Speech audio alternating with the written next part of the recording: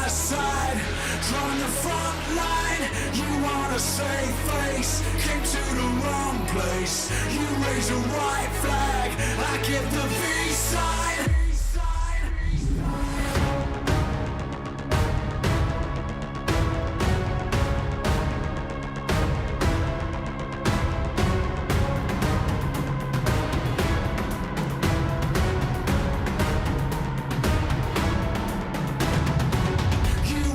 Change me, rewrite our history.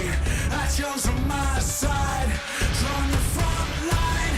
You want a safe face, came to the wrong place. You raise a white flag, I give the peace sign.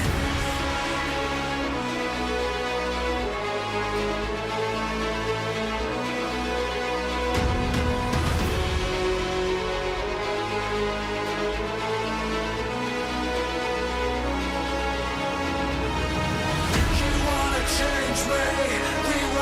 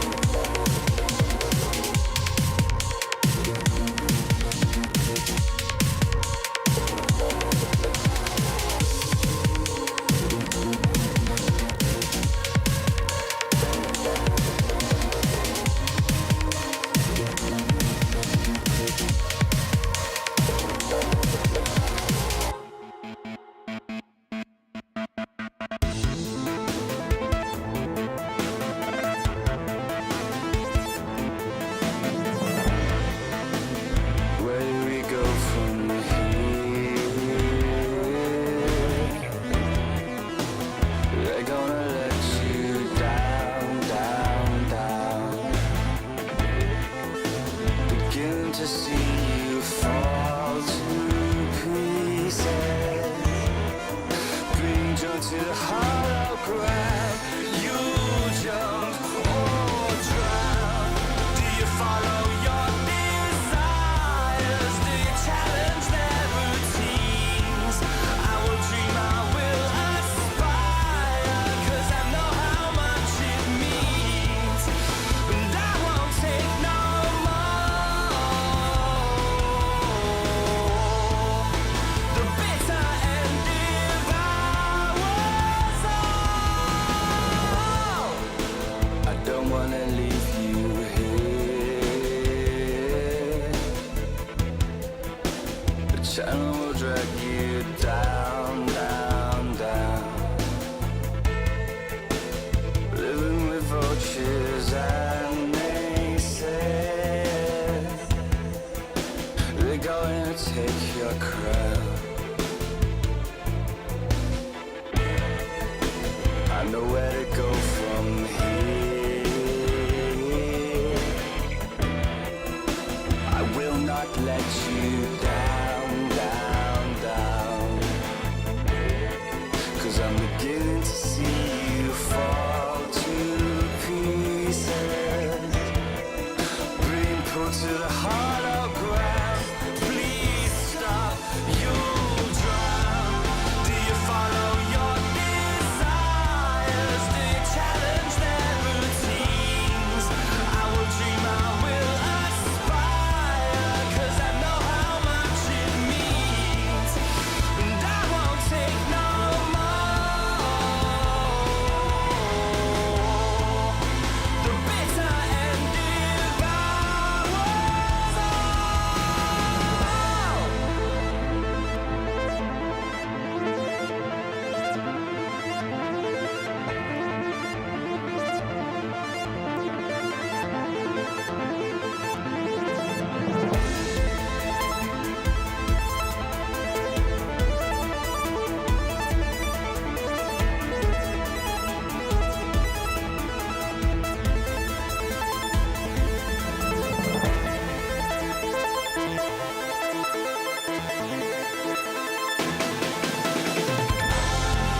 Do you follow your desires? Do you challenge their routines?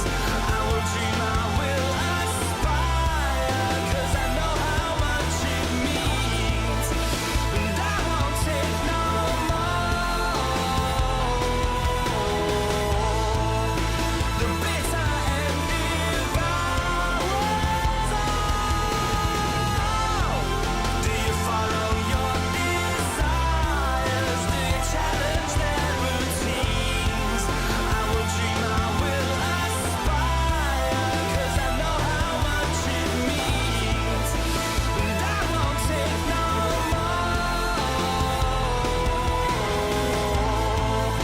The bitter end devours all.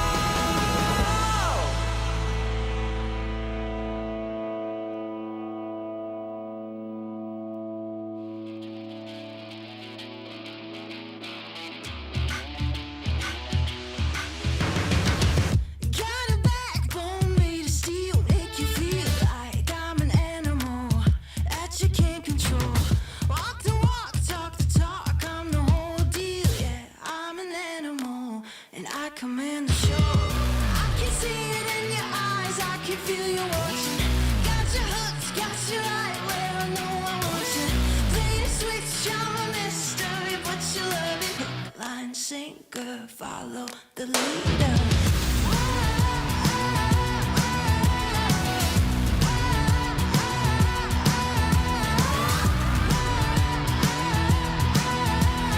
Hook, line, sinker, follow the leader.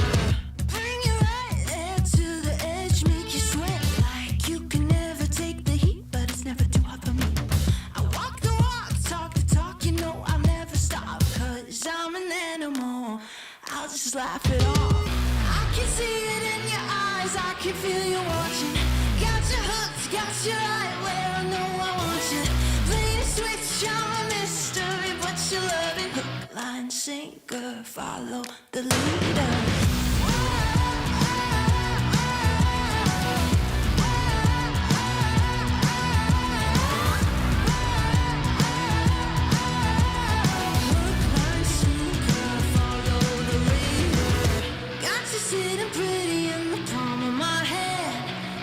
busy, got you missing me, you can't stand it.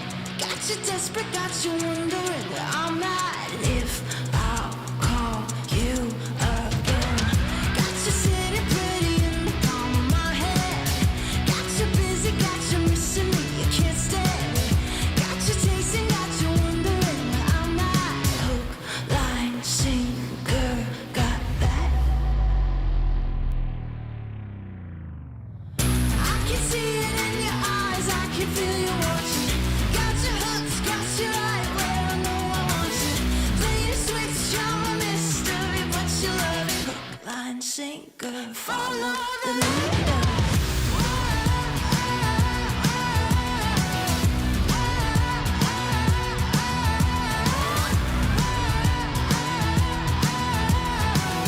line, sinker, follow the leader.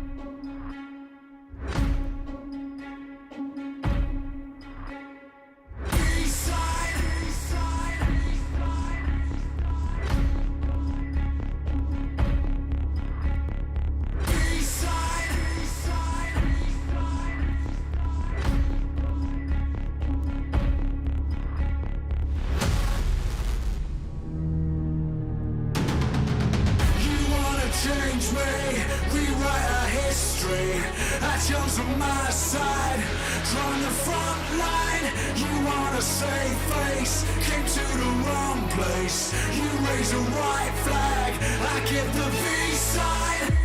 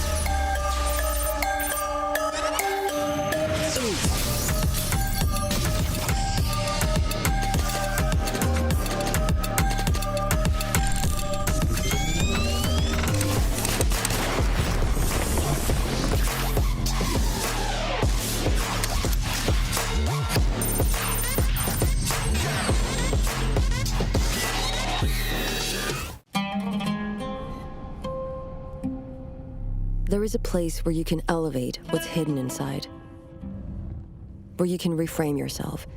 Sonomi means the new you. The you can step into. Because when we know who we really are, we become unstoppable. Enter new dimensions of you. Sonomi.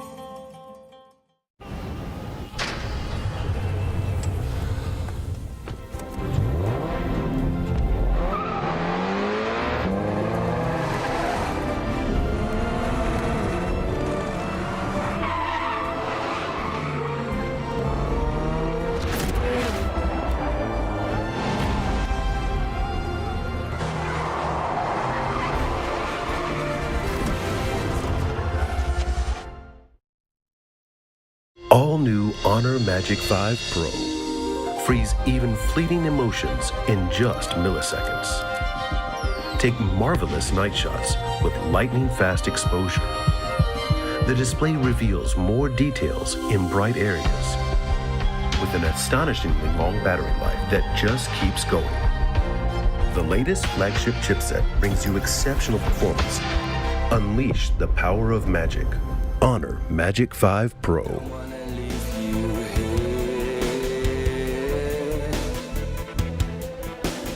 Channel will drag you down, down, down. Living with vultures and naysayers. They're going to take your crown. I know where to go from here. I will not let you down. I'm beginning to see you fall to pieces, being pulled to the hollow ground. Please stop, you'll drown. Do you follow your desires? Do you challenge their routines? I will dream, I will aspire, 'cause I know how much it means, and I won't take no.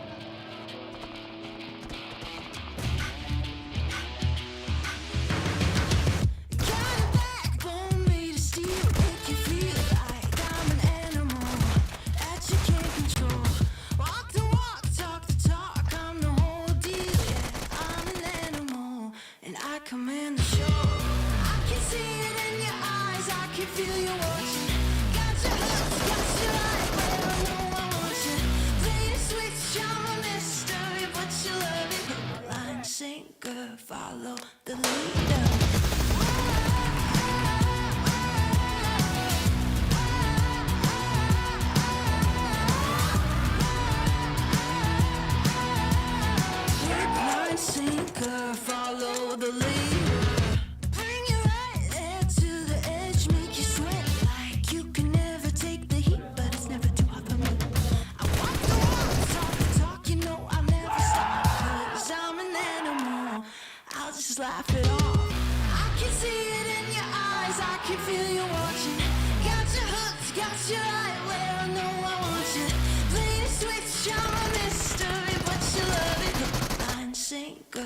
follow the leader.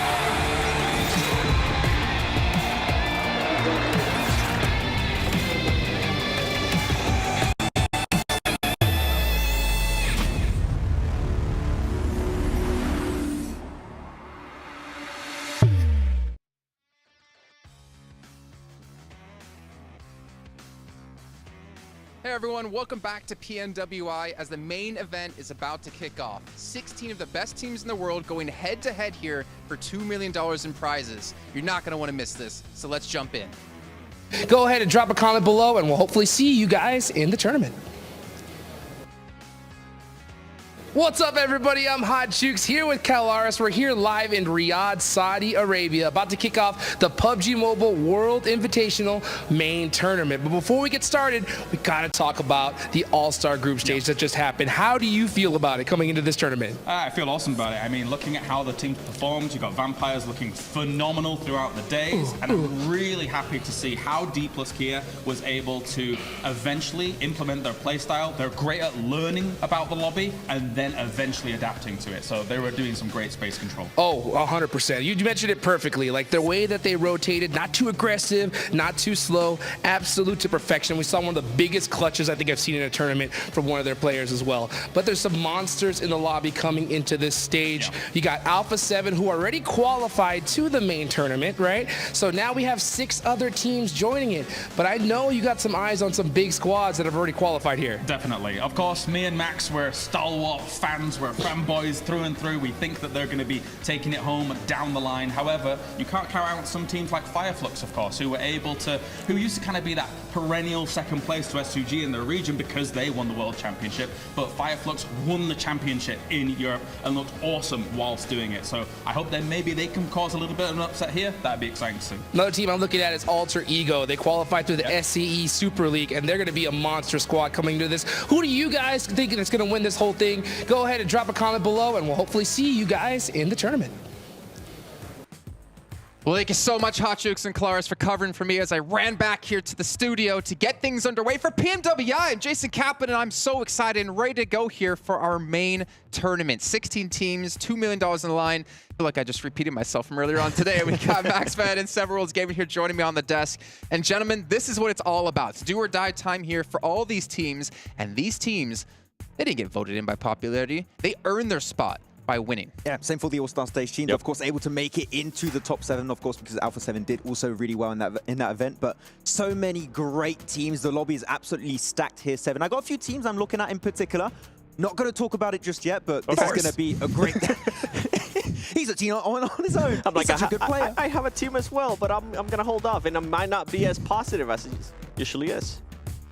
Hey. Just saying. So are you going to smack talk Alpha 7? Is that what I'm hearing? We'll have to wait and see. Oh, wow. Didn't expect that. Okay. Well, you know what?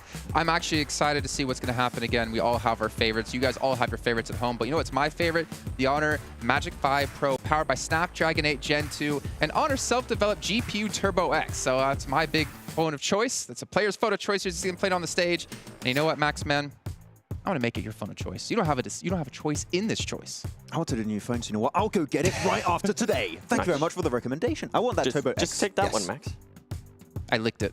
Oh. That's how I make right my away. claim on phones. I'm That's sticking it. over here.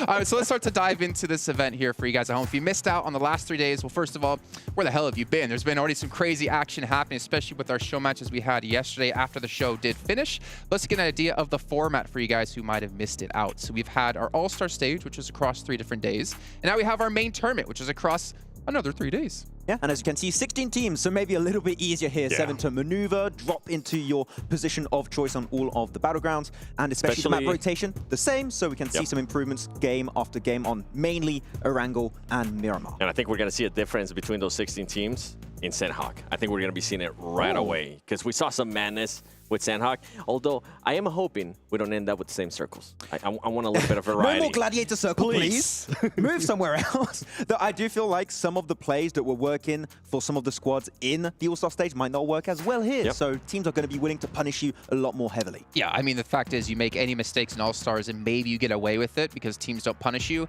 But that ain't going to happen here. As we can see, elimination, 1 point each. We saw a lot of teams putting up over 100 elims across our 18 matches. And then we also have the 10 points for a chicken dinner, which is going to be massive. And funny enough, like looking at the point system, if you guys haven't seen, PUBG Mobile in the last year and a half, placement points can still be really impactful because 9th through 16th, with, ignore the 18 for here, 0 points. And we've seen 1 point for a certain Pakistani team be the deciding factor of if they get into the main event or not. We have seen it. And I mean, I feel like the big one, too, has become the elimination points, right? And you were talking about the Pakistani team. They showed it yesterday. They were able to take advantage of those elims. I think they ended up with 22 elims. Yeah, record-breaking game. Yeah, it was a little bit... A little bit too late. Yeah, a little bit too late, but nonetheless, I'm pretty sure we're going to be seeing something like that at some point here in the next 3 days. Yeah, I mean, 3 days, right? 18 matches are going to be happening here. It might just come down to a tiebreaker because unlike the All-Star stage, here we're going to have an actual champion, so the race towards the top is going to be close as can be. So I'm hyped to see who's going to be there after these 18 matches. Of course, I am as well here. And this pre-show is brought to you by Savvy to remind you guys at home as we get things underway. Now, again, if you missed out on the previous days of action, it's okay. I know I was a little bit mean to you earlier on, but luckily John Allen's gonna be the nice guy here, and he's gonna get you guys caught up to date here with our 6 teams that made it through the All-Star stage here to the main event.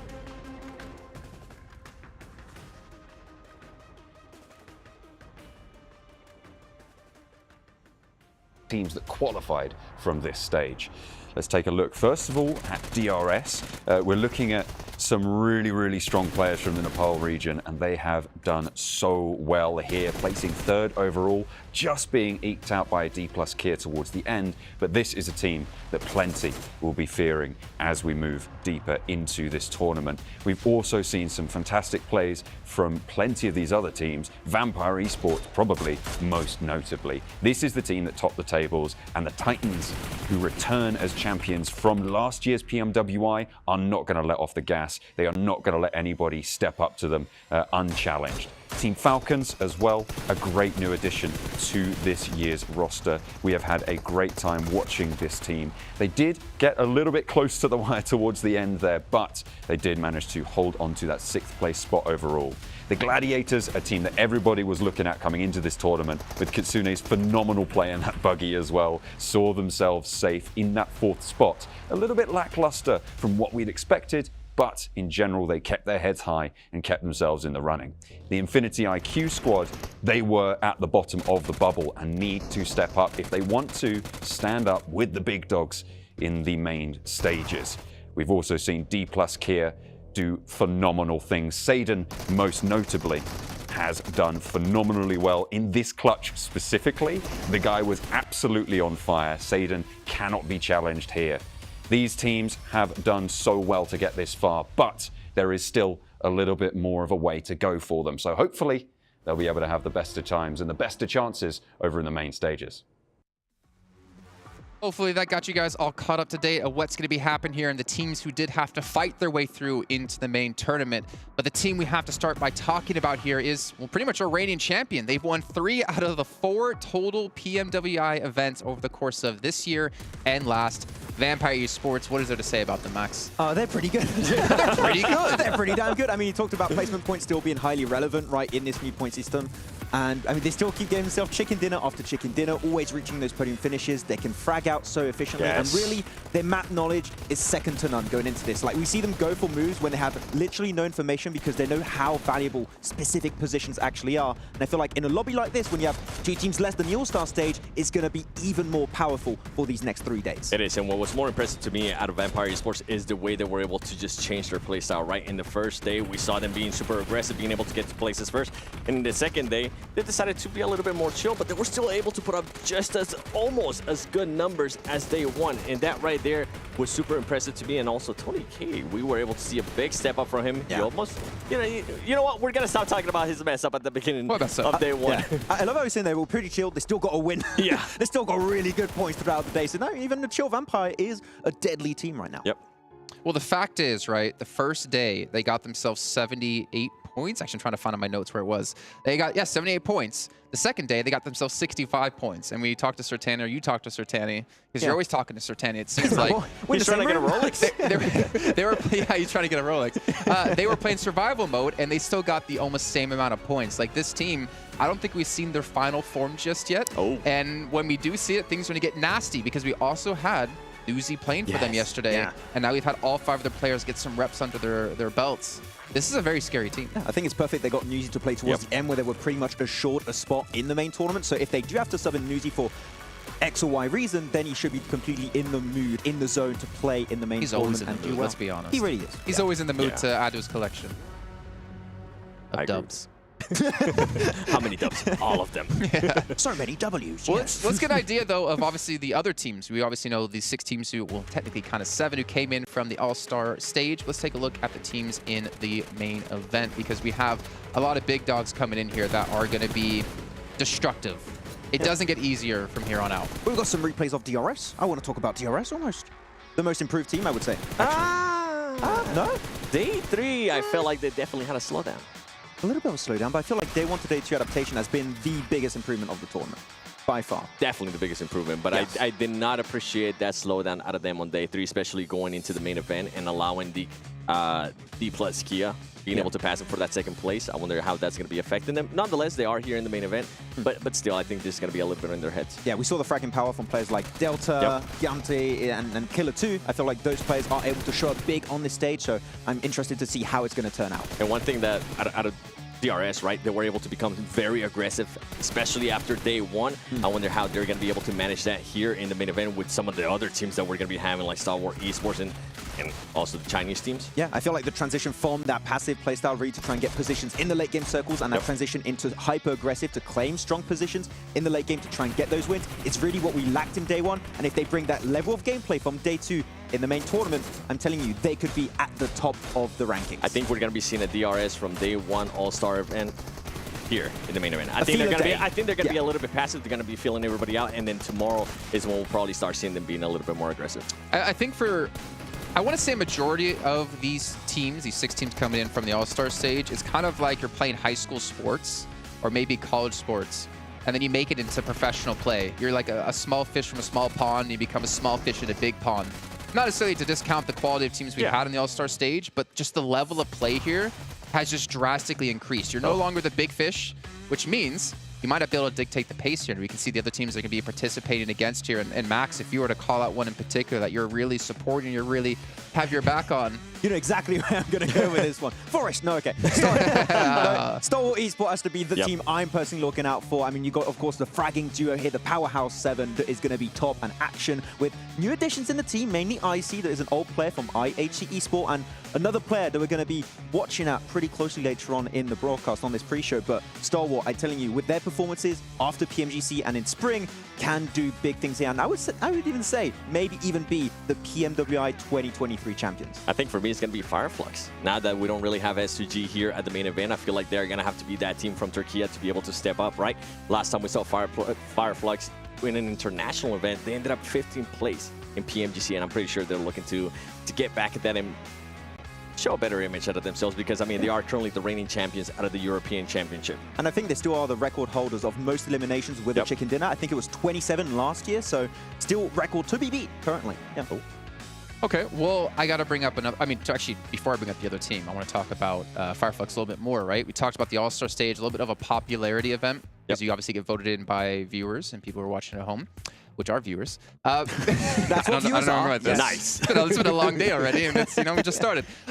No, I think for them, it's also like for the pride of Turkey. This is also, if they can do well here, it's a lot of popularity they gain in their own region too, which can be very important just to have supporters, to have fans, to help build you up as a player. And obviously a majority of this roster previously within Football List, they've had that before in the past, and they want to gain that back. Yeah, I think all the S2G supporters have just taken their jersey away. I don't know about back in the that. drawer, and they put the Fireflux jersey back on right now, because really we saw the potential of this team, and really what sets them apart from a majority of the teams I would say in this lobby here, Seven, is how aggressive they can truly be. I mean, I mentioned the 27 elimination chicken dinner last year, and they got remotely close to that actually a few times in the Championship of Europe in spring 2023. So I feel like their playstyle fits perfectly in this kind of position. Is going to be down to the research they put together and if they're going to be ready to make those adaptations with our 16 teams in this lobby. And you mentioned it perfect. I love the aggressiveness style. Oh yeah, of it's Fireflux. Turkey. That's what they do. It is. It reminds me a lot of Brazilian. You know, I watch a lot of the Brazilian teams. Oh really? But for Fire, yeah, I certain didn't think you know. Yeah. We'll get to that one at some point. But with Fireflux, the utility, the way they're able to use those nades, I think we've seen it over and over again. And kind of what Jason was saying was what I was alluding to as well, is that I feel like it's their chance to be that Turkey team, especially since the PMGC finals are going to be in Turkey. They want to be that team that's, you know what, I think we're going to be there in the finals. Yeah, it would be so great to have them defend, like potentially with STG and Fireflux on home ground. That would be such a great storyline. So I hope to see if that might be happening. Because potentially with STG? Maybe. I mean, maybe. They have if they fault to play like make this, up. maybe not.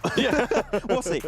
Well, another team I did want to bring up really quickly actually was Twisted Minds, because we have to talk about this in particular because imports is something that's becoming more and more popular in PUBG Twisted Mobile. imports. Yes. I mean, pretty much. I mean, you got yourself Raucous in the team that's been all over the place, it's fair to say. And Crypto, like an absolute superstar team that was in the Pakistani region and MVP top player multiple times in a row. I feel like he's had a hard time adapting to the teams he's joined. I feel like this is kind of the most successful iteration of Crypto in a team we've had since he has left the Pakistani region. But after winning the Saudi E-League, we haven't seen much from Twisted Minds, so I want to see what they are truly going to bring to the table on this opening day. And maybe for Crypto, it's going to be like a chip on your shoulder, right? He's going to be a Pakistani player. His team wasn't able to, in regards to Aegon IA, they weren't able to make it here to the main event, but he might be looking to be shown why he was that top player, right, in 2022, why he was that MVP out of that Pakistani region. Yeah, and obviously we got to move along here because we don't have too long before we kick off our event. Let's actually take a look at the prize pool for you guys at home because it's $2 million. $400,000 for first place. That's a massive chunk of money. But also, you got your calculator out, you added up all those numbers, it doesn't equal 2 million because we also have some side prizes. We have our record breakers, which is going to be extremely important. Now, to keep in mind for you guys watching at home, this is all about the first team or first player to cross that threshold. It's not about who ends the event at the highest. It's about the first person or first team to do so. And there's a lot of money to win. And we can see our current records here with Vampire holding 3 at the moment. This is going to be tough to beat, but it is very doable. I mean, with what we've saw from Vampire Esports in the All-Star stage, they could be their very own record set back in 2022's main tournament. So I'm telling you, these are definitely achievable. You can breach these, but it's going to require a lot more than just individual performances. You need to be as a squad consistent and working together at another level. I think if we had a chance to break any of those records, it would only be most rescues. We'll just be rescuing each other over and over again. We would cheese it. We're last place. Let's just keep doing it over and over. But there's also a big topic coming up as well here down the line. We have PMGC. Let's take a look at an extra special prize you get for winning PMWI here. Now, one thing that needs to be clarified, obviously, PMGC points is going to be a massive factor of this. You can see how the slot allocation works as well. There's some people that get into league stage, some people that get directly into the finals. It all determines on different factors. But the second page here is what I'm curious about, if we have that, is the winner of this event. You don't go into PMGC, but you get another slot for your region. So, for example, if we had an NA team here, which gets 1 slot in PMGC league stage from points, if they won this event, there would be 2 teams from PMGC 7, 2 teams from PMGC points that would make it in. So that's extremely important here for some of these regions where we have these powerhouses. The only downside is if you're the team to win that for your region and then you don't qualify for PMGC, you'd be like, okay, I get like 10% of your earnings. Yeah. By the way, why you had to use an 8? That was like because we were doing NA. It's the easiest region That's to the six worst play. example They're not even to here, use. though. Could have used, I don't know, South Asia or something. But no, Brazil, maybe? Yeah. NA. NA where? Huh? Who? Yeah. What? That's You know, what I thought. 7, you have to work NA, so I would let's head down to the stage just so we can all be quiet here and get things kicked off here at the event.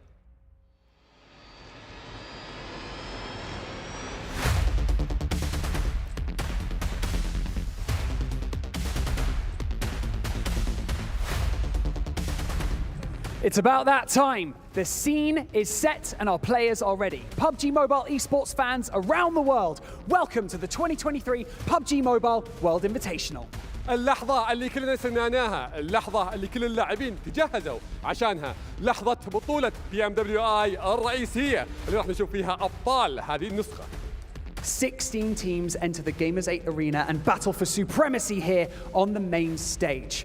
We've got $2 million up for grabs, the PMWI trophy, and of course, all those bragging rights. So trust me when I say, things are going to get spicy here. 16 فريق جانا من كل أنحاء العالم، معنا أقوى الفرق، وبرضه في نفس الوقت زي ما احنا شفنا قبل أن الجوائز هذه البطولة $2,000,000 غير الكأس وغير اللقب. راح نشوف في المنافسات هذه منافسات راح تكون معنا غير طبيعية.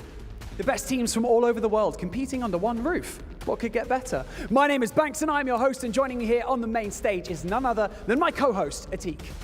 معنا أقوى الفرق زي ما قلنا لكم فيها، راح يتنافسون كلهم تحت سقف واحد في هذه البطولة. راح نبدأ هذه الرحلة معكم مقدمكم عتيق باللغة العربية، ومعنا مقدمنا باللغة الإنجليزية بانكس.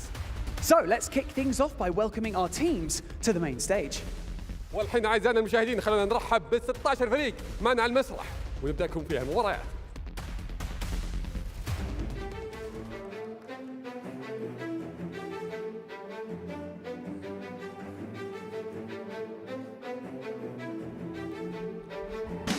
Kicking things off, the winners of the Middle East and Africa Championship, Geekay Esports.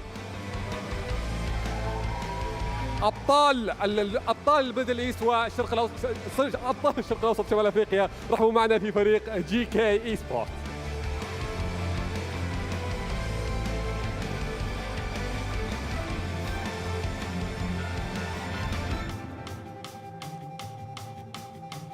Stepping onto the stage, right here, the winners of the European Championships, Flux. ومع ابطال اوروبا رحبوا معنا في فريق فلكس.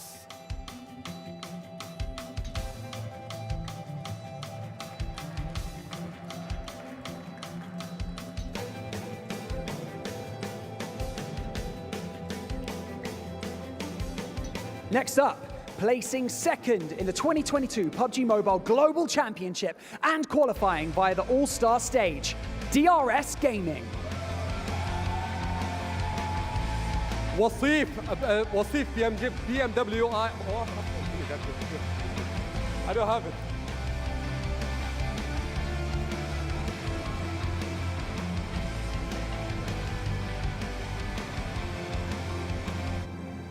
Winners of the South Asia Championships, can they continue their dominant streak? Stalwart Esports.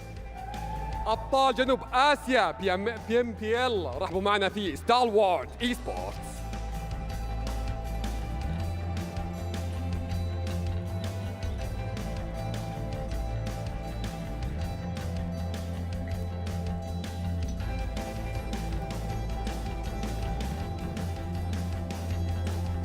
Winners of the Southeast Asia Super League, Alter Ego Airs.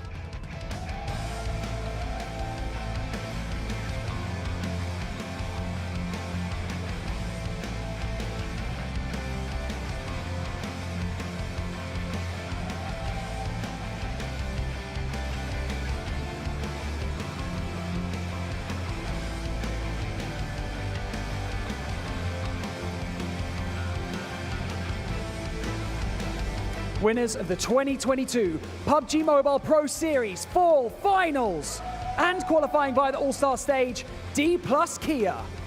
ابطال PUBG Mobile Pro في نهائيات خريف 2022 رحبوا معنا في D+ Kia.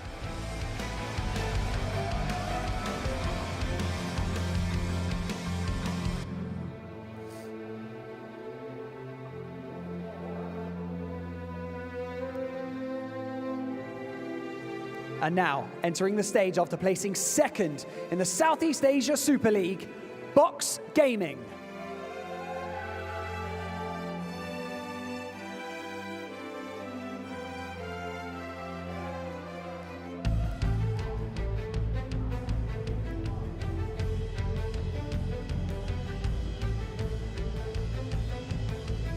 Stepping on to the PMWI stage for the first time, winner of the PEL Spring Finals, Tianba.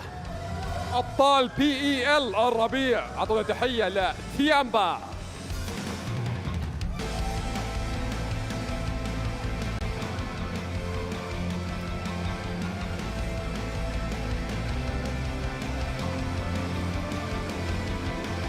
Stepping onto the stage, placing second in the PEL Spring Finals, 6-8.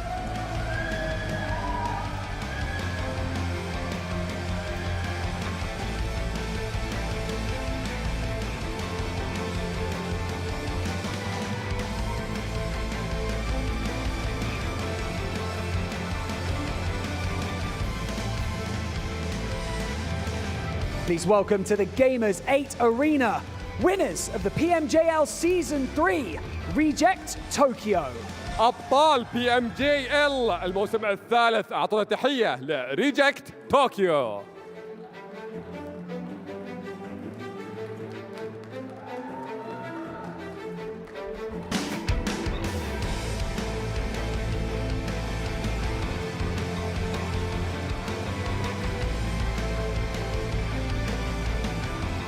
And now, on home turf, representing Saudi Arabia and winners of the Saudi E-League, Twisted Minds.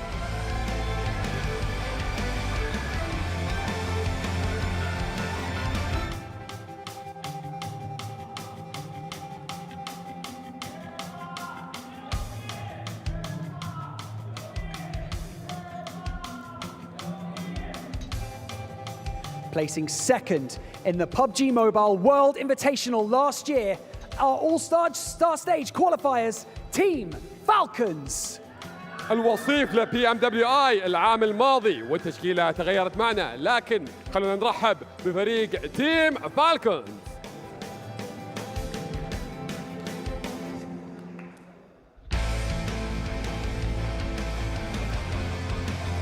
And now, stepping onto the stage, qualifying for our main tournament via the All-Star stage, welcome G Gladiators.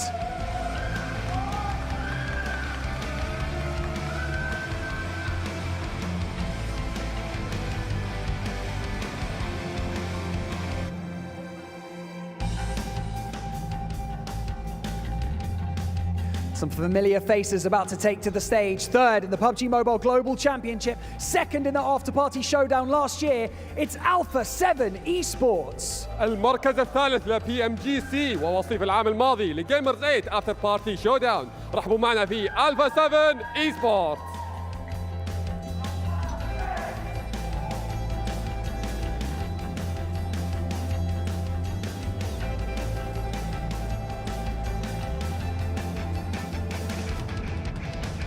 An impressive performance throughout the All-Star stage means that they are here to do the same. Make some noise for Infinity IQ.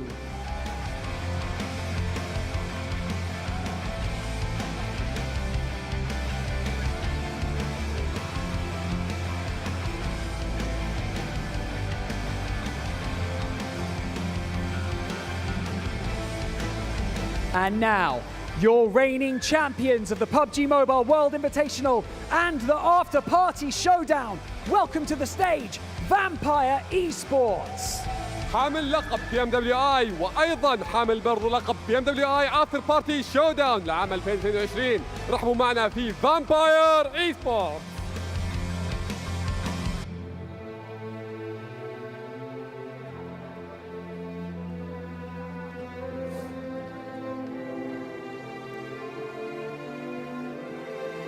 So Tanny, welcome to the main stage, coach of Vampire Esports. You know, my voice is going to go. That was a lot with all those welcomings, but I had a great time.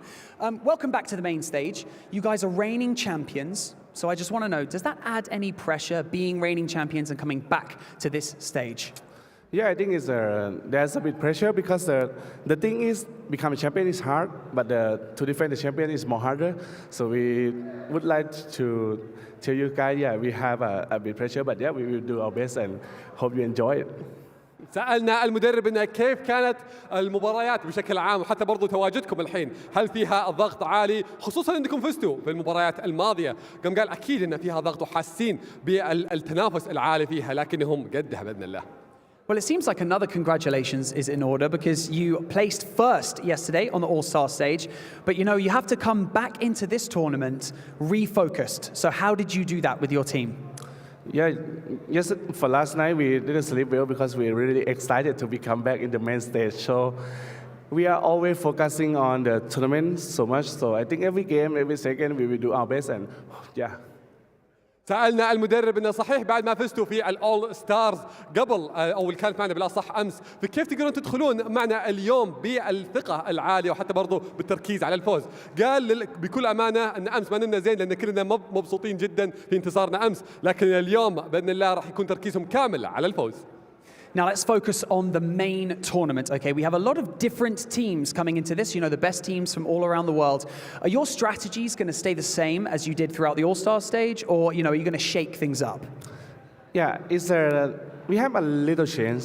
Yeah, you will see in the game, but yeah, we have to prepare for anything can happen in the game. We have a strong team for now in the main stage, so we will do our best and let's see what our strategy can do. سألنا المدرب إنه كيف راح تدخلون معنا في البطولة الرئيسية وراح تنافسون فيها ضد فرق جدا قوية. قال لنا احنا كلنا واثقين في أداء اللعيبة عندنا وبإذن الله راح نحقق النصر فيها. So Tani, thank you so much for joining us here on the main stage and best of luck to the reigning champions, Vampire Esports. So, Atik, 16 teams enter the Gamers8 stage. 18 matches, $2 million, but only one winner. It is time to begin our 2023 PUBG Mobile World Invitational. So without any further ado, let's head over to our casters who can break everything down before our first map. بالضبط 16 فريق دخلوا معنا على المسرح وشفناهم كلهم مستعدين انهم يبارون معنا في المباريات، واحد فيهم بس راح يطلع من هذه البطوله وهو حامل اللقب. راح نستمتع في مبارياتنا اليوم، خلينا ننتقل مع المعلقين نبدا لكم في المباراه.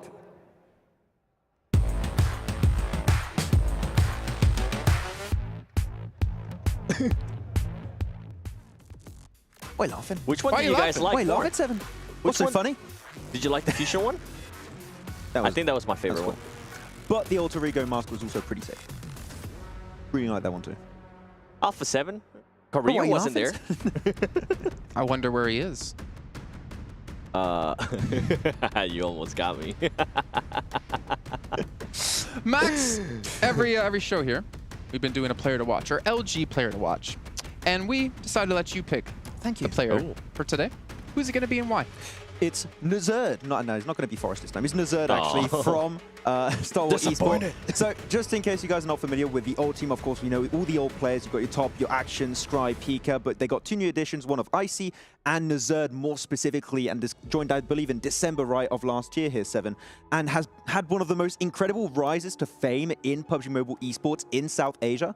And you don't have too many Mongolian players that really are that strong outside of like these teams of Stalwart Esports and IHC, but really he stood to prominence in such a short amount of time, was picked up, and after his performances in PMPL SA's Championship, he is personally my player to watch that can just elevate the playstyle of Stalwart that's already incredibly high to even higher heights, if that makes sense. So we'll have to see how that's going to work out. What's crazy now is with the additions, right, of Icy and Nerstead is the depth of that roster. I mean, they still have Pika, they still have Action, they still have Top, they still have all these other players too. We were talking about Vampire, right? When are they going to be able to put in Newsy? And when they do, how is he going to be able to do because of the depth that they were able to build? And I think now with Stalwart, the way they're going to be able to bring that roster here, the biggest question for me, and I don't know if you're going to agree with me on this, Max, is how they're going to be able to start the tournament. If they start off slow, that's going to be a big question mark for me because we have seen it over and over again. This is a team that sometimes starts slow, and when they start picking it up, it's just a little bit too late.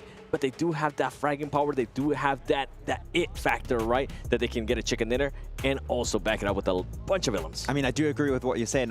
All I can say is I hope it's not going to be too late when they start picking up the pace. And if that is the case, I can tell you they can definitely compete with Vampire Esports to hopefully win the whole event. But it just needs to be that little bit quicker than what we saw in PMGC. Oh, yeah. I mean, the thing is, if we saw Vampire, right, they had a strong start, 2 chicken dinners back-to-back. Obviously, it did fall off a little bit in the day, but again, trying to maintain that kind of level of play is extremely difficult.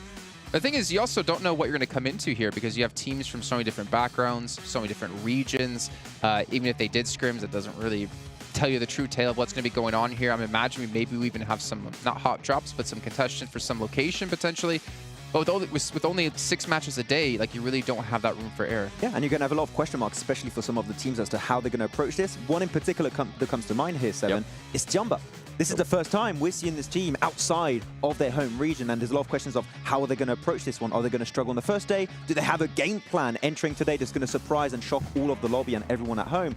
I'm not sure, but Tianba is a team that I would say I would be very cautious about because we just don't know how it's going to work out with them in this lobby. Yeah, it's such a big question mark. You were talking about hot drops, something that we actually have 2 teams from All-Star that they were kind of hot dropping. I'm talking about G Gladiators and Alpha 7. We saw them back off after they won. Gladiators backed off. Yeah, Gladiators backed off. I wonder if that's going to be the case or if they're going to try to just waste some time in a way and try to go back to the North George drop. I hope that's not the case in Erangel. I hope that they continue to do what they've been doing because it has actually worked out for them so well. Yeah, I actually like their solution. Instead of going for Northern George and dropping on Mozexis, that also didn't work out in Severny. They went to the west and did a big west split on Hospital. Forget about that one match. If we're forgetting about what Tony K did, we're forgetting about that one. Pretty much. But it was Mozexis. So he went for the Hospital split, which is a good northern western drop, keeps them in like similar rotation path, and also they can just go for the southern western bridge of Samnufka Island. So there's good options. I don't feel like that hot drop is going to happen. There's no reason for it to.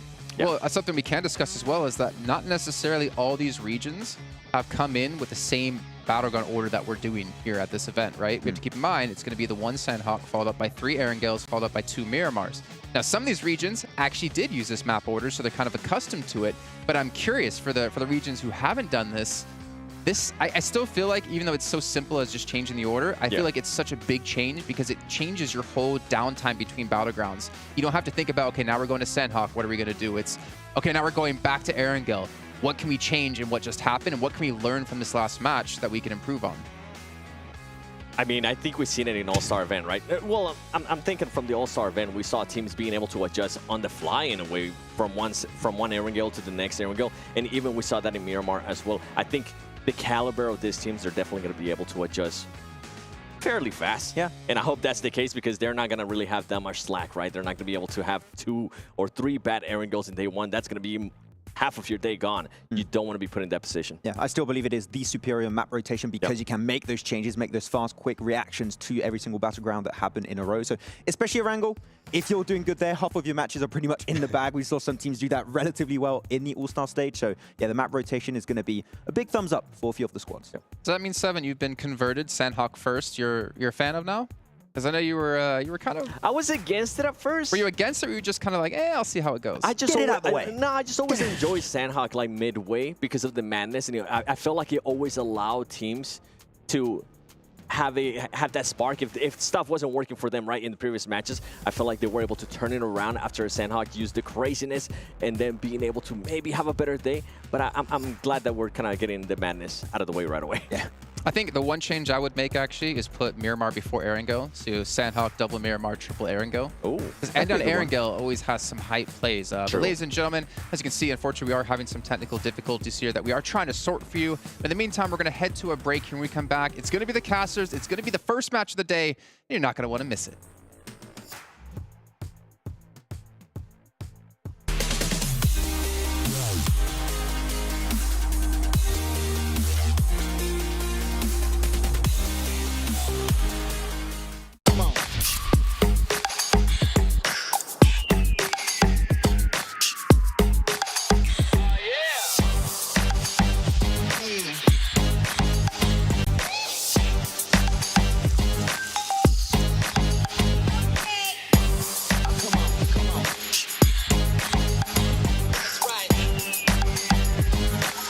All new Honor Magic 5 Pro. Freeze even fleeting emotions in just milliseconds. Take marvelous night shots with lightning-fast exposure. The display reveals more details in bright areas with an astonishingly long battery life that just keeps going. The latest flagship chipset brings you exceptional performance Unleash the power of magic. Honor Magic 5 Pro. Open your eyes. When you look into my eyes, tell me what do you see? Tonight, I'm gonna show you the wonders of the mall. Hey, I got nothing to lose. I got nothing to lose. I need warriors. So is this what you want to be? You wanna walk? Show me what's up, then. Now we ready to bust in. Take everything, leave 'em with nothing.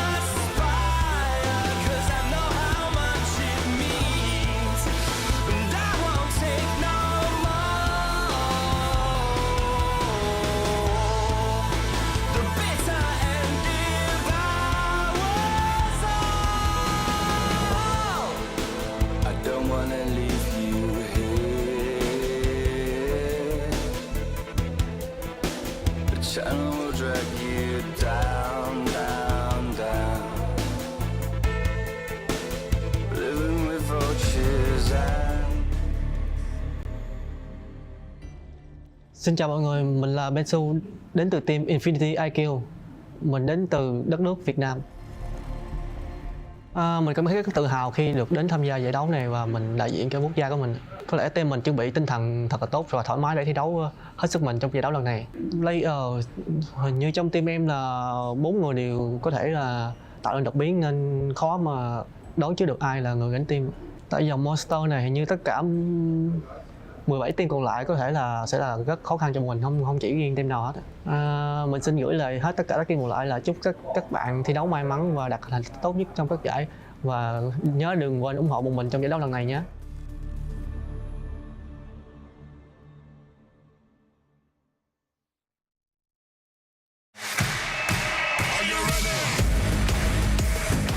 Всем салам алейкум, меня зовут Дамир, мой никнейм Акзер, я играю за команду Falcons, и мы представляем нашу страну Казахстан. Я себя чувствую очень хорошо, тут очень круто, здорово, организация турнира на высшем уровне, наша команда готова, и мы покажем хороший результат. Мы готовились очень долго, потому что мы прошли через голосование, и у нас было достаточно времени на подготовку. Наши сильные стороны – это, наверное, наша атака, потому что мы очень агрессивная команда. Все команды здесь очень сильные, поэтому к каждой команде мы готовились, каждую команду анализировали, Поэтому не могу выбрать отдельные команды, потому что все очень сильные. Всем удачи, развлекайтесь, ребята.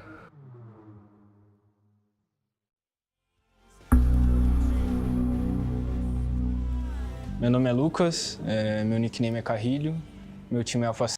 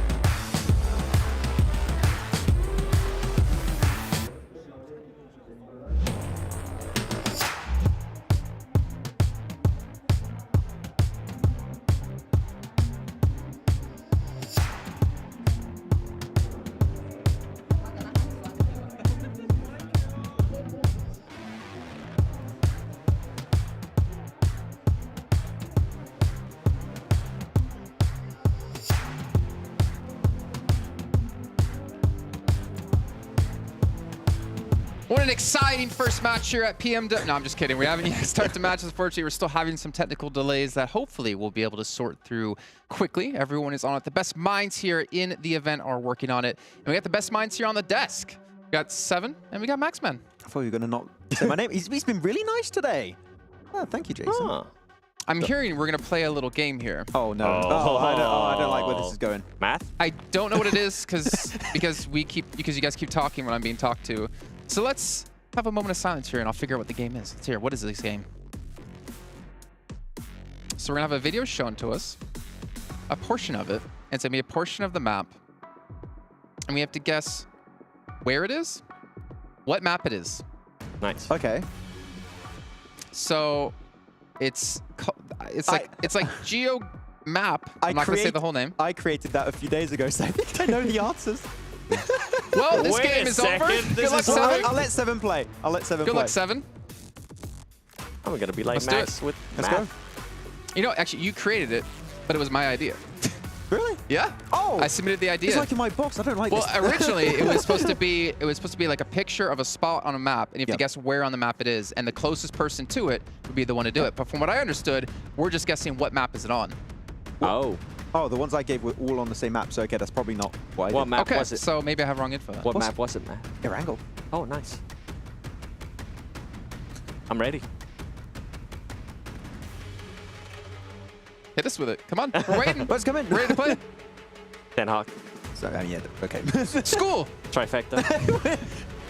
What school did you go to, Jason? Back in my day. Back in my day, I had to walk 10 kilometers to go to my school. Oh. How old do you think I got? How old do you think I am? Exactly. Exactly. Sanok again. Is it the same? This is just Sen, huh? This is Sanok. School.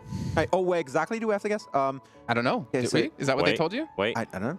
Oh, so this trifecta. Oh, beat you to it. Yes. Good job. Yes. Yes. GG, sir. Do we have to guess where it is, or is it what map? I guess. Wait, 'Cause I was told what map. further and beyond. Okay. Oh, just wait, what? Just where it is. So, We were double right then. yeah. Sanok trifecta. Map and where it is, I feel like. We're that good. Nice. Okay. Hit us. Sanok again. School. Isn't that behind the bootcamp hill? Behind bootcamp hill? Remember, you did No. these, Max. No, I didn't do these. Okay. I only did Erangel pictures. I like how he's like, huh, I think it's there. What do you got, Seven? I know what you're thinking, but it's not that one. Actually, that little... The real question is, right? Maybe between boot camp and Paradise Resort. There's a lot of... Yeah, but It's between the east and the west coast. It's somewhere between those two spots. But are we even being given the answers to the question? All right, play it. Is there an answer in Yeah, the I think video? this is like the going from boot camp to Paradise Resort. If you take... Oh, is it? Oh, it is. It is. It is. Yes. I don't remember the name because it doesn't really have a name. It doesn't really have a name. It's That's pretty the much issue. just between I boot got camp you. and Guys, I Paradise got you. I know Resort. the name. What is it? Tell me. School. Calm down, Forrest. Whoa. Hey, you got Forest. You got Alpha 7. I got School. Whoa. I haven't actually used to that much Where yet. do you drop school? Okay, we have another one for you. Now, I need you... Wait, before we play the video... Oh. Okay. Okay. I was going to say you have to... This is you a have to- warehouse? You have to ding yourself in. Okay. Warehouse in... Oh, Okay. Wait. Oh. a warehouse in Sanok somewhere. Where exactly, I don't know. So we got a solo show match now, I'm hearing. Is this just Sanhok? This is a roof.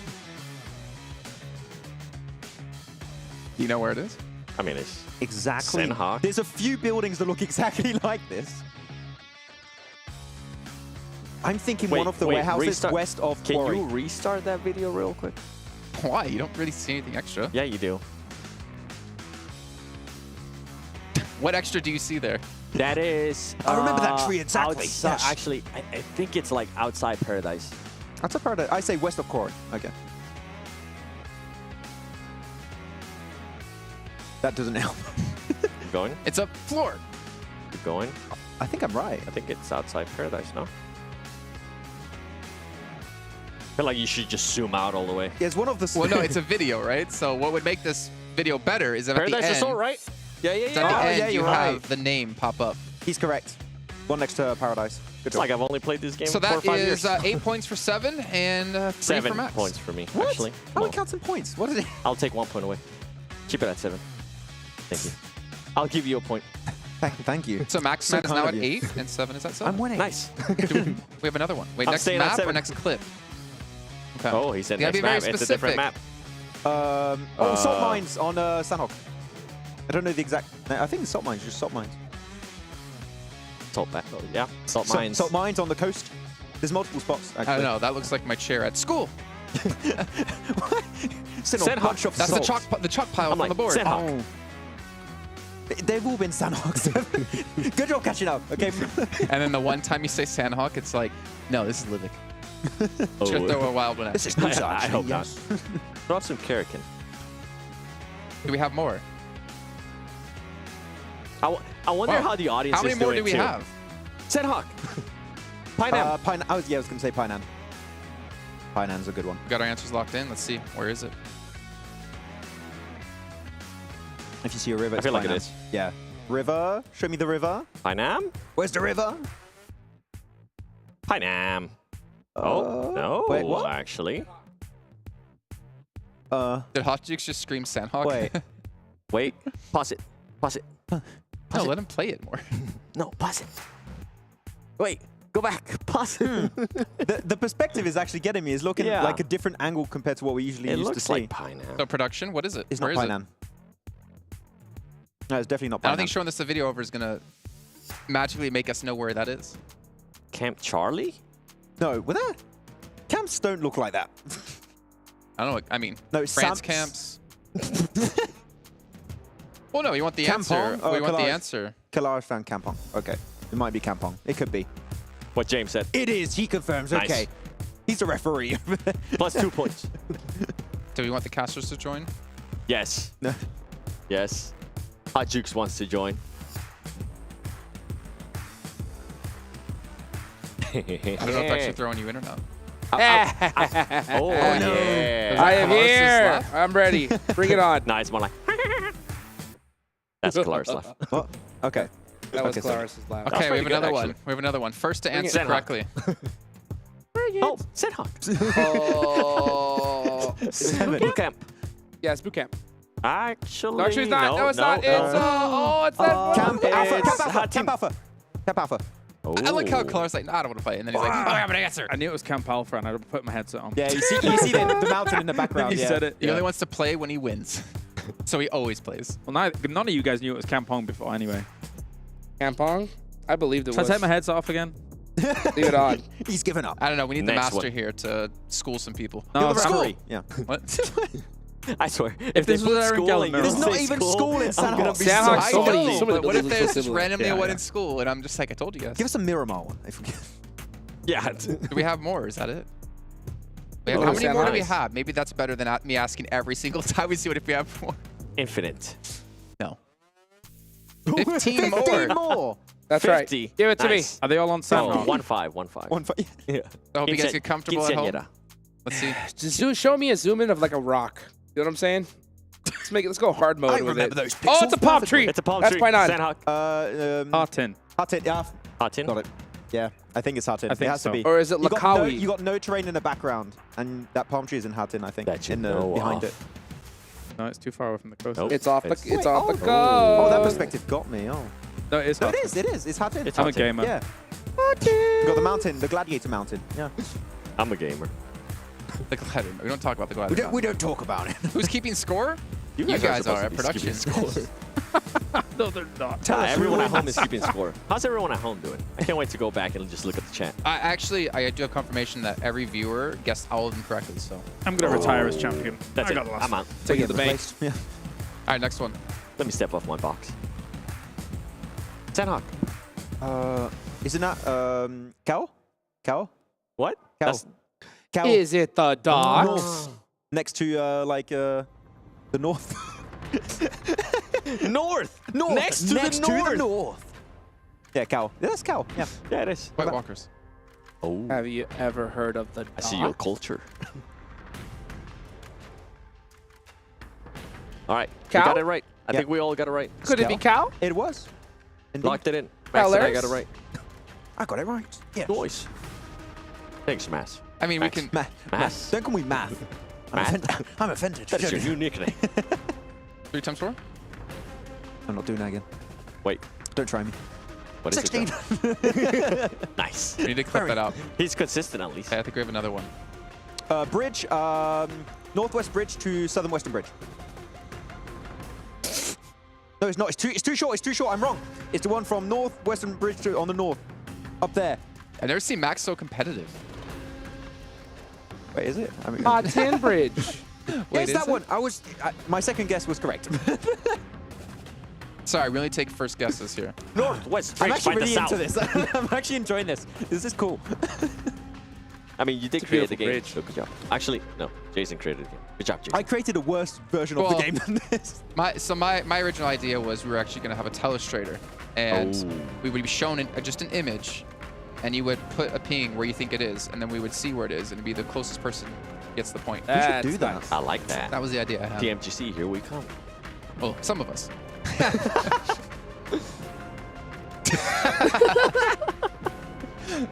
Okay. All right, let's see another one. What we got? We know somebody that's definitely going to Turkey. Oh, no. I want to go. I heard it's very nice to go on holidays. Okay, 7. Come on, I heard we had 15 more. Where's the next Are one? we done? Let's go. Is that it? Come on, bring it. Okay. And now. Next one. All right. Yeah.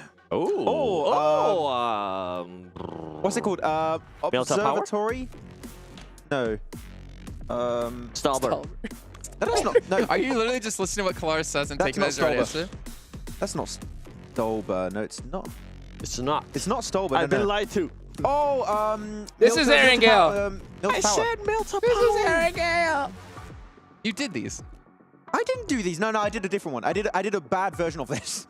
Which is probably why it we're was not just using images. Yeah. Well, I mean, the image is not bad. Yeah. Build the Next. power. They're gonna throw in He's skull. got a map open on his screen. I don't know what you're talking about. This is the racer box. The box is helping him out. Don't worry. If you didn't notice, so did those two.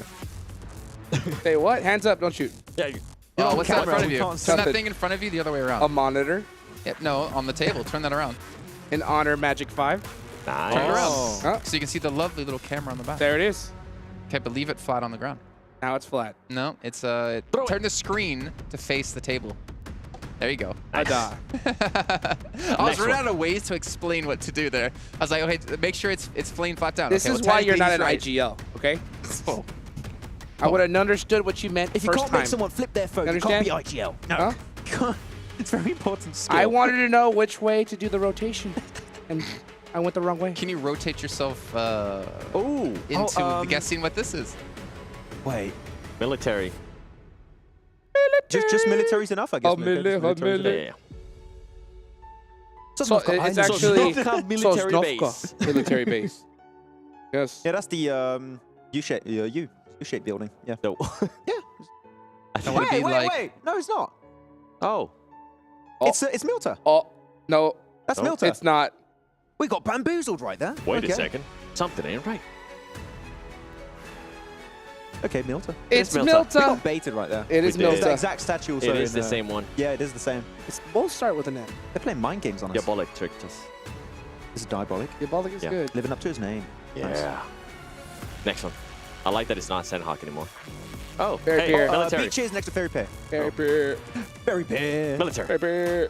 It's the Aegon I8 drop. I'm We don't waiting for mention them that to name. actually put up school. Wait, what? We don't mention that team anymore. This is where Fairy I8 used to My drop. favorite team? Your favorite team. Nice. Alpha Yeah. Zone. Yeah. Oh, wait. Wait, no, it's not. Oh. No, it's the other pier. It's over to the east side, Near yeah. your farm. Your farm. It's the newest addition to Arangle. It's a different beach. Nice. Thank you for your additions, Objects from over there. You're welcome. It goes in the square hole. Which is already some inside jokes. Let's see the next one here. Because one of them eventually has to be school, right? Watch don't it, say they're just school going to right skip away, it. You're just going to It's not skip school. it. It's not school. You didn't have sandbags outside your school? Very, Fair Pier? Yeah, it feels like Fairy Pair. Yeah. If not, it's going to be I like... think you're correct. I remember Ketch getting a clutch here back in the And championship Fairy It's Pier. last good, year. it's good. 100%. It could have been a different one, No, it's actually, Fairy Pair, but yeah. it is Fair Pier. Don't have Literally these as soon as I saw the buildings stairs. everywhere. GG. Yep. Yeah. Good job, 7. You still want to remain go on to the 7 ledge. points, or? Yeah, I'm staying at 7 points. Thank you. I'll take them. I hear we have 11 more. 11 more. 11 more. I hear we have a break coming. I don't know who you're hearing, but that must be a voice inside your head. Yeah. Let's see the next one then.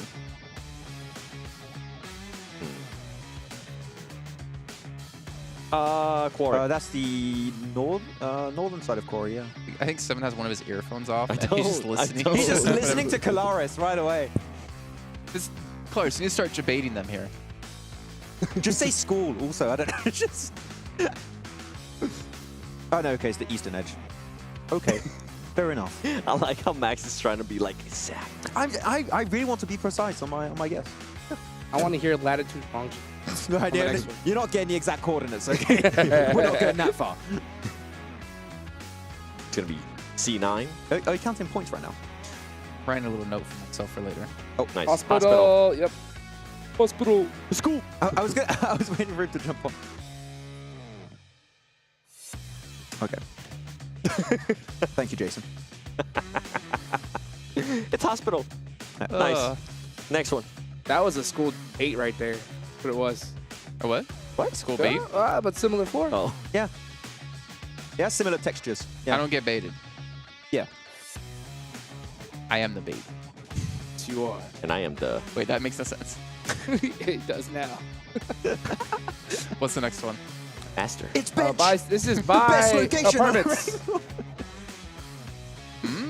Bar says north of East Bridge. He could put his headphones on and play with us. This is... No. See that? I'm glad I said that now my because God. I just made Southern him like Georgia. lose. Oh, wait, no, Just Naya. Wait, is that, no, that's not Hold North on. George. What No, is it is it? North George. North It's over to the northeast Yeah. of George. It's like going out to Sarky. Bus stations used Yeah. everywhere. See? We got tricked. See, that was a Oh, good no, one. it's the west side. Oh, okay. Oh. Yeah. It's very interesting. I'm still waiting for Nice. school to pop up. It's not going to. I think they You're going to have skipped the it on one purpose time already. case. School. Milta. Oh, yeah, tractors in school, yes. Think where the tractors are. Hey, it depends where you went to school. This is south Where are of... the tractors? It's not probably on a field. No, They go garden? No, wait. on... Oh, Rosshawk. Oh, Rosshawk. What? Were you trying to mess with them, Clarence? I'm just ignoring Kalaris. Hey, we're getting closer to school. We are getting closer. There might be a chance. Little by Next one. little. All right, next one. Rapid fire. I don't think we can load them that quick. There's actually a position in forest. Watertown. Forest. It's a forest. Grass. Forest is in forest. Cat Road. Cat Road. That's Cat Road. Cat Road. Dog Road. Ah, crap. Ah. I missed my boy at Cat home. Road. Yes. Yasnaya Cat Polyana. Road. Yes. Yasnaya, that's the build. You got this Yasnaya. building there, Yasnaya. No. Apartments. Oh, apartments. Oh. Nice. Oh, it is apartments. Yeah. We're getting Did I closer just and get closer one? to school. Did I just get one? No, you said Dog Road. That's right next to the Right after I school, said actually. apartments? That's right next door. Yeah. I don't think we could have school. Well, some of us skipped math class at school, so. What's that? I don't know. I got a negative too. Church. Pachinki Church. Church, yeah, next Pachinki to Church. Pachinki. Yes. That's the famous loop spot. It wasn't that church. No, that's Church by Ruins. Oh. Different church. Oh, sorry. No, that's Pachinki. I got confused. Like some players went to the That's different Pachinki room. one, yeah. Church. Church is so beautiful. It just makes me want to take a knee. Come down, Tim Tebow. Oh, man, I just got to see the next one now. That's a great reference. Next. That's a niche reference. I'm hearing we have a new game, actually, for the desk here. Okay, great. It's called I Spy. Now, what happens is I find something around the room, and I say, Oh, this is easy. What? Military. What am I looking at? Has to be. It's a nuclear launch site. Military. Huh? Yeah. Oh. Yeah. Oh, in case those things. Military. Okay, Yep. whatever they're called, yeah. Oh, those things. I remember those things. I'm pretty sure we're gonna hear if we really can cool. actually hear the like player comms. They like look that's like- what the rotation would Guys, be like. go One of to those that things. thing. Yeah. Rush it. That's how early days of, I think, PUBG Mobile was. Just you 100%. say random things and Yep. hope your teammate knows. Go to that Left tree. side of Which those one? things. That one. That circle No, not thing. that thing. The other thing. All right. The M4 with the We name got times. 13 left. I want to hear the chat's like favorite call outs. Wait, like pause next it. to the tree behind the rock. Talented Those are the best call-outs Is in this my what- opinion. I like Harry Potter Tower. That's my favorite. We're back to Sandhawk. Bro, Wait this a is the second. military. This is the tower way up on the top. Oh, yeah, or- observatory over yeah. Novo, right? That might be it, actually. I think you're right. You wait. No, it's Nope. It's Wait, not. wait, Or wait, it's wait, the Sandhawk. We're back to I mean, Sandhawk. no, It's the- it's Sandhawk. No. But it's not boot camp. Camp Charlie? Bravo. Bravo? I think it might be Charlie. It's a Dino camp. Park. It's not Camp Alpha. It's we a already camp. did it. It's Bravo or Charlie for sure. Bravo. Oh, I knew it was it's Sandhawk. Bravo. we'll never know. We'll never. Next We'll one. never get the know. answer. We never went to school. They baited you. It's fine. Fine. We got two more. This is a great pre-show. Next. I was gonna say, wait. Paradise Resort. Paradise Resort, yeah. Easy. Just imagine if we could be there died right so now. many times. I know. Dude, I'm actually losing my tan line. We need to go back. I kind of want to tell we that can see a player. story. Oh, there's a guy there. Look at him. Wait, what? It's populated. What? That's Eddie. He's lost. It's an S2G player. Oh, no. Eddie, come back. We need you. All right, we have one more or two more, I heard. 20 more. Wait, what? Gonna be. What are we doing after this? We're gonna Well, what start we're going to do playing. after is actually we're going to get out our Honor Magic 5 Pros and we're going to play some Pogi Mogi here and just commentate on what we're doing. Nice. That's what we'll do. I'll let down. 10 out of 10. We got the next one, yeah? There we go.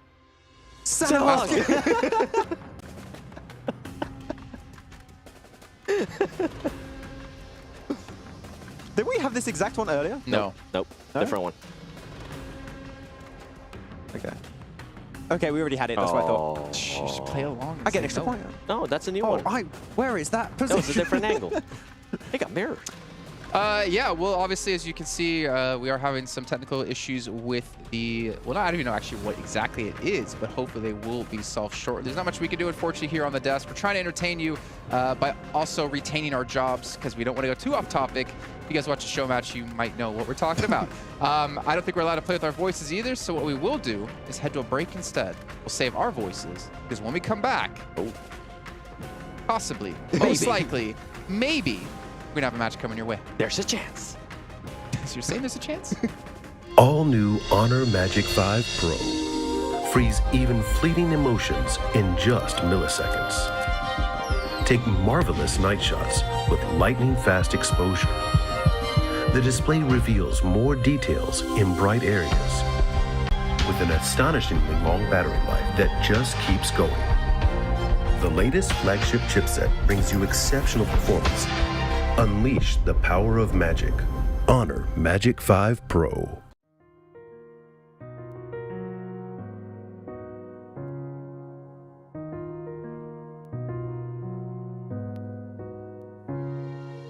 الحياة لحن ولأننا جزء من مقطوعة عظيمة تحركنا تلمسنا تصنع من لحظاتنا ذكريات بديعة لأن الوجبة التجربة المغامرة حياتك بعد جديد في هيلتون الرياض.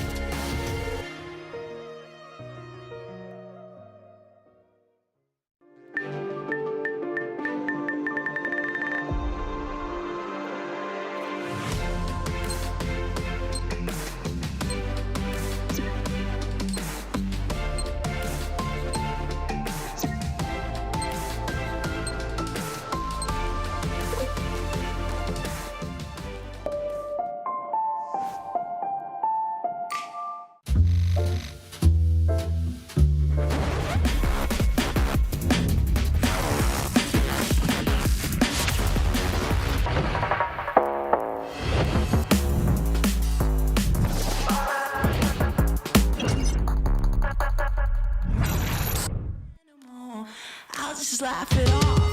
I can see it in your eyes, I can feel you watching. Got you hooked, got you right where I know I want you. Play the switch, I'm a mystery, but you love it. Hook, line, sinker, follow the leader.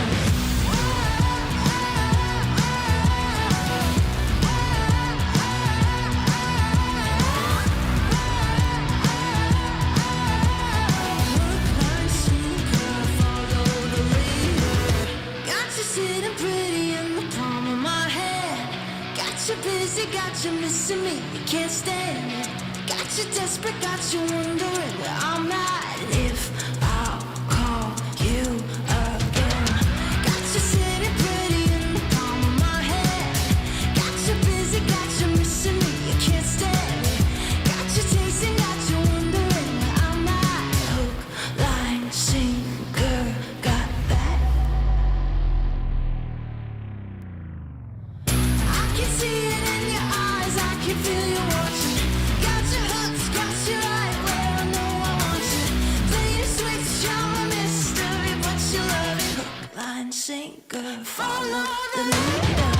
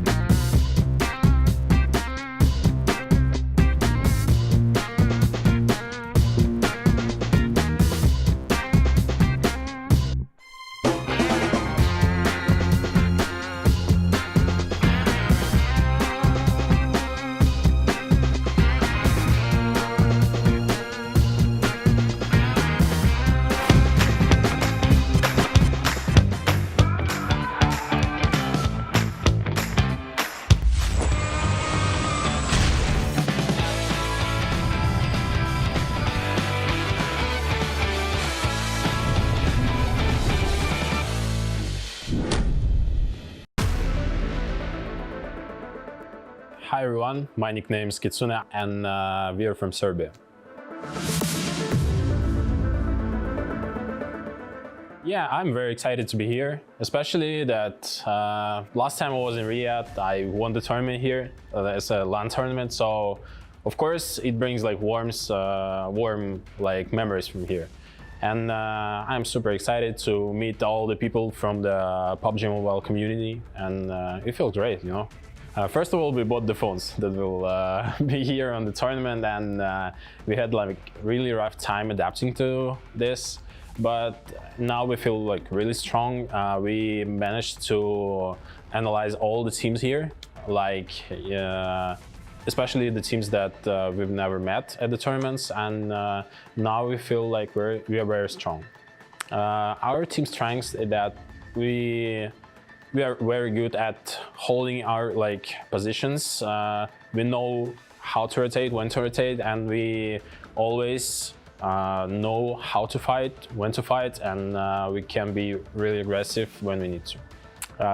It's gotta be Alpha 7, you know, because like we meet them like every time. Our strategies, our like gameplay is very similar.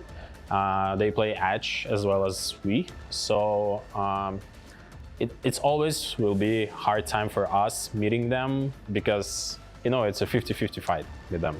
We respect them. I mean, guys, if we knock you, you better run.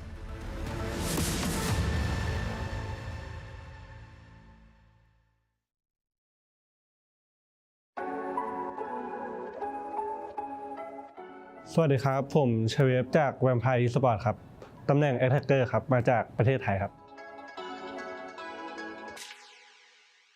ก็เริ่มเล่น PUBG มาตั้งแต่เกมเปิดครับแต่ว่าเริ่มมาแข่งตอนช่วงอายุ17ช่วงประมาณม.5 ม.6 ครับแล้วก็ที่มันเปลี่ยนชีวิตได้ก็คือคัดเข้าลีกโปรลีกของไทยได้ตอนซีซั่น2ครับแล้วก็อยู่ในลีกมาเรื่อยๆเลยครับแล้วก็จนถึงทุกวันนี้ก็แบบว่าซื้อทางสังกัดซื้อโทรศัพท์ที่ใช้แข่งมาให้พวกเราซ้อมก่อนที่จะมานี่ครับแล้วก็ ซ้อมมาเรื่อยๆแบบที่ผ่านมาเราก็มีรายการแข่งมาตลอดอยู่แล้วแล้วก็เอาตรงนั้นซ้อมไปในตัวด้วยครับแล้วก็มาโฟกัสตรงนี้แล้วก็ทำตรงนี้ให้เต็มที่ครับก็ยังไงก็ความมั่นใจยังไงมันก็ต้องพกมาตลอดทุกการแข่งขันอยู่แล้วครับแล้วเราก็แบบแค่โฟกัสตรงนี้ให้มากกว่าเดิมครับผมที่ผ่านมาน่าเป็นเพราะว่าตำแหน่งเข้าทำมันต้องใช้เนตเข้าไปก่อนแล้วอะไรด้วยครับแล้วก็พอแบบน่าโชคดีเนตไปโดนด้วย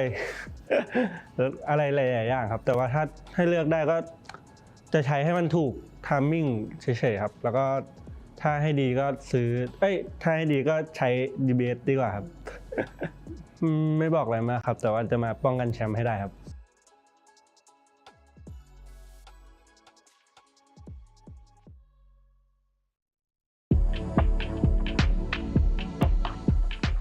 मेरो नाम सुबिन कुमार प्रजापति हो म Tim DRS बाट हो अनि हाम्रो Tim चाहिँ नेपालबाट हो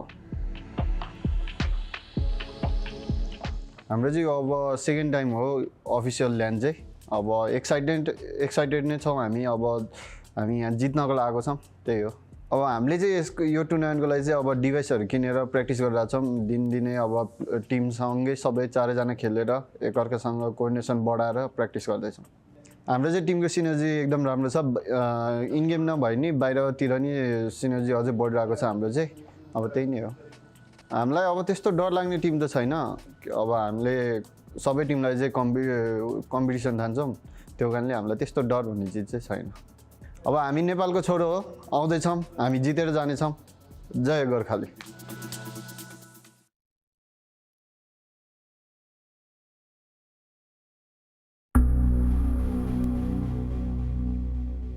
Halo guys, nama gue Ryzen, gue dari tim Bigetron Red Villain dan gue dari Indonesia.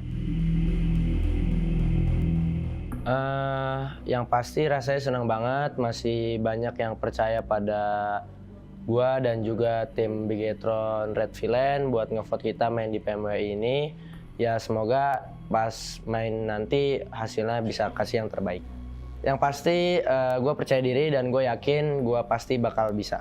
Dan let's see, gue selalu percaya sama teammate gue karena apapun hasilnya kayak kita menang bareng kalah bareng.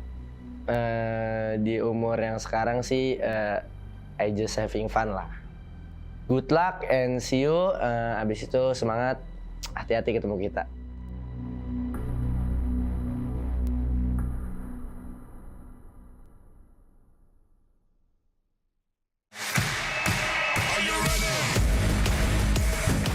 Всем салам алейкум, меня зовут Дамир, мой никнейм Акзер, я играю за команду Falcons, и мы представляем нашу страну Казахстан.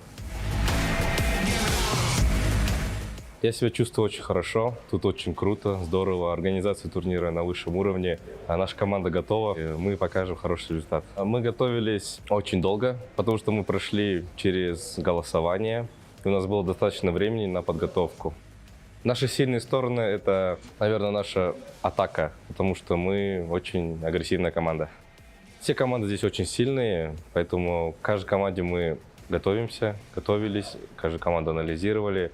Поэтому не могу выбрать отдельные команды, потому что все очень сильные. Всем удачи, развлекайтесь, ребята.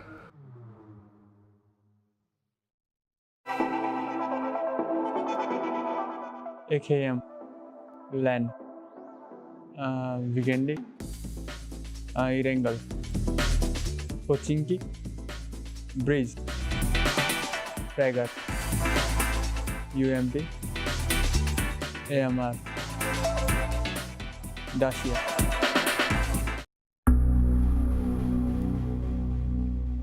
Meu nome é Lucas, meu nickname é Carrilho, meu time é Alpha 7 e somos do Brasil.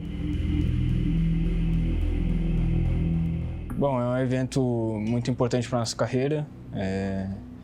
A gente já esteve aqui ano passado e é muito bom estar aqui de novo, é uma cidade que a gente se identifica. É um pouquinho calor, mas não tem problema. Bom, a preparação ela vem de 6 meses para cá. A gente treinou para a PMPL Brasil, para a PMPL Américas, mas consecutivamente a gente estava treinando para a PMWI, para estar aqui hoje. Eu acho que o que faz a gente ser tão forte é ter jogadores individualmente muito bons e não ter um padrão de jogo. Isso é o que nos faz forte. Bom, eu acho que não tem nenhum time específico ou algum jogador específico. Eu acho que todos têm muita chance de ganhar e a gente é mais um time aqui em busca do título. Bom, o que eu tenho a falar para eles é que tomem cuidado com a gente. Sempre vai ser assim, essa sempre será a mensagem e é isso. Tomem cuidado.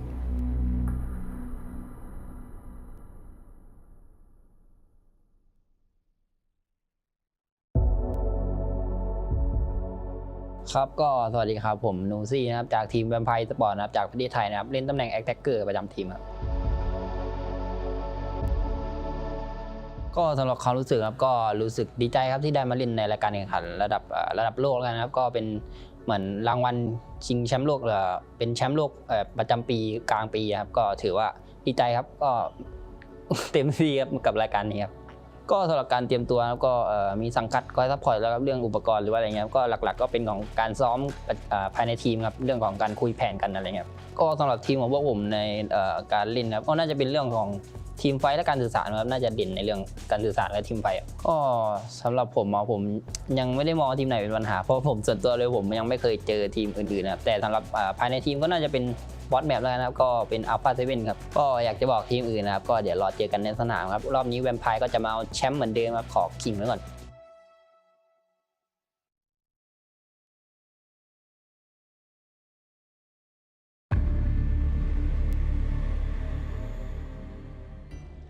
Xin chào mọi người, mình là Bensu đến từ team Infinity IQ.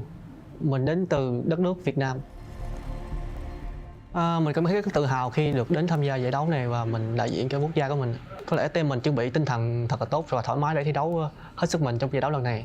Player hình như trong team em là 4 người đều có thể là tạo nên đột biến nên khó mà đoán trước được ai là người gánh team. Tại dòng Monster này hình như tất cả 17 team còn lại có thể là sẽ là rất khó khăn cho mình, không chỉ riêng team nào hết.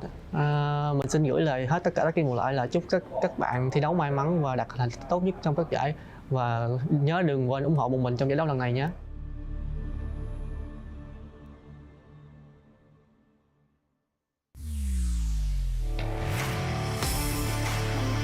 In the 2022 PMWI, VPE and Falcons achieved 3 chicken dinners in the main tournament. We hope to see more formidable competitors this year to break the record. STE seems to have a good chance of breaking records as completed 7 chicken dinners during the PMPL SA Championship. As for you, who do you think can break this record with a prize of $25,000? Stay tuned in the 2023 PMWI. In the 2022 PMWI, RSG and VPE achieved 2 chicken dinners in a day, and VPE is still the holder of this record in global tournaments. They achieved 3 chicken dinners in a day during PMGC 2022. A7 completed 3 chicken dinners in just 1 day during the 2023 PMPL Brazil Spring Final, indicating their potential to break the record. As for you, who do you think can break this record with a prize of $25,000? Stay tuned in the 2023 PMWI. In the 2022 PMWI, STE and NGX achieved 8 top 3 finishes. Few teams can rival this achievement, with S2G standing alone. In 2022 PMGC, they had achieved 6 top 3 finishes. Suggests that they have the potential to shatter the record.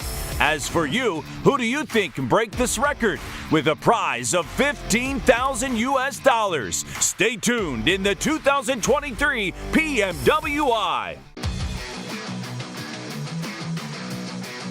In the 2022 PMWI, VPE achieved 24 elims in 1 match. This is an extraordinary record, and to this day, no one has surpassed it in the global tournaments. We hope to see more formidable competitors this year to break this record. As for you, who do you think could break this record with a prize of $15,000? Stay tuned in the 2023 PMWI.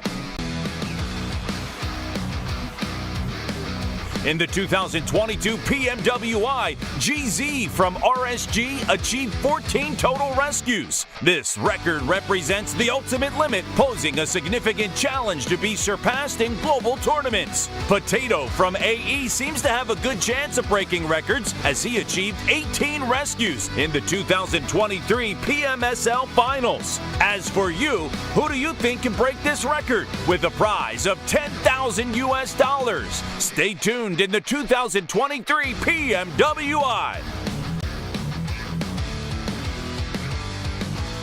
In the 2022 PMWI, Action from STE achieved 38 total eliminations. We hope to witness a player with even more power, capable of surpassing this record. Ragnar from Geekay Esports seems to have a good chance of breaking records as he achieved 37 elims in the 2023 PMPL MEA Championships. As for you, who do you think can break this record with a prize of $10,000 US? Stay tuned in the 2023 PMW.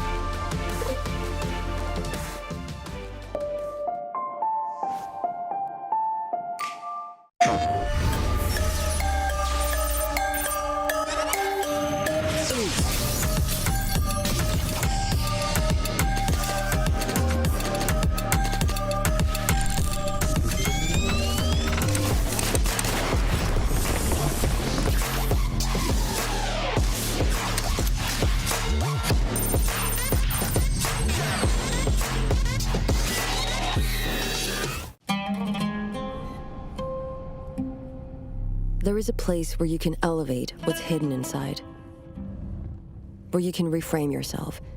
Sonomi means the new you. The you can step into. Because when we know who we really are, we become unstoppable. Enter new dimensions of you. Sonomi.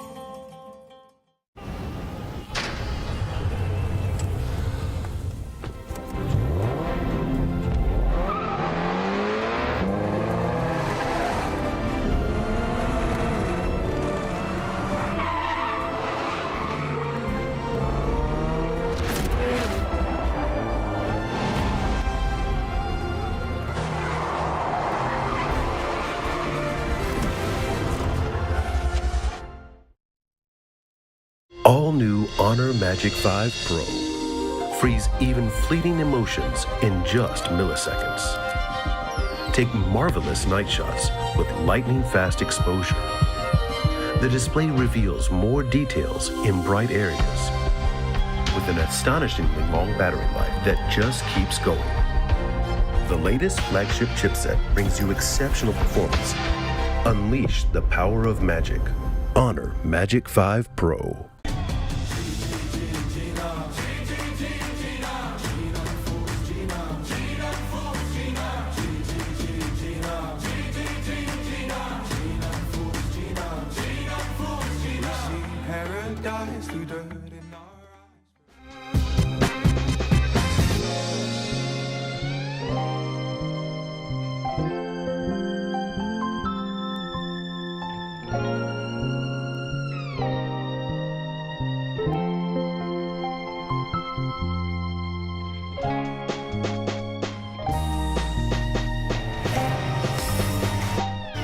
In the 2022 PMWI, VPE and Falcons achieved 3 chicken dinners in the main tournament. We hope to see more formidable competitors this year to break the record. STE seems to have a good chance of breaking records as completed 7 chicken dinners during the PMPL SA Championship. As for you, who do you think can break this record with a prize of $25,000 US? Stay tuned in the 2023 PMWI. In the 2022 PMWI, RSG and VPE achieved 2 chicken dinners in a day, and VPE is still the holder of this record in global tournaments. They achieved 3 chicken dinners in a day during PMGC 2022. A7 completed 3 chicken dinners in just 1 day during the 2023 PMPL Brazil Spring Final, indicating their potential to break the record. As for you, who do you think can break this record? With a prize of $25,000, stay tuned in the 2023 PMWI. In the 2022 PMWI, STE and NGX achieved 8 top 3 finishes. Few teams can rival this achievement, with S2G standing alone. In 2022 PMGC, they had achieved 6 top 3 finishes. Suggests that they have the potential to shatter the record. As for you, who do you think can break this record? With a prize of $15,000. Stay tuned in the 2023 PMWI. In the 2022 PMWI, VPE achieved 24 elims in 1 match. This is an extraordinary record, and to this day, no one has surpassed it in the global tournaments. We hope to see more formidable competitors this year to break this record. As for you, who do you think could break this record? With a prize of $15,000. Stay tuned in the 2023 PMWI. In the 2022 PMWI, GZ from RSG achieved 14 total rescues. This record represents the ultimate limit, posing a significant challenge to be surpassed in global tournaments. Potato from AE seems to have a good chance of breaking records, as he achieved 18 rescues in the 2023 PMSL Finals. As for you, who do you think can break this record? With a prize of $10,000. Stay tuned in the 2023 PMWI. In the 2022 PMWI, Action from STE achieved 38 total eliminations. We hope to witness a player with even more power, capable of surpassing this record. Ragnar from Geekay Esports seems to have a good chance of breaking records, as he achieved 37 elims in the 2023 PMPL MEA Championships. As for you, who do you think can break this record? With a prize of $10,000. Stay tuned in the 2023 PMWI.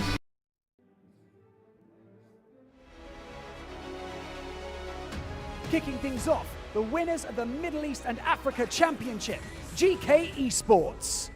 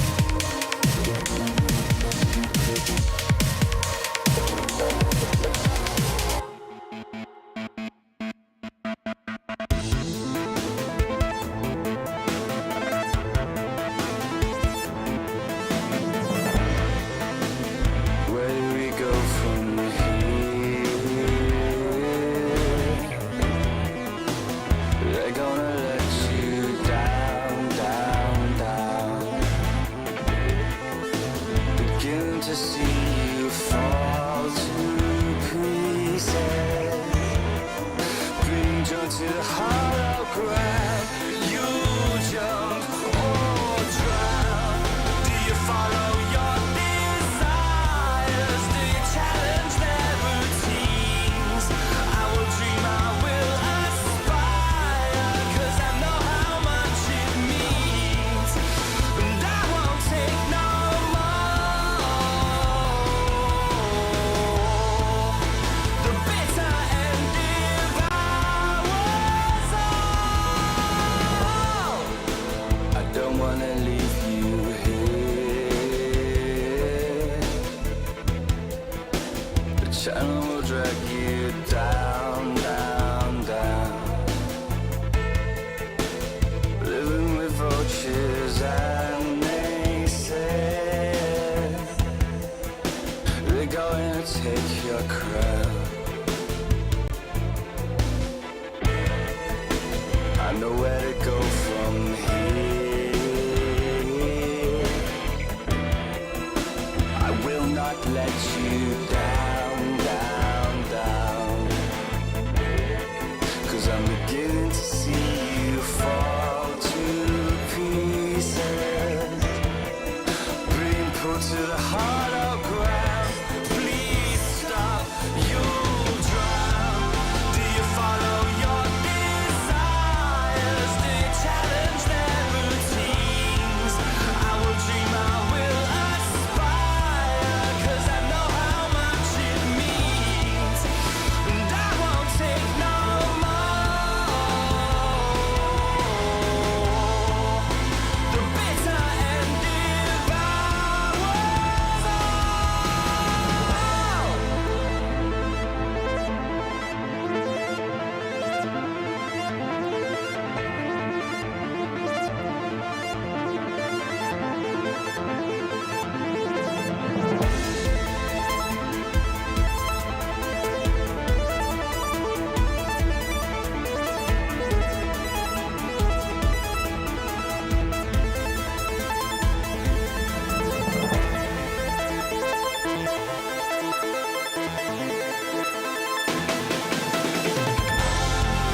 Do you follow your desires? Do you challenge their routines?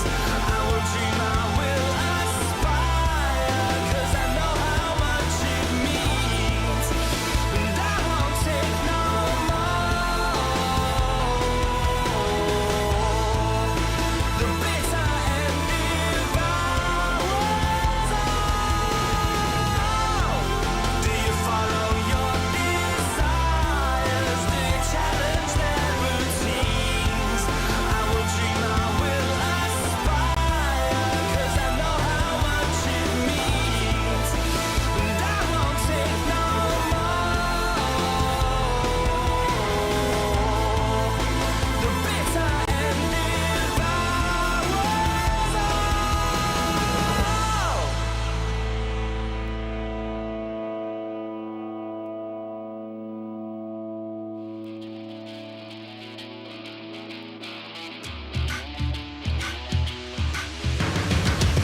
Got a backbone made of steel, make you feel like I'm an animal that you can't control. Walk the walk, talk the talk, I'm the whole deal. Yeah, I'm an animal and I command the show. I can see it in your eyes, I can feel you watching. Got your hooks, got your eye, where I want you. Play the switch, you're a mystery, but you love it. I'm sinker, follow the leader.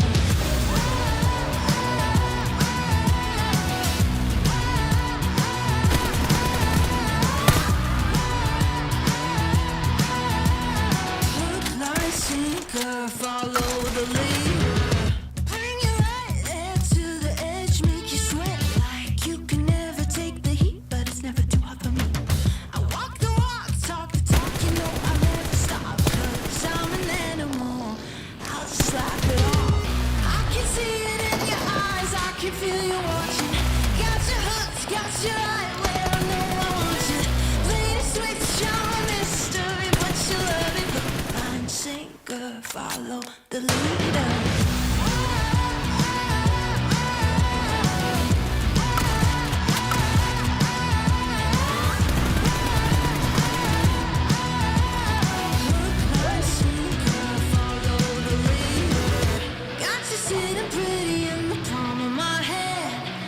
you busy, got you missing me, can't stand it. Got you desperate, got you wondering where I'm at. If I'll call you again, got you sitting pretty in the palm of my hand. Got you busy, got you missing me, you can't stand it. Got you chasing, got you wondering where I'm at. Hook, line, sinker, got that. I can see it in your eyes, I can feel you watching. Got your hooks, got you right where I know I want you. Play the switch, you're a mystery, but you love it. Hook, line, sinker, follow the leader.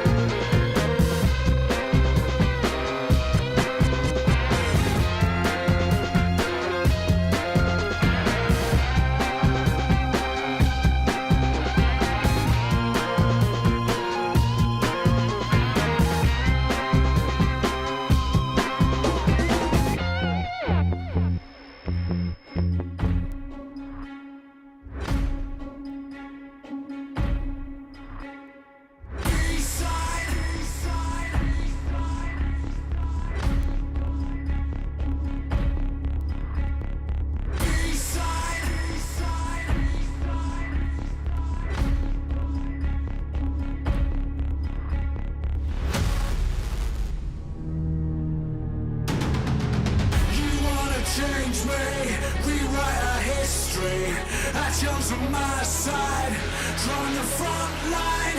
You want a safe face, came to the wrong place. You raise a white flag, I get the B-side.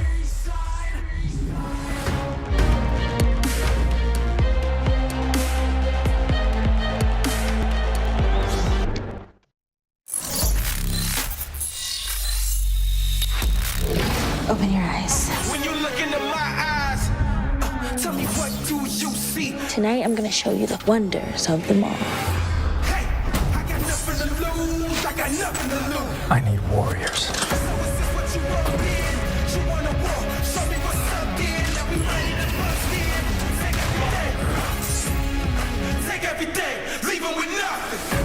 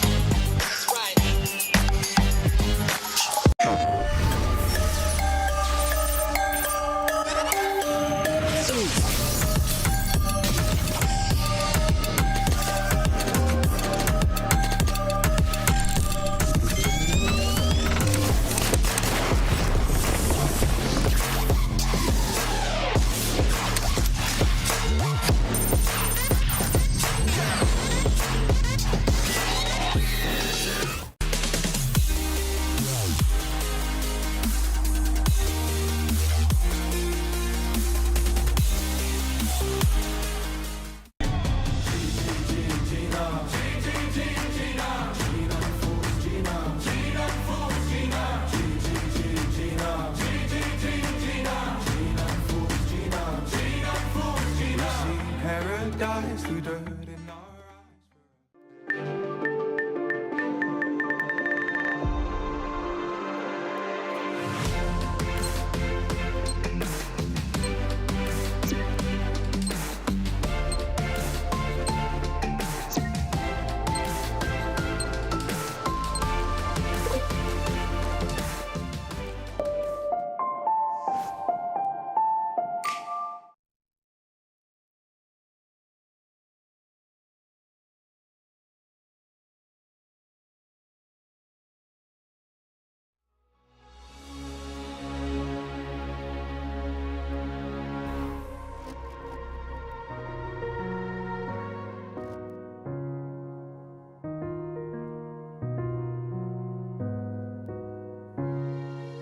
الحياة لحن، ولأننا جزء من مقطوعة عظيمة تحركنا، تلمسنا، تصنع من لحظاتنا ذكريات بديعة. لأن الوجبة، التجربة، المغامرة، حياتك بعد جديد في هيلتون الرياض.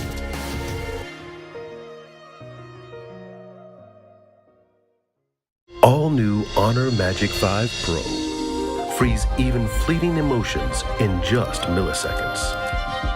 Take marvelous night shots with lightning-fast exposure.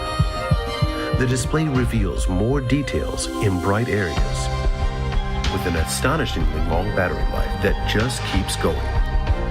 The latest flagship chipset brings you exceptional performance. Unleash the power of magic. Honor Magic 5 Pro.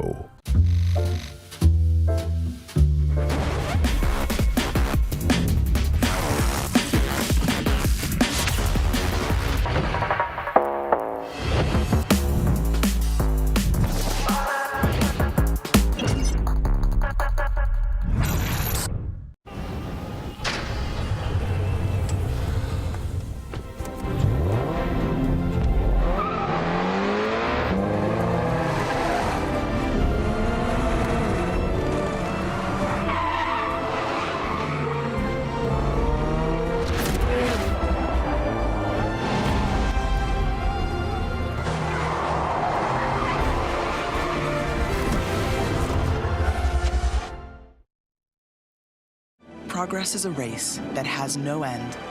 After every finish line, another challenge awaits. How can we continue to push innovation in a sport at the forefront of technology? This is how.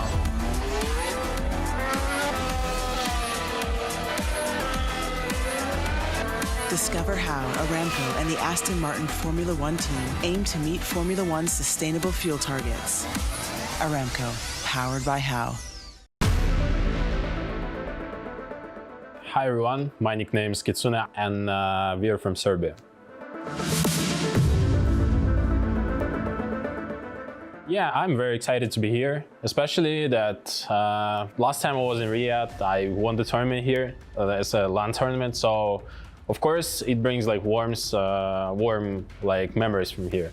And I'm super excited to meet all the people from the PUBG Mobile community, and it feels great, you know. First of all, we bought the phones that will be here on the tournament, and we had like really rough time adapting to this. But now we feel like really strong. We managed to analyze all the teams here, like especially the teams that we've never met at the tournaments, and now we feel like we are very strong. Our team strengths is that we are very good at holding our like positions. We know how to rotate, when to rotate, and we always know how to fight, when to fight, and we can be really aggressive when we need to. It's gotta be Alpha 7, you know, because like we meet them like every time. Our strategies, our like gameplay is very similar. They play Edge as well as we, so it's always will be hard time for us meeting them, because you know it's a 50-50 fight with them. We respect them. I mean, guys, if we knock you, you better run.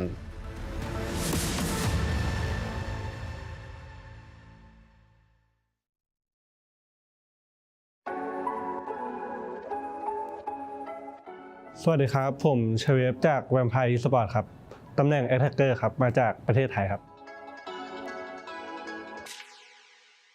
ก็เริ่มเล่น PUBG มาตั้งแต่เกมเปิดครับแต่ว่าเริ่มมาแข่งตอนช่วงอายุ17ช่วงประมาณม.5 ม.6 ครับแล้วก็ที่มันเปลี่ยนชีวิตได้ก็คือคัดเข้าลีกโปรลีกของไทยได้ตอนซีซั่น2ครับแล้วก็อยู่ในลีกมาเรื่อยๆเลยครับแล้วก็จนถึงทุกวันนี้ก็แบบว่าซื้อทางสังกัดซื้อโทรศัพท์ที่ใช้แข่งมาให้พวกเราซ้อมก่อนที่จะมานี่ครับแล้วก็ซ้อมมาเรื่อยๆแบบที่ผ่านมาเราก็มีรายการแข่งมาตลอดอยู่แล้วแล้วก็เอาตรงนั้นซ้อมไปในตัวด้วยครับแล้วก็มาโฟกัสตรงนี้แล้วก็ทำตรงนี้ให้เต็มที่ครับก็ยังไงก็ความมั่นใจยังไงมันก็ต้องพกมาตลอดทุกการแข่งขันอยู่แล้วครับแล้วเราก็แบบแค่โฟกัสตรงนี้ให้มากกว่าเดิมครับผมที่ผ่านมาน่าเป็นเพราะว่าตำแหน่งเข้าทำมันต้องใช้เนตเข้าไปก่อนแล้วอะไรด้วยครับแล้วก็พอแบบน่าโชคดีเนตไปโดนด้วยแล้วอะไรหลายๆอย่างครับแต่ว่าถ้าให้เลือกได้ก็จะใช้ให้มันถูกไทมิ่งเฉยๆครับแล้วก็ถ้าให้ดีก็ถ้าให้ดีก็ใช้ DBS ดีกว่าครับ ไม่บอกอะไรมากครับแต่ว่าจะมาป้องกันแชมป์ให้ได้ครับ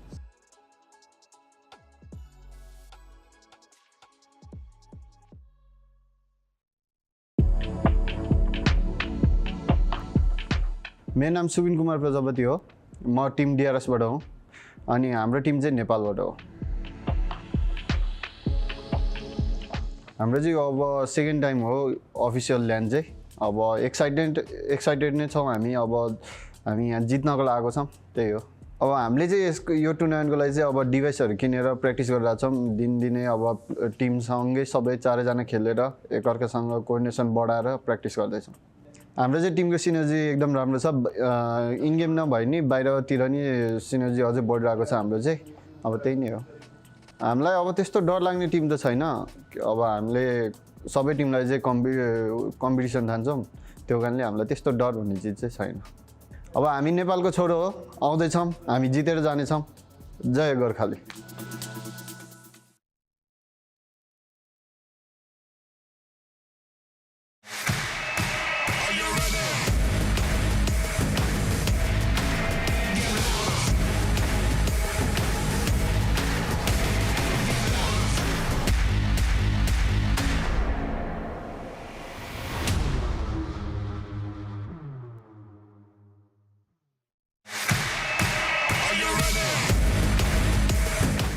Всем салам алейкум, меня зовут Дамир, мой никнейм Акзер, я играю за команду Falcons, и мы представляем нашу страну Казахстан. Я себя чувствую очень хорошо, тут очень круто, здорово, организация турнира на высшем уровне, наша команда готова, и мы покажем хороший результат. Мы готовились очень долго, потому что мы прошли через голосование, и у нас было достаточно времени на подготовку. Наши сильные стороны — это, наверное, наша атака, потому что мы очень агрессивная команда. Все команды здесь очень сильные, поэтому к каждой команде мы готовились, каждую команду анализировали. Поэтому не могу выбрать отдельные команды, потому что все очень сильные. Всем удачи, развлекайтесь, ребята.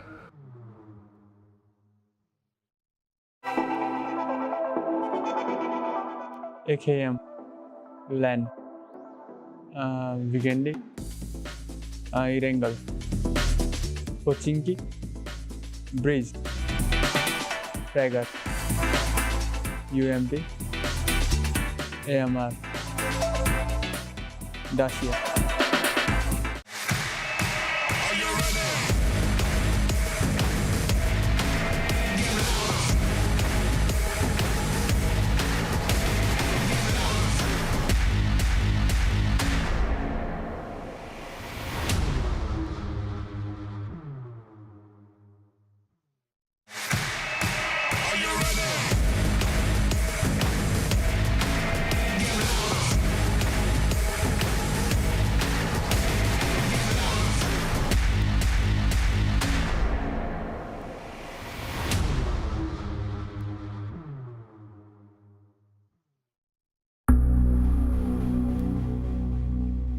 Meu nome é Lucas, meu nickname é Carrilho, meu time é Alpha 7 e somos do Brasil.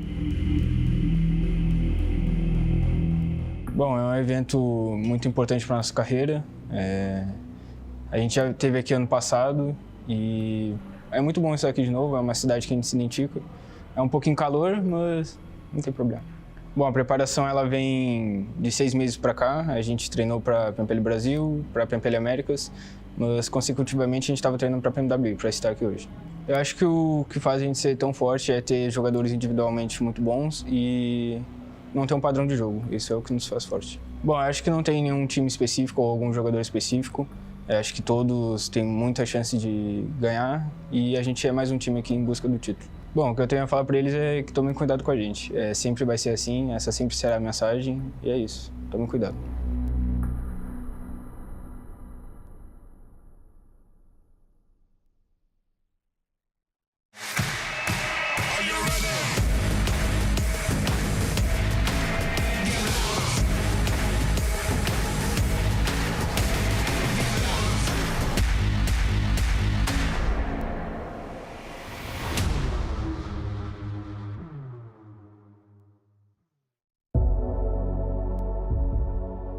ครับก็สวัสดีครับผมนูซี่นะครับจากทีมแวมไพร์สปอร์ตนะครับจากประเทศไทยนะครับเล่นตำแหน่งแอคแท็กเกอร์ประจำทีมครับ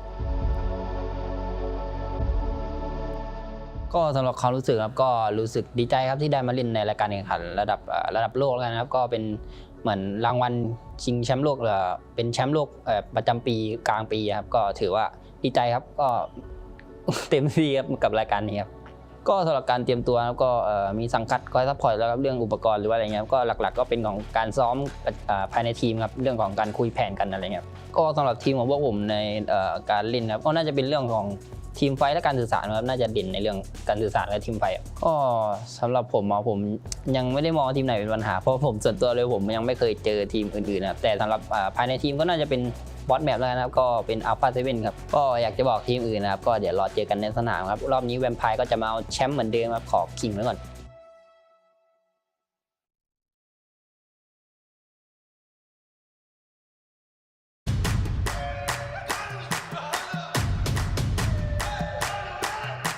Dragging us down, face on the ground, still we so proud. Just look at the crowd, making some noise, making some sound. We ain't got a choice, they're hearing us now.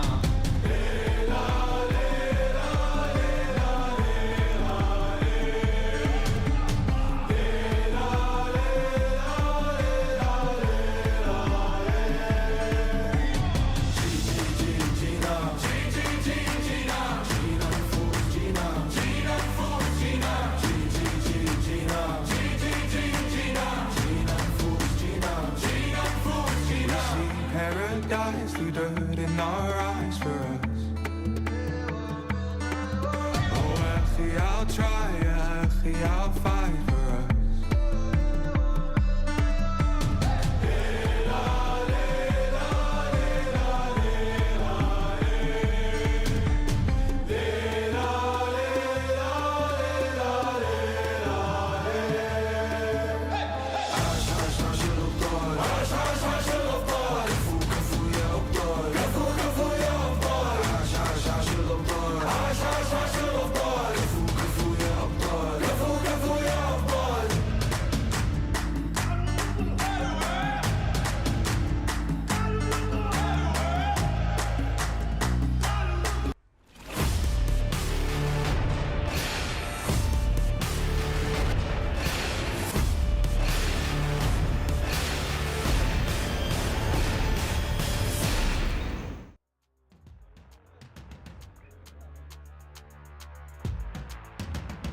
And we are back. Welcome back, everybody, here to the PUBG Mobile World Invitational Main Tournament. Live here in Riyadh, Saudi Arabia. I am Hot Jukes. Right next to me is the legendary clsh. I want to thank everybody for their patience as we're getting started here today.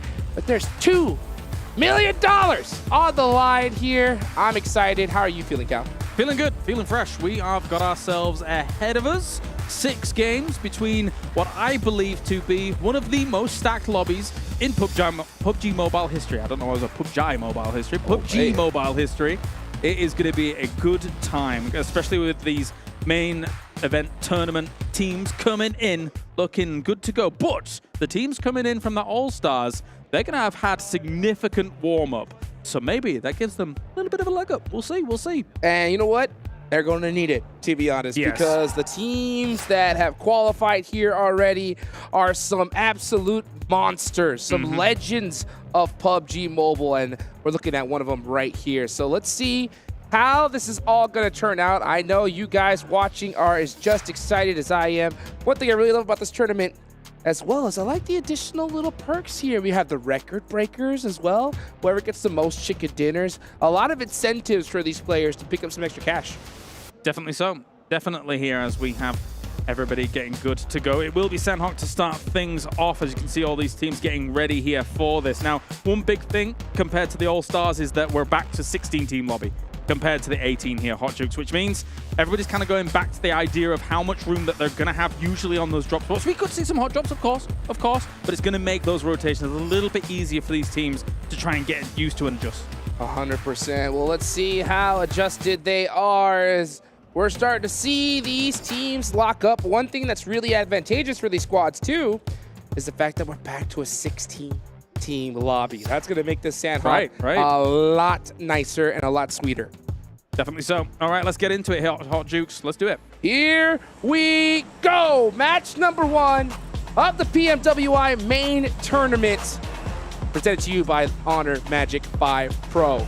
We can already see these players. They're dropping into the lobby, and always, every time we have the first tournament of the day, first game, I am looking to see if we were going to see any hot drops. Usually these teams have already done their homework. They've already kind of done their handshakes before the match, because you really want to avoid those hot drops at all costs. It's just not worth it at this level. Even if you do beat that team, you're most likely going to lose a player or two, and that's going to make things that much harder for you. That's for sure, that's for sure. I did wonder how they were going to remedy the STE tagline versus STE tagline. So we see SZ STE up at the top here for 628. And then meanwhile, we have Stalwart dropping in boot camp. So if you're keeping track of those two teams, we got you good to go. Yes, you are indeed. And it looks like, Gladiators are going to have a couple players nearby them. They do love that Camp Alpha mountainside range, so they're really hoping that first zone goes to them. But so far, so good. Doesn't look like we see any teams really getting too close to each other. Yeah. Oh, and a mainland circle to get things going, as mainland as you can call the big island. But one slight change we've seen here, whilst we have this Paradise Resort going down, is that Gladiators had to move their drop spot a little bit, but I can talk about it in a moment. Yep, we'll talk about that in just a second as we're watching Geekay go up against D+Kia in Paradise Resort. Ragnar up on the roof. Gets one, looking to get another, but he's waiting for his teammates. He wants to be able to get a little bit more room. Yeah, he jumps off, says, you know what? I got one. I need the rest of my squad to help me out for the rest. Especially smart because he saw a second head coming his way, right? Just over the lip of that building, so you do not want to be taking that 2v1 situation when two players could be trying to jump shot you. Especially with an M16 in hand. If Yes, he would have had yes. a DBS, maybe it was something different. But right now, with that M16, he's got to play things very carefully. D plus Kia were able to get a full reset off.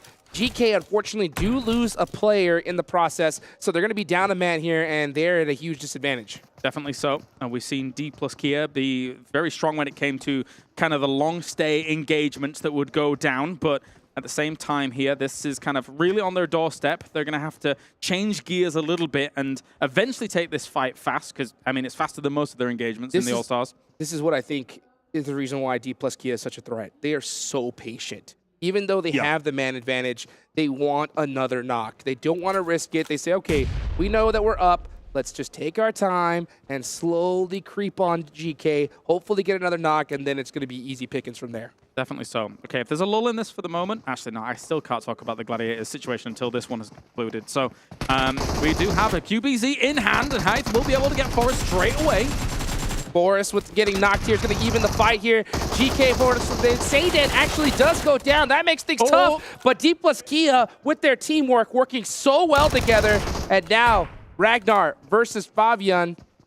This is going to be a huge fight. I love the fact that he does go for those finishes, wants to eliminate all the information that they have, leaving Fabian completely blind. Very important. Now it's 2v1 advantage. One's going to go for the res here, whilst the other one's trying to get out the angle. Using that perspective to try and get that scan going on. QBZ trying to go for that trade. Reinforcements coming along. Has to abandon the res. Will finish it off. And we see a full team wipe. If they can get them on their feet, that's a huge win for D plus Kia. Fabian with 3 eliminations to his name. And this is what I really like about this team is you could see right when one got low, they immediately backtracked, waited for their teammate to come and support them. Yes. And it was just back and forth because even though they were really hard hit, they wanted to make sure they didn't lose one player. Yeah, that was brilliant. Brilliant stuff. Really low, but great recovery there from D plus Kia. Okay, so Rejects Tokyo, which is actually one of the teams we really need to talk about because of that Gladiators situation earlier. Gladiators, they dropped differently compared to what they normally do. They didn't drop anybody at Trifecta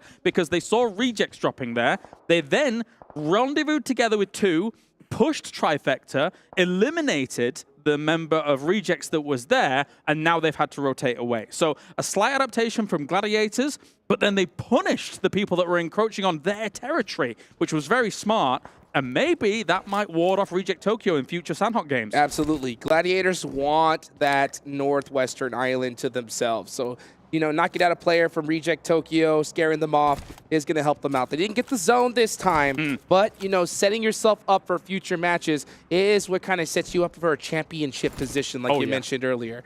So next zone, the first zone does go on up. It is going to be right in the center of mainland. Nothing too out of the normal. Gladiators, Vampire, DRS, all teams that need to push in.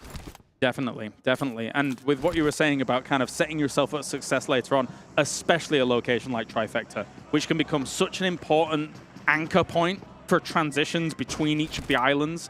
So yeah, they were very keen to make sure they said, hello, we are here, this is ours, please go away. But you can see them looting up, and they'll be coming a little bit later. But thankfully for them, with the circle the way it is, there is great transition methods still that are available to them, like that North Bridge, for example. And once, you know, it's such a high skill lobby. Honestly, it makes rotations out of circle even easier because you have so many teams that know where they need to be.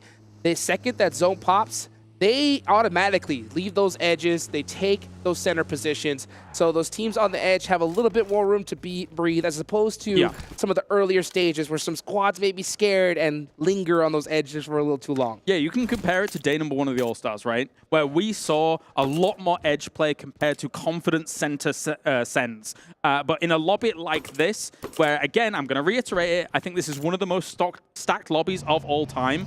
I think that these guys will be happy to go center, happy to take those early compounds, happy to commit to them.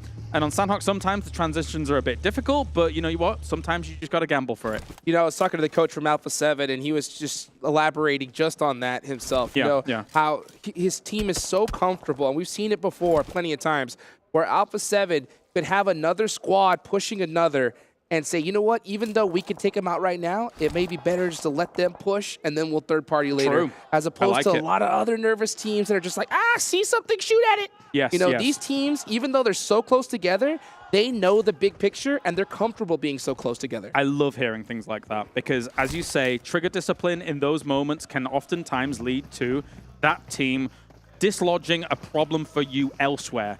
So you kind of use the lobby against itself a little bit here. But we're going to get that shift coming in. Where are we going to go? Then we can get down to the nitty-gritty of some of the terrain that we're going to end up in. Oh, yes, we are. You can see these teams locked and loaded, already kind of placing their bets of where this next zone is going to go. We'll see where it is. I love this new zone system, as it does go a little bit to that northwestern side, so we got a lot of water in play.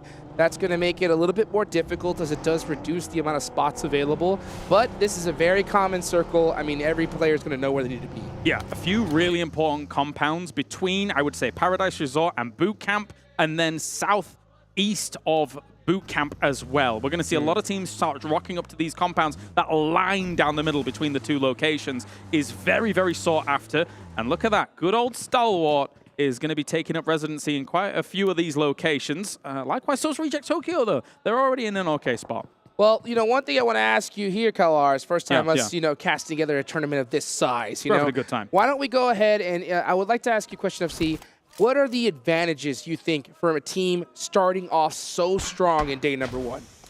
I mean, looking at this lobby and how it plays out, when you're able to establish some decent dominance, when you're able to get center positions and show that you're not able to be pushed around, it does kind of ward teams from making big pushes against you. And unfortunately, Rejects is not one of those teams. They're losing people slowly. So, I mean, when you have this kind of dynamic going on, the opposite side of what you're asking, teams start preying on you quickly. They see you as victims almost sometimes. So you got to be careful. 100%. And we've already could tell this is a huge LAN tournament here, guys. We don't really stress enough just how big nerves come into play.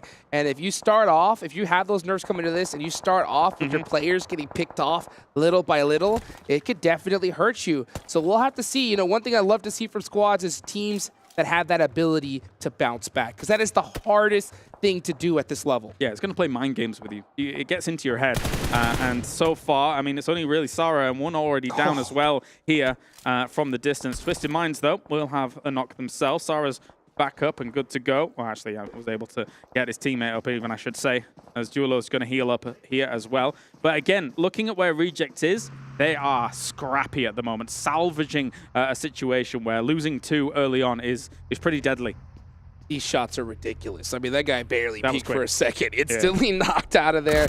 Let's take a look at this little replay here as Lupa, monster player himself, just, man, like we mentioned, we got dislodged by Gladiators, lost 1 player, and due to that spread out, now they just seem to be getting picked apart. With 2 players up, it's not going to be the start that they're looking for, but Reject Tokyo has plenty of skill in the bag. Hopefully we can see them bounce back. What scares me as well for Reject Tokyo, whilst we're still on kind of the topic of them, is they've got Fireflux on a hill where I've seen Fireflux win games from. When it comes to these kinds of circles, they're very familiar with this kind of lip, with this hill. They are kind of in the 2-2 split right now, but honestly, Rejects is very vulnerable to them eventually having a little bit of a peek over. Thankfully, there's quite a bit of tree coverage, but some of these players can see through those trees pretty well, man. Oh, yes, indeed. You can see Duelo looking for any little pixel that is out of place, and you got to have that eyesight on point because there are going to be plenty of snakes in the grass here. Still a ton of players are remaining, 15 teams, as Geekay is the only one to go out. Next zone about to pop. And that's the important thing about 15 teams still alive that you're bringing up here. When the skill of the lobby gets higher, more people survive longer into the game. So there's less room to work with as the circle shifts hard east here. So again, as I said, Fireflux, man, that ridge that they like to play here, it's served them well in the past, and it could serve them well in this game too. Now, I'll tell you what, edge play is going to be a lot harder than before. Exactly. Yeah, so a lot of those teams that depended on edge play in earlier tournaments, they would see those weaker teams, those scared to be central squads, and just absolutely dominate them, get those eliminations up early, and then see what happens. But there are no weak teams in this lobby. Every single player here is an absolute beast. So Even if you find a player on the edge of zone, you got to make sure you execute everything to perfection. Okay, big rotations going on, but look at this. Compared to what we were seeing in All-Stars, honestly, you would have 4 teams eliminated by now or something like that. Everyone's playing it very patiently, very cautiously. They know what's on the line for every single game. 18 games actually doesn't end up adding up to that much, really, across the 3 days. And especially when it's the first one, you really want momentum on your side. As Revo, going to shoot towards box gaming, as box formation may come into play, but they are going to be on the edge with that box formation. Yeah, starting off strong is going to be so important. You ward off teams from dropping into your location. You make teams possibly even hesitate when they fight against you, when they realize it's you. So many advantages coming up for those teams. And of course, you know, those teams that don't start off strong, it's in the complete opposite direction. Gladiators, like we talked about earlier, they do have the advantage of playing on the All-Star stage. We heard Kitsune talk a little bit earlier how his team purchased these devices a little earlier on. He got the training for it. Yeah, and he had that All-Star stage to get used to it as well. So this team is going to have a major advantage to the teams that are coming in here just today. Yeah, they're coming into the circle, though, quite late. So let's see if they can make that work. Already, a lot of these compounds been taken up. A lot of good ridges in the middle been taken up. My question marks revolve around DRS. They're rotating far on the south. A spray goes in. Not going to be hitting anything, though, for Senate. These are those kind of sprays that always give me a big question mark, because even if Alpha 7 does hit this knock, they're not pushing this. They're going to pick him up straight away. Yeah. So, you know, it's really risky. You're most likely going to lose a little bit of health, but he does hit a couple shots. So maybe possibly looking to eliminate their armor here going into this next circle. DRS coming in from the south side of the circle by listening. Or they might go for... This is a huge wrap by DRS. It's bold, and I kind of like it. They're going to be coming in. Okay, no, they are coming on precisely the south side. And that's not as wide as I thought it was going to be, so never mind. Yeah. I mean, they did do a little bit of a wrap, but I mean, they did send it right here to the edge. This is going to be a tough one for them. We do see Senetexa get 1 knock there onto T plus Kia. I believe that's going to be 2. So with 2 knocks, if they're going to push, that's going to be the time to do it. But with how many teams are close by, it is so difficult to push these kinds of plays. Timing is everything. You push too soon, and you can get third party. You push too late, you can get third party. So next zone does come on up. And regardless, you got to move no matter what. Already, D plus Kia been through the wars as Infinity IQ is going to be pushing up against them. Satan down once again. Actually, second knock for him. So you don't want to be getting knocked many more times here. It will be difficult to get someone up in that scenario if they do. But Infinity IQ knows that they must push this location and eventually quite aggressively. Vampire going up against Twisted Minds. Here comes a big battle here, 4v4. Schweppes does have those angles. He's going to throw that jump nade. Ooh, gets beat up pretty bad, but he hits the nade onto Dami. That leaves 1 player up for Twisted Minds. We should see a full send here from Vampire. Difficult to deal with this, as another nice nade was going their way. Didn't quite connect with as much as I thought it would, though. A bit of a push-up. 2 trying to push on this. Crypto not with too much opportunity here to get this going. He's sticking the res. This is very bold. He's now going to have to remove, considering Ravenclaw was looking for the off angle. DBS is out. Here we go, Ravenclaw. He's got the advantage. Oh, and Nade does it, though. And that is Twisted Minds out early. And our All-Star Stage champion starting off strong.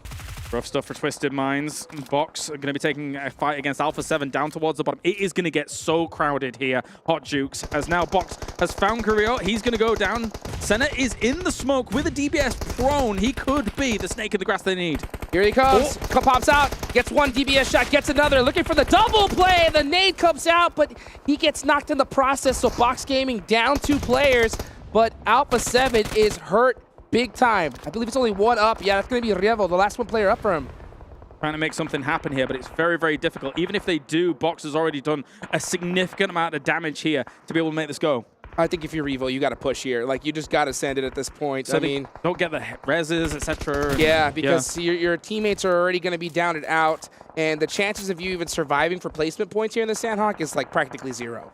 Yeah, it's very difficult. Again, with the amount of people that are still alive here during all of this. Alpha 7 is gone, though. That's them down in 13th place. Here comes Vampire, pushing on Rejects. This is actually such a great opportunity for them because this team was already wounded. Jula is going to go down. Sarah's charging a nade. Unless they group up massively, this isn't going to get much done. It's not bad. Where's it gone? Does he hit it? He does! And Tony K's down to 1 HP. Sara, oh my gosh, catching another player. He catches Matic off guard. Another nade here. Could he do it? Oh, but his back gets shot. And he is out of there.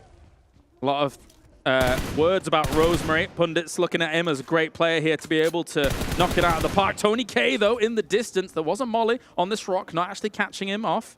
And then Smoke even blocking a little bit of vision, but 3 players here. Rosemary completely out of utility, so he is stuck in a position, but here comes the rest of his team. Potato coming up close. You see he's got that nade locked in hand. Vampire on the back ropes. Going to have to hit some major shots, but they're actually getting helped out from all sides. That's going to be Stalwart there with a huge off angle on Alter Ego. Makes it all the harder when teams survive this long, and they will be taken out here on the push. Vampire shut down. Oh man, center circle being so advantageous here. Stalwart holding it down, but look at this. This is 628 with the DBS, getting the double knock on the Infinity IQ. Kaido La gonna have to make a play here from this tree. He has to watch his teammates go down, but you can see Falcon Esports in the back looking to clean this up. Yep, you've got to take all these third-party opportunities whenever you can, but the problem with Sandhawk is sometimes you can even be fourth-partied, etc., with how many teams still alive, the terrain, the way it works on out here. Ferrari charging up that nade, going across the hill. He was hit as well by a nade. Punching King takes a bit of damage. Sunan going and getting that secure. Very, very important for his team. He has 3 eliminations, so he is definitely starting things off for 628. Meanwhile, you got Falcons on the edge of the circle. Papa Blue coming in hot. This is stage number 5. Blue zone hurts real bad. Yes, it does. You've got to be careful about this. Ferrari lying down prone, actually sees Falcons members in the distance here. Look at you can see the pixels on the head, but he's not going to take the shots just yet. Yang actually knocks him from the other side of things to get things going, and trying to go for Punching King straight away will get him. Tries to go for the flush, doesn't get the flush though, and but he was stolen, I think, from shots from Ketch. Catch, I mean, these players are picking up these steal elimination points like crazy. This team was on the thin side of the circle, so they had a little bit of time to be able to push in, but they're not going to be able to get a break at all. We're seeing teams drop like crazy. Meanwhile, Stalwart have the strongest position, and they are big chilling in the compound. Look at that. Surprise, surprise. Oh, and the circle. I mean, honestly, Stalwart, they drop boot camp. They had the pick of the litter when it came to compounds, and they are not going to squander it here, as they're going to have a few teams trying to push up against them. And whilst we're watching this go down here, 628 is having a bit of a rough time. Oh, yes, they are. They're going to be forced to try and push into this next zone. Meanwhile, Falcon Esports are right there next to him. TQ with a huge off angle. Gonna go ahead and apply some pressure. Coexisting. Yeah, they are coexisting for just a little bit, but they're gonna have to start pushing into this next circle. There's only 15 seconds left on the clock. No way they didn't check that Fabian was there. That is actually quite dangerous. Uh-oh. You really need to cover these shacks because I don't really think he made that many noise cues either whilst the circle is gonna be closing. Steal. Big spray from 6, able to hit it. Taking up all those points he can get. Meanwhile, Stalwart refusing to give up this location. Doing a great job of holding this down, that yellow push. Oh, I thought we were going to see a little bit of shenanigans there from that nade. This is actually quite dangerous for Stalwart because, of course, they were separated across this compound. This big push in by Tianba could cause some problems, but they're holding well so far. They're also shooting at Gladiators from the opposite side. DBS coming in at hand here for Stalwart, trying to clear them out. They completely crush them. Stalwart doesn't even take a knock. Bang! 4 eliminations for Stalwart, and the best position in this zone is definitely their game to win. Meanwhile, we're seeing a lot of action here on the edge of the zone. Falcon Esports down to 1 player, but they do have 7 eliminations. Alter Ego with 2. Nice. Meanwhile, having 7 as well, so that's going to definitely offset their finish here. Man, Rosemary was just shooting everything, and he continues to do so. Kitsune in the distance will get absolutely obliterated from across the way, and that's quite the distance there across compounds. So Stalwart's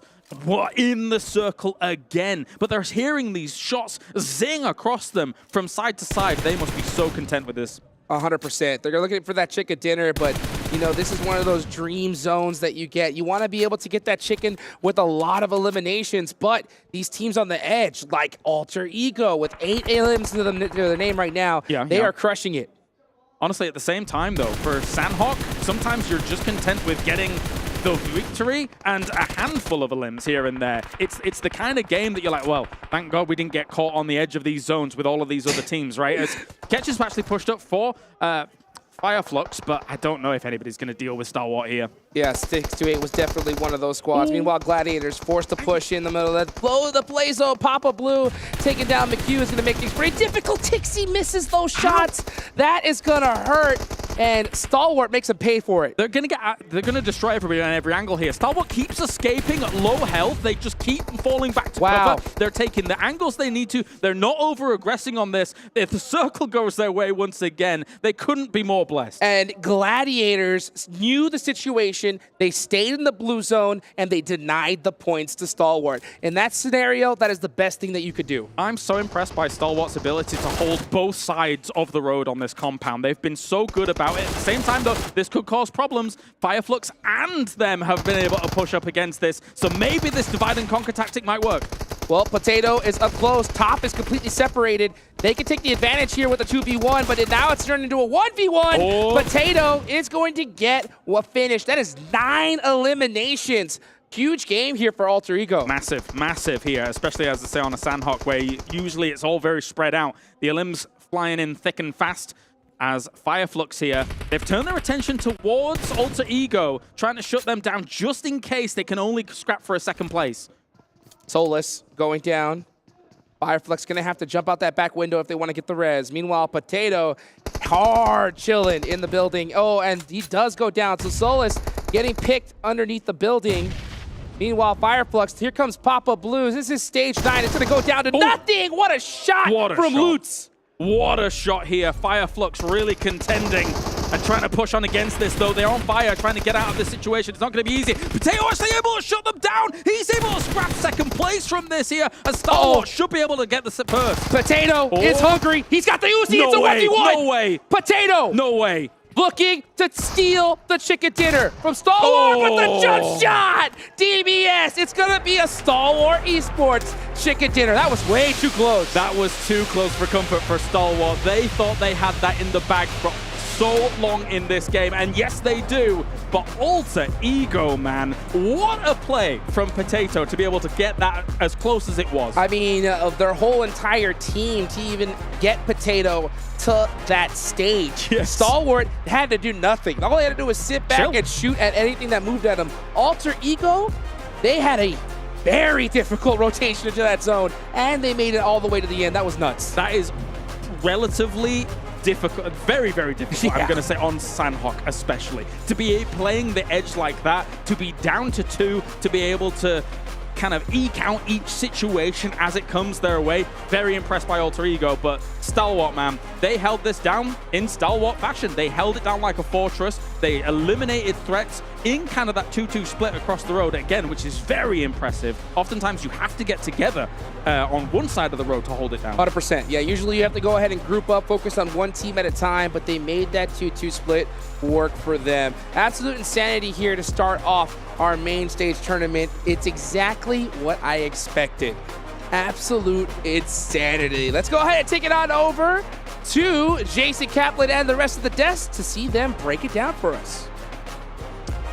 Well, break it down is something we definitely need to do here because that was a spicy way to start off the main tournament here at PMWI. Alter Ego, a fantastic push, as we saw by Potato. But Max, I mean, just throw it to Max. Just get him on camera. Get him a solo shot. He's happy. I mean, a Stalwart win, finally.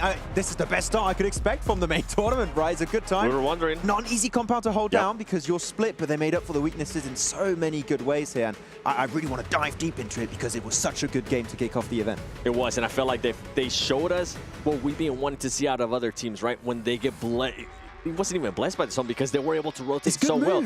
But they just, the synergy was there. They were able to move alongside with each other. It was just so good. I can't wait to talk more about it. I mean, to do plays the way they did and at the speed at which they did it, the communication needs to be a 10 out of 10. And in that game, it really was. Same with Alter Ego. I mean, for them to be able to do that with just 2 players after being able to survive a lot of stuff too, being able to take on fights with other teams, it was impressive. So do I hear some Alter Ego fanboys here on the desk? Maybe. Yeah. No more Alpha 7, Alpha it's 7. Alter Ego. We'll get to Alpha 7. Alter Ego 7? Alter 7? A7. It's still A7. I think we're onto something, just like we're onto the Honor Magic 5 Pro, powered by Snapdragon 8 Gen 2 and Honor self-developed GPU Turbo X. Big shout out to them as all the players are playing on one of these awesome devices. And well, it helped Stalwart get them a victory. Which, honestly, Max, I mean, we were watching it together, and he was just getting jittery. He was getting excited. He was like, they did such a good rotation. Then they did this, and now There's a lot to talk The about. whole game was really good. There's a lot to talk about here, so why don't you take a look at the match ranking so we can dive into some of these teams in particular, because it's all about the points. And Alter Ego had a lot of eliminations behind that second place finish. Yeah, actually, I thought at some point they somewhat saved Vampire Esports from Sora, from Reject, and I was like, okay, they kind of helped out the team. It's not going to be that easy to take away, but man, they're still scoring here. 10 eliminations on the game 7. Alter Ego coming in with a bang, which I would say aggressiveness is aggressivity, if you, well, that's my word, which both work.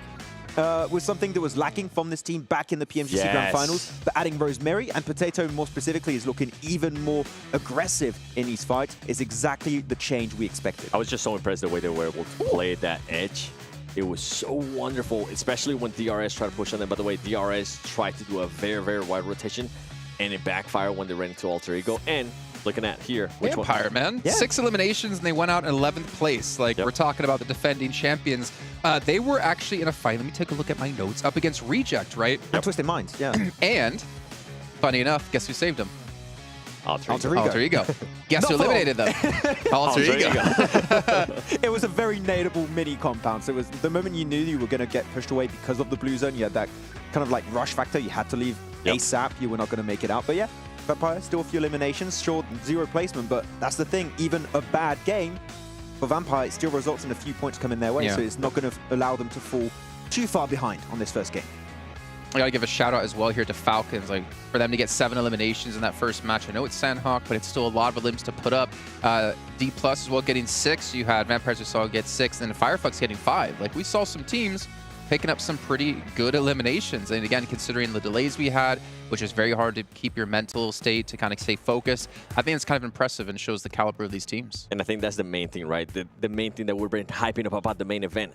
Every single team has that fragging power, and I think we're especially going to be seeing it in Sandhawk, but I can't wait to see what's going to be happening there in Gale as well, because I think we're going to be able to see it even more, right? With the rotation, with being able to work with more space. Yeah, I mean, they didn't get voted in, right? All of these teams qualified for a reason because they can back up their spot in the main tournament with great gameplay right here. Though we had some great moments, and I mean, the DBS is still the DBS. Nothing to say too much about that one, but once again, the way they just played around this compound, the synergy from them is so good. And the Zed, once again... Your player to watch? My player to watch, for a reason, up here, top damage and maybe top eliminations.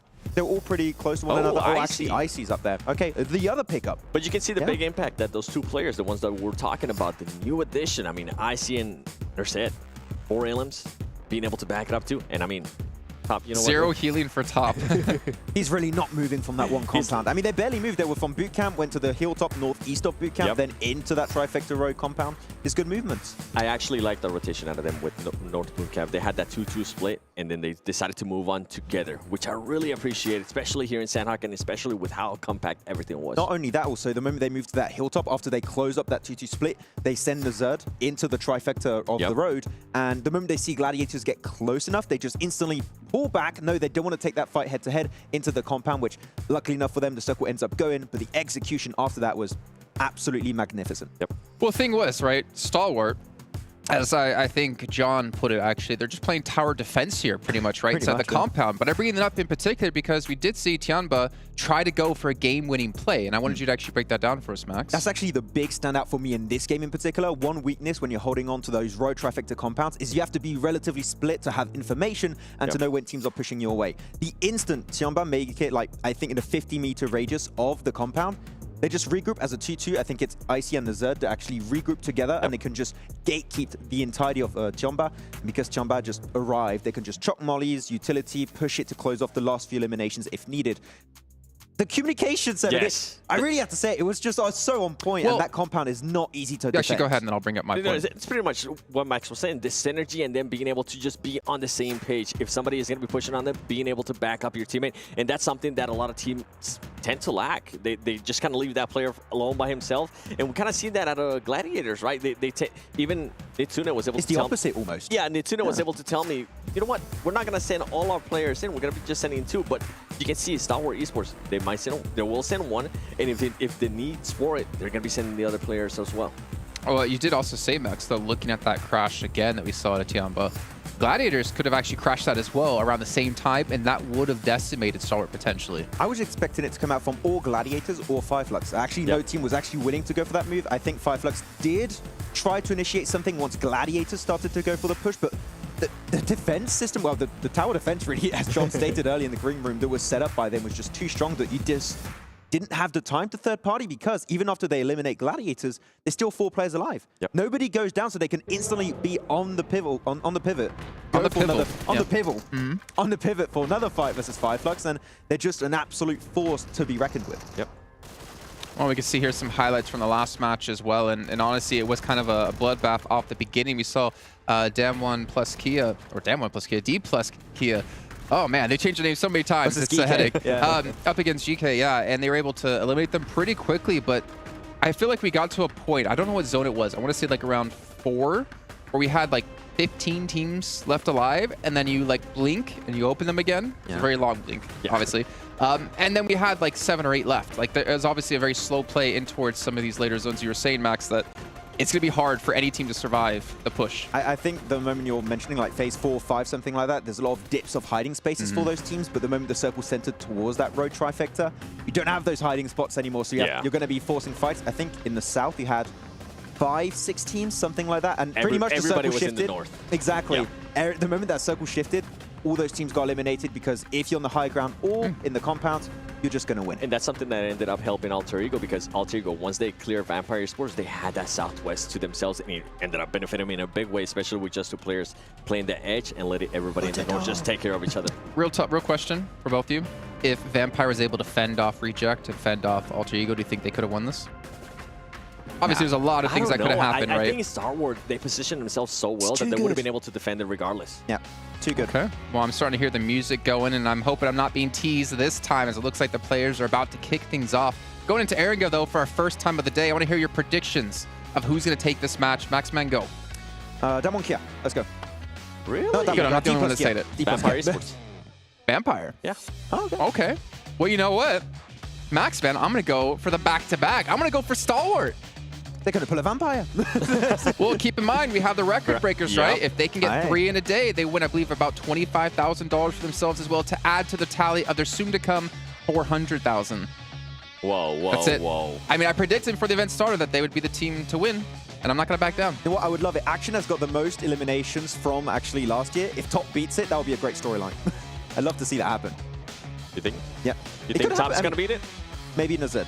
I was about to say, come on. Could happen. You got to stick to it. Stick to your player to watch. Icy too. He was top fragger there. Who knows? Okay. Well, I did get you baited there. We're not going to be going to game. Just cool music. Just cool music. Yeah. But also, what we could look at, something we did have planned, Alter Ego player stats. Yes. Because as you see, they had 10 eliminations, right? And I actually want to see where they kind of were allocated across the roster for them, because we are going to be looking quite heavily into who's the star players for these teams. No surprise there being able to see Rosemary with the top damage, because he was the one that was able to take it. I love the hair, by the way. Yeah. I mean, the hair color buff. You know, you saw some white color hair, some red full top, and he's got the blue one. And you can see the 5 elements there of Rosemary. What I was going to say is he was the one that was able to kind of help out Vampire Esports by taking off rejects, and then they were able to move forward. And then with Potato, you got to remember, healing. At the end, for a second, we thought he was going to be able to clutch it up. That's a scratch, I think, to heal. But, oh, no. It's like, oh, no. I don't think I'm going to heal anymore. Just take me away. And obviously, as we did see with DRS, right, they were a team who were able to get into the late stages of the games back in the All-Star stage. And then day 2, they were able to pick up the eliminations. We're seeing both here out of Alter Ego. And the thing is, remember last time I saw Alter Ego, they just didn't really impress so much back when working with them, or commentating, hosting, whatever you want to call it. But I'm excited to see, like, what kind of form we're going to see out of this event. Yeah, I think we mentioned it a bit on the pre-show. What they were lacking back in the PMGC Grand Finals was fragging power, which I think Rosemary actually is the perfect pickup for. I think he's one of the best successful player pickups of 2023 so far, and I really want to see how this team can grow in the long term, and if they make it back into PMGC, see how they truly evolve over the course of a year. Yep. Well, you know what, ladies and gentlemen, I do see a plane on the screens here of the Honor Magic 5 Pro for the players here live at PMWI. Let's get into our first Erringo of the day, our second match overall. Look at Lars. Oh yeah, let's go, baby! Just me. That's what I'm talking about, dude. Lars, you got this, brother. I believe in you. You want me to do an intro? Do an intro. Go for it. That's right. It's time for game number 2 here at the PMWI main event, and we are going to be getting things going. Look at this, a Southern Plain Path. We've just had Stalwart get themselves a phenomenal victory on the board here, thanks to holding down the tower defense. And now we're into game number 2, the Grassy Pastures. What do you think? Oh, that was beautiful. Thank you. 10 out of 10. 10 out of 10. I appreciate that.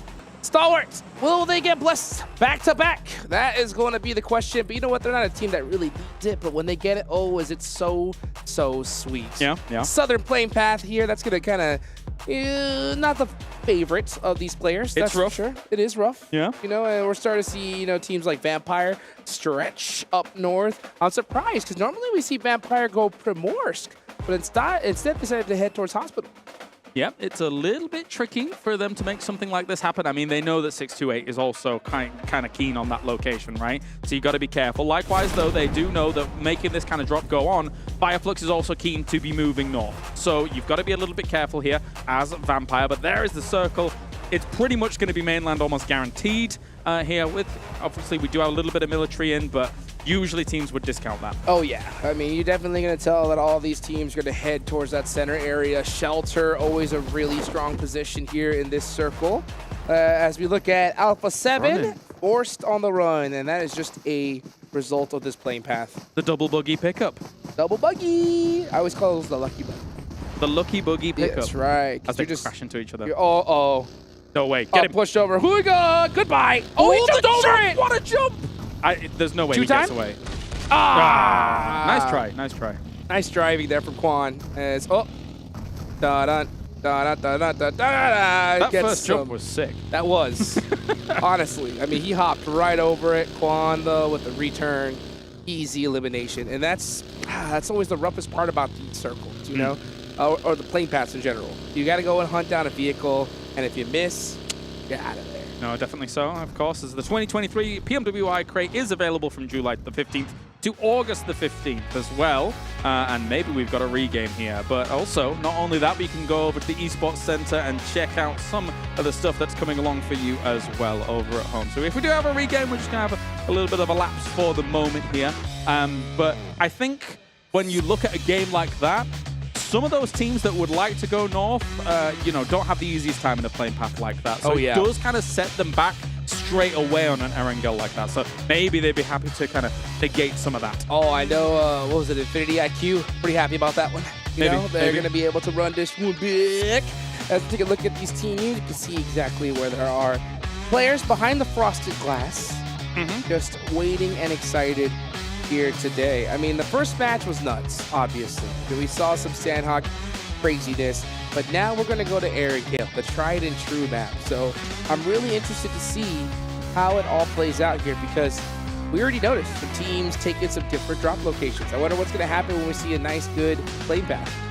Yeah, I mean, when you think about those drop positions as well, let's talk about the Vampire STE, Stalwart 628. That's correct. Drop kind of dynamic as well, right? For a Vampire, it does put a little bit of a wrench in their works, but if you think about what they were doing in All-Stars, right? Their backup drop sometimes was locations like Zaki. So if you think about them trying to drop north on a plane path like that and then trying to rotate in from that northwest side, they clearly have some experience with it regarding kind of that backup drop location potential. So coming in from that side, they're probably very well versed at rotating from that angle. Yeah, 100%. I mean, at a tournament of this caliber, with this much prize pool, guarantee you, these teams have all had a little chat prior to this, before entering here in the lobby, and they're saying, you know what, we're just gonna land on this side, you guys land over there, and we'll see who all battles it out in the final zone, because like I talked about, having these hot drops, they destroy your chances of a championship. Oh yeah, incredibly. Yeah, it is absolutely brutal for both teams involved. Even if you're on the winning end of it, oftentimes you might lose one player, you might lose two players. Yeah, you won out the hot drop, and yeah, you've got yourself 4 eliminations on the board, but it really does not help your chances in order to convert to a win, things like that. And speaking of converting to a win, let's briefly talk about what we saw from a good point that they brought up on the desk was the Tianba win it or lose it play. Yes. I love seeing those kinds of plays because honestly, if you send, and when we saw them send into the Stalwart compound, you either win that fight and you potentially put yourself in a winning position, or you don't win it and that's like that. But it sometimes, especially on Sandhawk Dukes, and you know it as well, is better than just committing to the third parties, the fourth parties of edge play, right? Yeah, I mean, you're having to roll the dice if you're just sticking to the spot where you're at. You're hoping that another team fights another, you catch a lucky third party, but they wanted to take their whole entire you know, future in their own hands. Agreed. Right? Agreed, So yeah, they said, you know what, we take this day, if we get it, we do. If we go out, we go out. But we'll find out. Let's go ahead and bring it on over to the desk to hear their thoughts on that. Well, my thoughts are actually thinking towards the teams who came in from the All-Star stage where they are used to this happening and they get to keep their mental focus, whereas the teams coming in, this might throw them off a little bit. You know what? You got to stay focused because you only have 3 days of play. You know what? Which team actually just got rolled over? I think that was Infinity, wasn't it? Was that Infinity? It was, yeah. Good for them. Yeah. They're like, start. yes, Yes, saved. another chance. Shout out to whoever that was. Yeah, do you see the guns of that reject player, by the way? Man, he built different, literally. Not quite there yet. Yeah, you got More to like try and stay Jason. in that mental state, right? Yeah. More like Jason. He's I got don't the know. I guns. saw you curling like 10s this morning. 10 kilos, which equals 10 20 different pounds. Pano chocolates. Chocolates. Yeah. Oh, yeah, that's perfect You just French. Never mind. This man, I don't. Okay, we'll get back to topic really quickly. This man, for some reason, every morning orders a cappuccino, takes his cappuccino, takes like a chocolate croissant. Okay, no, we'll go to And back. then I So share production with saying, Tianba. Jason, stay back, stay focused. I don't want it from the match we just saw, though. I want it from the match we just had happen because I think they definitely had more damage than that, didn't they? Yep, and I think they had some elims too. Is that actually from last match? I thought they had way more than that. I mean, they didn't get any elims? They got no damage or like eliminations on their push in the Color me wrong. in the trifecta. Yeah. So I think this is accurate. They actually got just the one placement point then. Yeah. Also. Okay. So he takes a croissant now. We'll skip past that. I mean, obviously, it is a tough time here for the teams. Obviously, stay focused. I'm trying to think, is there any teams in particular that we kind of looked at in the last match? I mean, if you think about the PEL teams coming through, we didn't see too much about it in the first match. However, I'm very conditioned to see PEL teams come in with Nova. And it's just like, first day is not a big deal. Day 2 and day 3 is where they really come out the gates. I think the Sanhok is not very telling of what we can expect from them. I'm going to wait maybe for an Erangel or two, a Miramar especially, see how they're going to be adapting to the lobby. I think after one Sanhok like that, it's a bit too soon. I want to have a little bit more time. They're actually bringing up one topic for Sanhok in particular and see how that's going to devolve in the next day and next 2 days actually of the main tournament is are we going to see that hot drop happening in bootcamp that we saw of Geekay taking that fight versus D+ Kia. D+ Kia completely dominated it, but in Paradise. I hope it's not going to happen again because it's just, as we know, not really worth it. I think it'll probably happen one more time. It takes 2 days. I think, I don't know if it will happen tomorrow, but depending on where GK is at, depending on where D+ Kia is at, I think they'll probably land on each other one more time. I mean, we saw it, right? We saw it happen, I mean, during the All-Star stage between, what was it? I think it was D+ Kia. I can't remember the other team. It's always D+ Kia. Yeah, I can't remember Forest. the other. Forest away. It was Forest. I can't remember the other team, but I mean, it happened 2 days in a row. Well, we saw that happen a lot, actually. I'm trying to think like a season ago, not this season that just passed, like the fall season of PMPL Europe, where we had the same 2 teams dropping every single time on the same compound on Miramar, if I'm not mistaken, right? Yeah, we had even or was that PMGC? Yep. We had some I think you're thinking about G Gladiators when they were previously named different. And then Alpha 7. HVVP. No, it was one team. But I mean, they would always just ego hot drop each other. Basically, hot drops are bad, don't do them. Yeah. That's what we're trying to get to, okay, right now. It's just not going to be helping you out. It's just Sanox is not as impactful if you had a hot drop happening on Erangel, which is why I'm really willing to see if that is going to be the case on Erangel. Are we going to see Alpha 7 Gladiators retain, especially the changes that we were able to witness at the end of the All-Star stage? Are Gladiators going to keep dropping towards Hospital Split? Are they going to go for the southern-western bridge of Sonuvka? I feel like teams have already adapted so much, and especially we got 3 full days of broadcast that the main tournament teams have been able to watch and see this is where the teams dropped, this is where they rotate typically.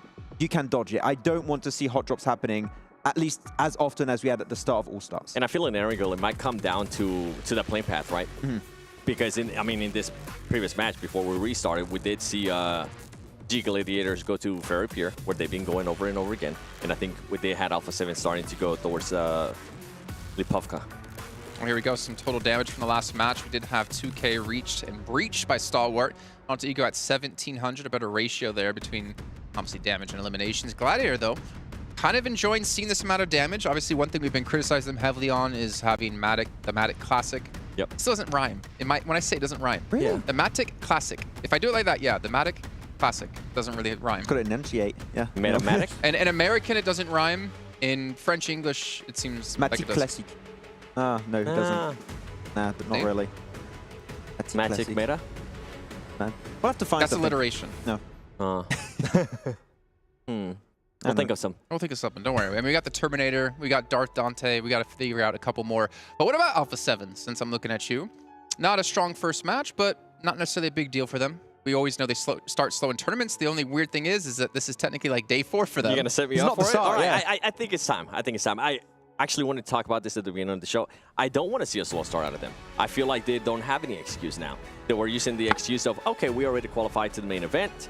We're going to be able to try different stuff. And I feel like it is now time for them to not be using any excuses and actually show up here and not be like, okay, you know what? It's usual Alpha 7. They're not going to be doing well here in day 1, but in day 2, that's when they start picking it up. I kind of want to just not continue to give him an excuse because that's what I feel like is happening. We just saw what Stalwart Esports was able to do, right? And they haven't been playing the previous 3 days. They were able to come in here. They were able to get a chicken dinner. They were able to back it up with eliminations too. So it's time we start getting off that narrative of, oh yeah, this team is used to starting off slow. They're going to come back in day 2. I'm just tired of that. I want to see Alpha 7 show the caliber team that if they want to become the champions, right? We always talk about with Alpha 7, they really want to become PMGC champions. At this rate, I just don't see it happening this year. Something needs to change. Yeah. I mean, I could see some people saying like, oh, but it's different teams than what you had in All-Stars, so they need to adapt a little bit more. And I mean, not really, because... You know what that's called, Max? It's called excuses. Exactly. Yep. And the thing is also on top of that is that these are internationally renowned teams. Like we know how they play, we know where they drop, we know how they rotate. If you're doing your research, which it should be at this point, you shouldn't be having any major issues. And you have 16 teams compared to 18. It should be technically even easier than what you had in the All-Star stage, except that the teams are a lot stronger coming into it. But at least you should not be going out as early for like reasons like hot drops or rotations, I feel. But even when the teams are stronger, if you are considered one of the strongest teams in the world for PUBG Mobile Esports, that shouldn't be an excuse. I feel like you should be able to maintain it. I just want to see something out of them. Coming in this angle, I think we were talking about this actually before the show even started. We were wondering, okay, how many matches are we going to be giving Alpha 7 if they don't start pretty well? I think I was saying 3, and you said 2. And I went back on it. I was like, you know what? It's actually accurate. I think after the first angle, it'll set the pace for the rest of the day. What about, so we're talking about strong teams. I'm actually curious, and before any of us get any hate messages on Instagram again, what about the other end? Who do you perceive to be as the weakest teams in this lobby right now? And not necessarily, again, not in negative connotations, so don't hate on us. But in terms of like the power we've seen in the past, the raw power of the talent they have on the rosters, who do you perceive to be weak? Comparatively, relatively. You said one team earlier. Which one did I say? Starts with a T. Oh, Twisted Mind. It's like, I was like, where's he going with this? I don't know. I mean, yeah, Twisted Mind comes to mind then in this one. Well, you look at Crypto, right? I mean, back in North America, Crypto used to be one of the strongest players, I'd say, right? In Pakistan, yeah. No, Pakistan? Yeah. Okay, I thought you, it was Europe, right?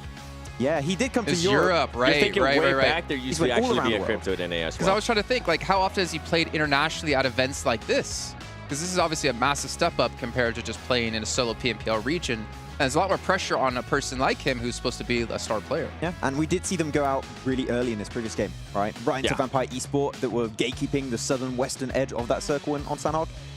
I feel like it was a little bit of lack of scouting. I don't want to judge too much on one game, especially at Sanhok, right? I want to see, as we stated, Miramar. I want to see Erangel, how it's going to be panning out, but it's not good for the mental state, especially after a rehost on your first Erangel too. So I want to see them get in the zone. Yeah, but something that we always think about, right? Previous PMPL MVPs, I feel like they always have a little bit of extra pressure on their shoulders. Just looking at you dancing on the... Oh, I was jamming. It's a good song, but I always feel like they have a little bit of pressure on their shoulders because everybody's expecting them to perform. Everybody's expecting them to be able to put up the numbers. And if that doesn't start happening, then the player might start doubting himself at one point, right? And it's been a while since Crypto has been that MVP. I mean, by a while, I mean last year around this time is when he became an MVP for Pakistan. Like at one point, he's going to start thinking about it. People are going to start expecting those numbers, and they're going to want to see him. And I personally do want to see him being able to perform well here. Yeah, and their performances have been very volatile in a sense. Like you had Saudi E-League, and then he went straight back down when they played in their home region. So I don't really know what to expect. They can have pretty good results. I can see your phone already starting to get some pings. I'm just saying facts. Okay, they did good. Ladies and gentlemen, Addy, put the camera on me real quick. The truth hurts sometimes, but it's true. He didn't wait for the... I know, he didn't wait for the solo shot. Yeah. He did it. It's okay. Did Too it in late, mind. too late, too late. There you go. Now do it again. Do it again. No. Okay. Okay. The truth hurts. Aww. The truth hurts. We got it 3 times. Thank you. We got there eventually, Third right? time's the charm. What about Falcons, man? Honestly, when I start talking about weak teams, to me, Falcons was one of those teams that I had in my mind. I agree with that statement. Was. Do you have Would you elaborate? something else? Yeah. No. I was just enjoying the laughter in the background. But there were, I mean, I think they're sending messages to Matt right now on Instagram. Before All-Stars, I think everybody was expecting Falcons to not even be here in the main event, and I think they were able to showcase in a big way what they are actually capable of with this new team. They're not the same Falcons that we saw last time at PMWI, and they were able to kind of back it up, right? They're a new team. It's a new team's Falcons. They're new roster. They were able to put up good performances. And the way they were able to actually start the day here, they were able to put up some ilms as well, which, yeah, it is Sandhawk. Yes, there is some manage. You are able to take advantage of it, but it's still a good way to start the day. I would say you have a very few amount of regions where the transition from your home region to international events like PMGC, PMWI is really rough. Yep. One of those is NA, but also Africa, right? Yeah. Is it always going to do the same reaction? There's your nobody region. from NA here. It is literally It is my region, but I always tell them the same thing. I mean, if you're not going to be here, what do you want me to talk about NA? Yeah, okay, fair enough. And Hyper where? And then Miss X started replacing. We were talking about Team Falcons. Miss X is what? I know, but I'm saying you mentioned NA, and I'm like, they're not even here. I don't know, man. I'm scared to touch the NA topic because I'm pretty sure I got to go back and do PMPL NA coming up, and I don't need any hate messages from some of the players. I mean, if they step it up, they'll be here. And then we'll Seven actually get a chance to talk about them positively. I always tell them this, man. I've been doing NA for like, what, 5 years now? You know what? Let's go in. Let's just end our careers here. You know, you look at PMPL in particular, if we're going to talk about it, go ahead, back to you in the conversation. You're associated. Are we going to sugarcoat it? Because, I mean, we can't be biased. I don't care if you're the best team in NA. That doesn't mean squat on the global scale. You can have your ego all you want, but if you get to an event like this and you can't compete, not necessarily calling it Mizexis, there's a couple of other teams I have in mind. I'm not going to say their name, though. Say it. No. Then, you know what? Like, get good. Yeah. That's what it comes down to. When was the last time that we actually went to an international event and we're like, okay, you know what? NA has a chance not to win. Not to win. When Zute was playing, like top 5. When Zute was playing, for me, it was like the first PMGC we had season 0 back in Malaysia in 2019. Oh, that's when he had his best move. And we had Carnage. Okay, yeah. Okay. I do miss Carnage as well. Yeah. And you had like Temple Storm back then. That's when I felt like, okay, NA has a chance. But the problem is NA has just fallen further and further behind. I think, in part, because of egos, but also in part because of the old guard kind of retiring and leaving PUBG Mobile behind, not kind of sticking around, training the new generation of NA. But then we had Hotchix looks like he agrees. Then we had Knights. Or disagrees.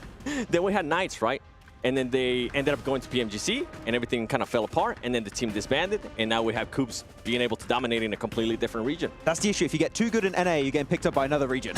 Yeah, I mean, which is the right thing. And I always tell the players too, hey, do it good, because there's other regions that are going to be looking, and if you can excel somewhere else, if you can make some money. Yeah, I mean, it's fair to say that NA and Africa, which was the initial point, is that they are regions that's really hard to transition to these big global events. So yeah, you don't get too many opportunities to play at this stage, but it feels like the level of play is just like kind of similar year after year, right? And it's not been many improvements for that region. I've been saying for years, it's like you get to an event like this, you know, for Mizex's case, in this certain situation, you take what you learn here, you bring it back to your region, and you try to help the region improve, and you try to dominate the region. But I feel like a broken record. I've been saying that for like 3-4 years now. And at some point, you just have to wonder what's going to happen. That's why I was so excited to see what NHyper was going to be able to do in this event, and it didn't end up happening, and then it just well, we did have one of the players here last year, Geekay first. Yeah. Under TJB, right? Under the TJB flag, and it didn't do well. Yeah. That was a rough transition also for them, unfortunately. I mean, there were some moments where Geekay first did do well, but the team just were not able to compete at all at this level very clearly. I just hope we actually get a chance to see a top NA team like NHyper at an international event, so we can see what they're actually capable of at a LAN event, not online. Well, maybe next year that'll happen. To be fair, when you are playing like America's regionals or European regionals, some people are playing with higher pings than others. And it does make it a lot more difficult to play. So maybe some more offline events can actually help step up the game. And a lot more of these international events. Maybe some more regional clashes, stuff like that would make things a lot more exciting and obviously help take the skill you learn and kind of trickle it down. I think the regional clashes in particular are really cool, actually, to have to get some more knowledge and some more clashes of metas between all these different regions. I mean, one we're going to be having after this event is going to be nice to see MEA versus Europe, which we very rarely see, right? So the European teams that rarely make it out outside of their home region, which is mainly the old Eastern Stars team, I would can get some good info. I would want to see, Max, sorry to cut you off. I want to see North America against Turkey.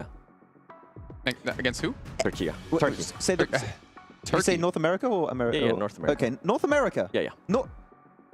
Not Americas. No, not Americas. NA. Yeah. Okay, it's PMPL region, That's right? a bloodbath. I know. You know what I want to see? They would get a lot of good experience because in NA, we saw this especially. We're like, oh yeah, that team would not get away with that against other teams. And I feel like that's something that they need more of a shock, especially in NA. Like sometimes they get away for too long with like easy stuff, and it just becomes a habit for them that once they get to actually this stage, it completely backfires. Actually, a very interesting point to make. I'm really happy you bring that up because it made me remember what's been happening in Europe. We had the CIS teams coming over, and they've been able to gather so I'm so just much getting info. PTSD from the song every time. I'm just trying to go It's a new fast Silver now. Scrapes. All right, it's time to head into game here, and hopefully I don't get cut off this time with Kalaris, and let's go, Hot Jukes! Let's go! Here we go. Jeez, that was loud. We are headed into Arrogale. What can I say? I have one volume, and it's set to max. It's set to American. May I get it max? There you go. Oh, yeah, okay. Oh, yes. No, he's French, he's quiet. Oh, le bison. Oh, le petit bison. Le bison. That's right. You know, I'm sad, man. My premium limited edition intro was squandered on the regame. It really was. I'm It was so so sorry. good. It was so good. Maybe that's what it was. Maybe it was too good. Yeah, maybe. They said, you know what? We just have to settle for the let's go. I guess. All right, well. Is what it is. Let's go. There you go. Let's go indeed. Look at this. Here we go. First Arrogale here of the day. Northern play path this time. Much more favorable for a lot of these teams. Yes, so they're going to be much happier with what they're seeing so far, and maybe we see slight adjustments here and there. But one thing's for sure, if you're going north of the river, you're going to have a much easier time of getting to where you want to go. You see Vampire drop on out here, heading towards that kind of, well, south of South George area to get things started. And likewise, where is, I want to see where is 628, because their reach down towards Primorsky is a little longer.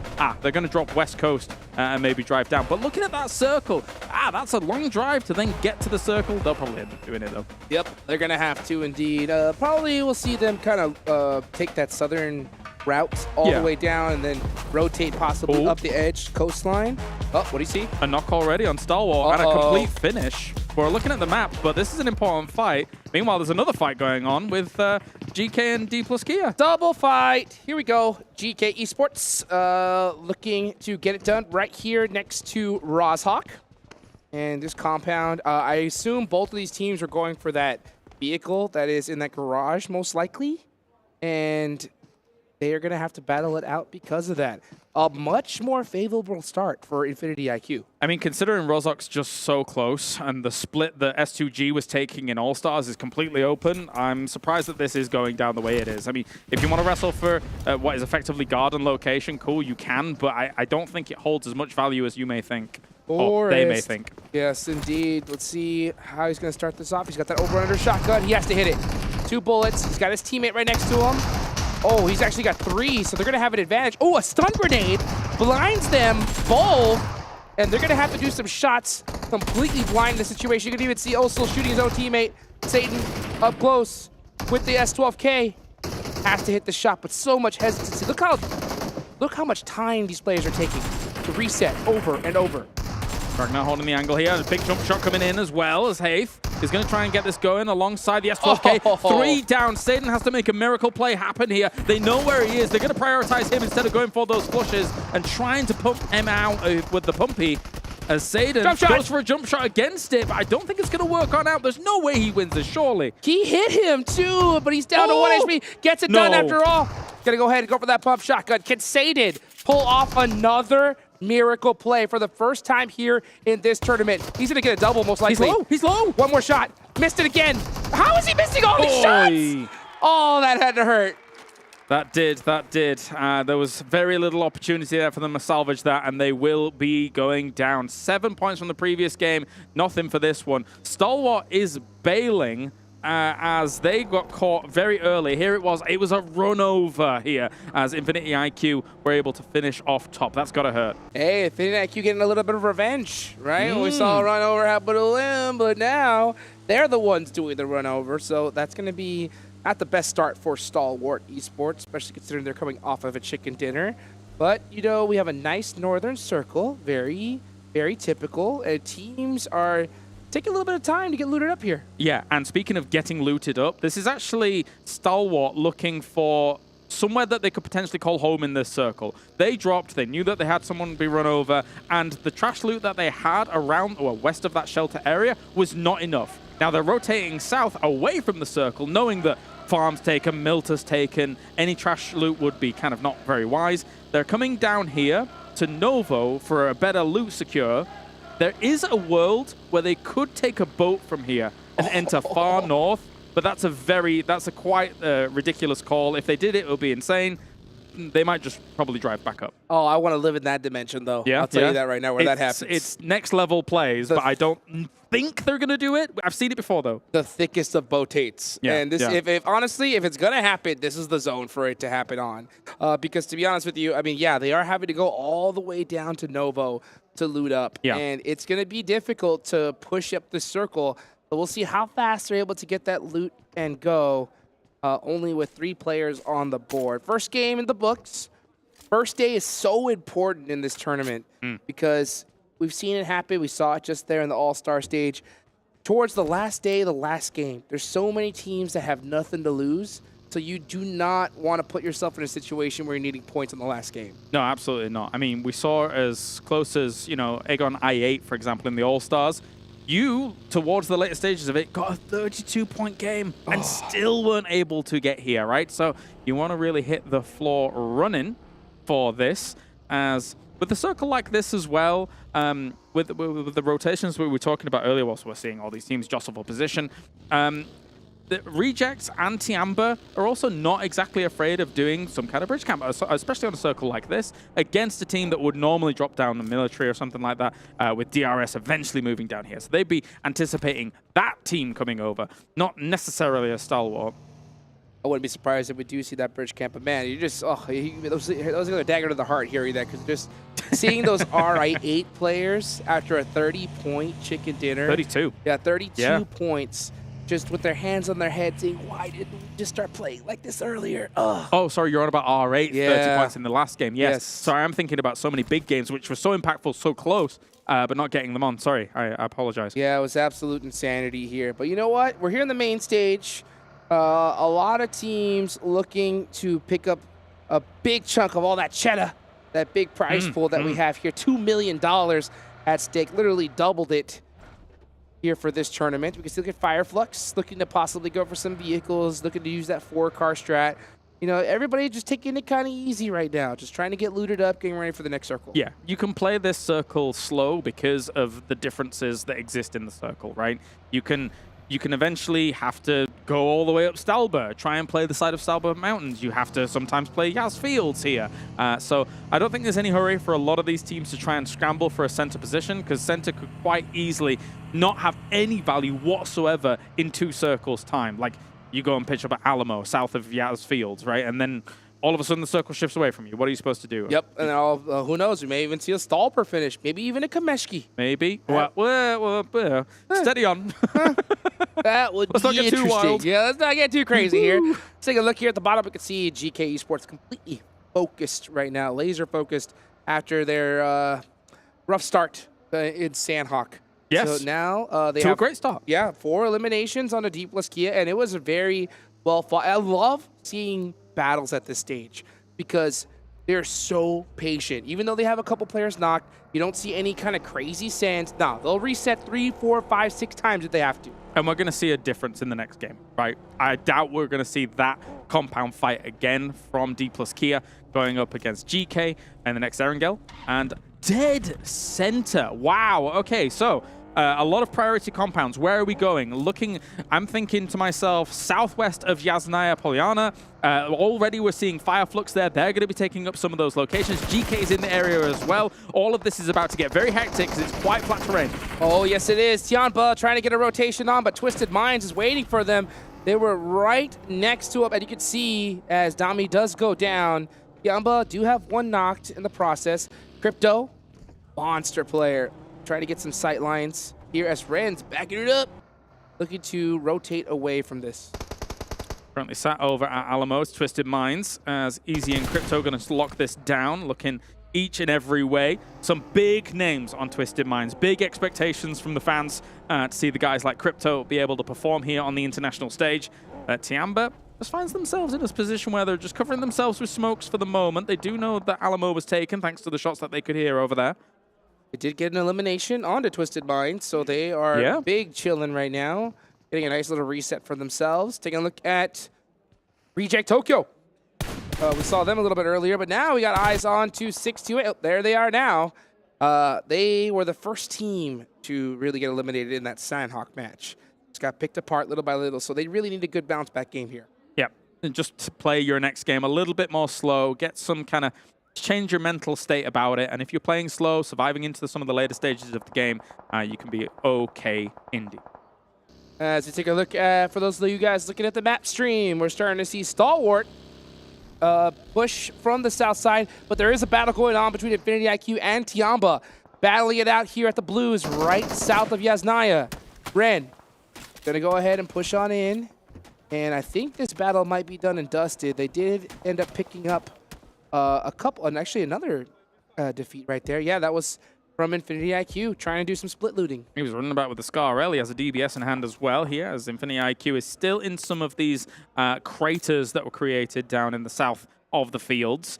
So this is just close to Alamo, but again, Crypto has now moved up. You can see him on the high ground in the distance, doing some scouting, because with this kind of circle, it's unlikely usually that you would be able to stay there forever. There is a chance, of course, you know, but just going up to that slight high ground, getting as much information as possible across this field is going to be absolutely necessary. 100%. Yeah, that little hill right next to Alamo. Yeah. Pretty good spot. And let's see exactly where the zone's going to go, though. I wouldn't be surprised if it is a Yasnaya field zone. Those are a dime a dozen.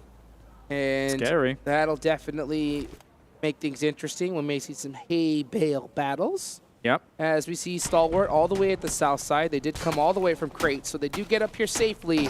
But in order to get into a good position... Oh, actually, this zone is actually a pretty favorable one for them.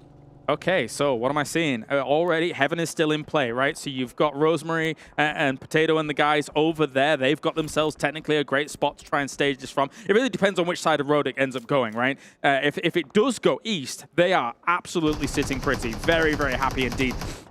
Meanwhile, you're seeing STE here trying to fight off against Rejects. Rejects need to bail on out. And thankfully, no casualties just yet. 628 holding the edge of the circle now, just as we see the scramble to try to get into the center of the zone. Infinity IQ making some shots onto Solkay. Are they able to bust out the buggy? No, instead they get ran over. Flux looking to do possibly even another run over from Solkay. He jumps out but gets popped at the same time. Trying his best to deal with this here, but it is difficult when you rock up on a location like this. Here comes Lutz once again. He's going for another one. Actually gets a full finish off, and he's able to finish it all off. Amazing to be able to get that kind of recovery, but they need to recover even a little bit more. What a play there for Flux, but the battle has not stopped. Here comes Carrillo from Alpha 7 Esports, looking to apply some pressure onto GK as it's just Ragnar left. And you can see his Falcon there just saying, buddy, we're in trouble. Yeah, Flux was going to be eliminated in the distance as well. Twisted Minds were able to finish them off. Recovering where they were was very difficult. Vampire also taking a fight here with 628 in the distance. There's fights going on everywhere, not only on the edge of the circle, but there was teams scrambling to try and send through the middle to get themselves a good spot. Ragnar with a huge nade onto Alpha 7 is able to pick up another elimination. So Alpha 7, even though it's just one player, making mistakes, and they lose 2 in the process. Definitely. Ragnar just going to pop some stims to get going. Carrillo still alive. Sees 628 in the distance here, trying to rotate on around him. But another nade, not able to get too much done. Thank anything for the back. You know exactly where he is, and unfortunately, they're not able to thread the needle and get any utility in there. So Ragnar is going to hold that down. I'm surprised to see so much hesitancy from Alpha 7. I don't think they want to walk outside right now. I think they feel like they're surrounded. But, man, losing 2 players like that is going to hurt. Let's see what TQ is going to do here from Team Falcons. Looking for some sight lines. He did spot something, so he's going to throw a pretty blind nade here. I think he figures that they could be behind the rock, but now after seeing that vehicle, he knows exactly where to throw it. Is it going to hit? Ooh, just a little off the mark. Smoke's going to be a dead giveaway as well. That's why they throw them ahead and then run behind them and trying to bail from all of this. Goes for a spray, but realizes that they're just gone and will have to try and relocate himself. That was really close there for Stalwart. Very unfortunate for them to be able to get away from that alive without losing another member. As where are we of going? course, they did lose top early. Yeah, where are we going indeed? Where's that zone going? Nice hard shift again. So this zone is just hugging the edges every single time. Ping-ponging around. That brings Heaven out of the equation actually here, so Alter Ego are going to have to leave from there. And actually, I mean, for the rest of the lobby, this is absolutely great, because if you have to deal with a team in Heaven, it acts like an absolute watchtower across the rest of the area. So there's going to be some teams wiping the sweat off their brow. Oh, I kind of wanted to see some vehicles just YOLO send it up, see some jump out crazy plays there. But yeah, we're not going to see that. Land on the roof. Yeah, we're not going to see that now. But for now, we're going to see some teams looking for all the best spots here in this next zone. Only a couple of buildings left. A lot of hills areas here. Let's see that nade one more time from Ragnar. Big. Oh my gosh. Very well done. Instant finish with that Bison. Le pipi Bison. Lovely. 628. Oh, that's another player from Alpha 7, so it's just Carrillo up left. And is he going to be able to hit that nade? Oh, Zing knocking it onto him. And that is Alpha 7 eliminated in 12th place. Eliminated, but I'm sort of surprised 628 stuck around on this west side as long as they have done. I saw them in their vehicles. I thought they were going to rotate, but now they've put themselves in a bit of a precarious spot where they're going to have to move into a circle like this. I thought they were going to get ahead of it. But anyway, Gladiators here up on the north side. Box is just taking pot shots at them whenever they can. Whenever they come across this hill, they have to go past them. So somehow they have to figure out and solve the puzzle that Box is presenting them. And we'll see if that puzzle is going to be complete or not. You can see McHugh trying to figure out the puzzle of how to get out of here alive, and he does find the right piece. Gets in the vehicle with Kitsune.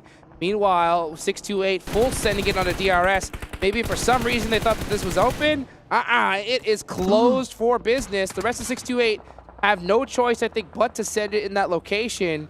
But instead, gonna just take this little hillside. They have to edge in some way. Oh, this is a blind rotation. It is not looking good for 628. The lateness of this makes it very, very difficult, although Killer is all on his lonesome, just ahead of the pack here. So maybe they weren't really expecting that. Spray's going to come in, tries to get in. They might have even got a wheel on that, but likewise, they're going to return fire, take him out. The rest of DRS not here to be able to support it. Kind of a misplay there from Killer. Do you think he was just kind of holding that position, waiting for his team to get there?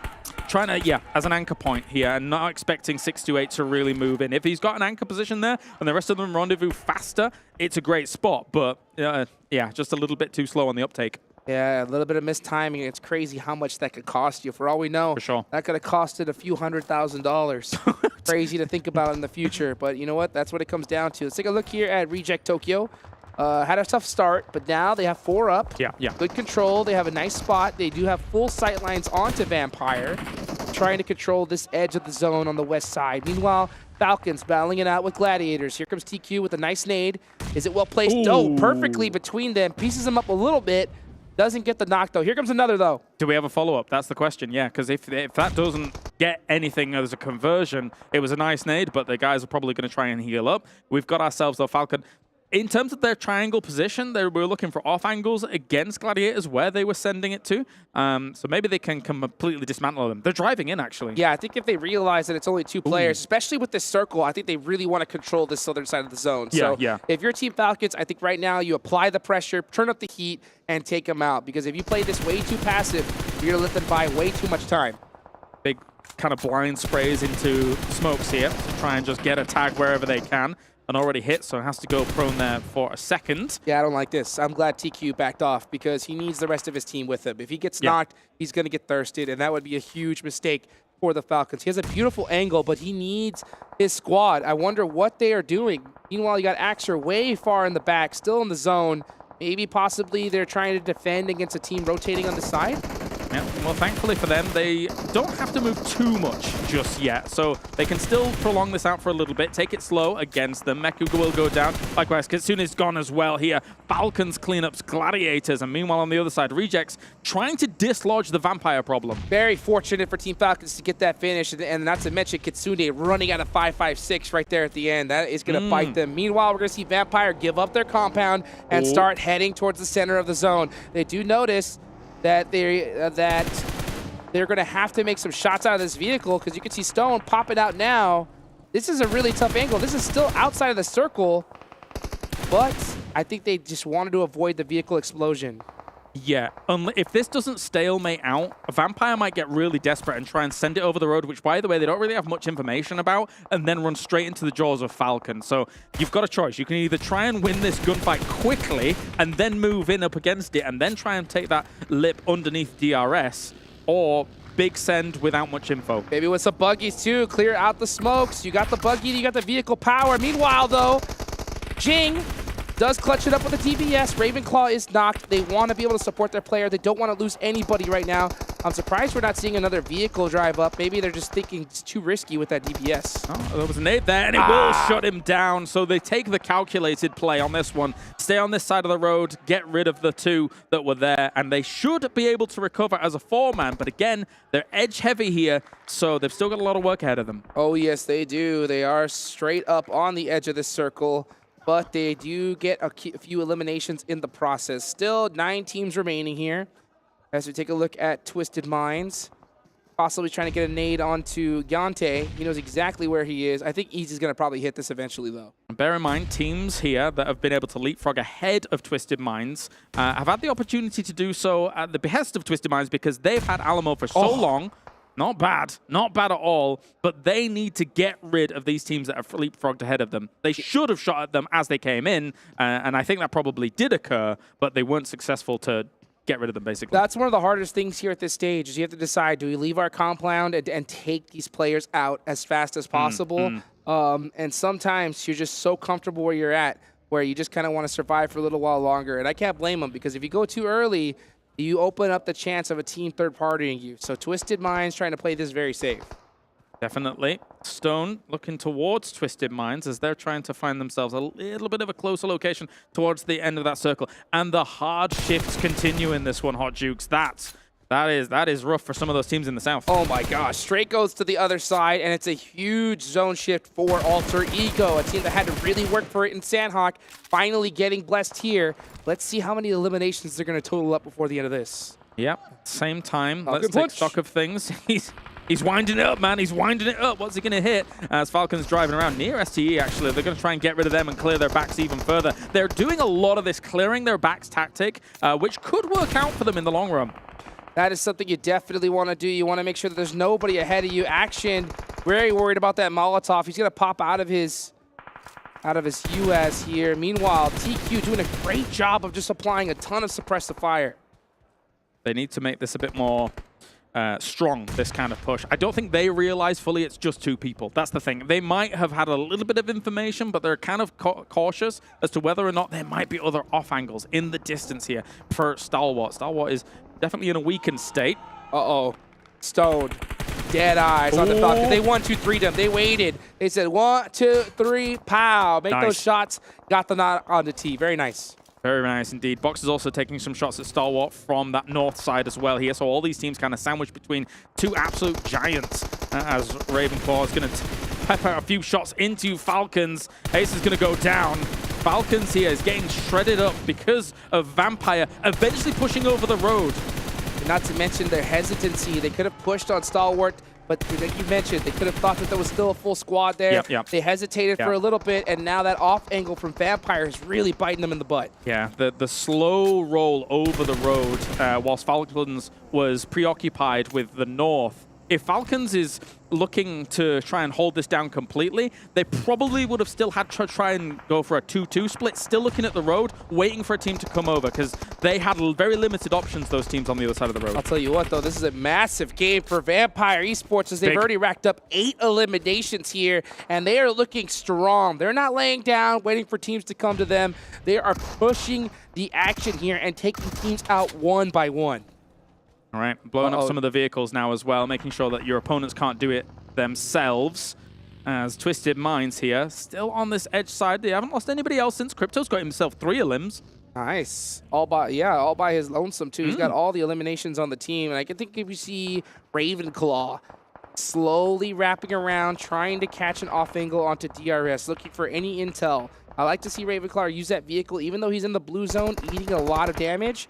He's getting a ton of intel for his squad. Yeah, it's sneaky to be able to go for that. He's trying his best, because the thing that really does hurt you is the fact that you need intel of who's over the road. Are they trying to move over the road? Because they will appear in a moment's notice, especially if they're blitzing it in vehicles. So you've got to be really on the trigger to be able to deal with them. 100%. That intel could be huge. Maybe you realize that there's a full squad. Maybe you realize there's only one player and you send it.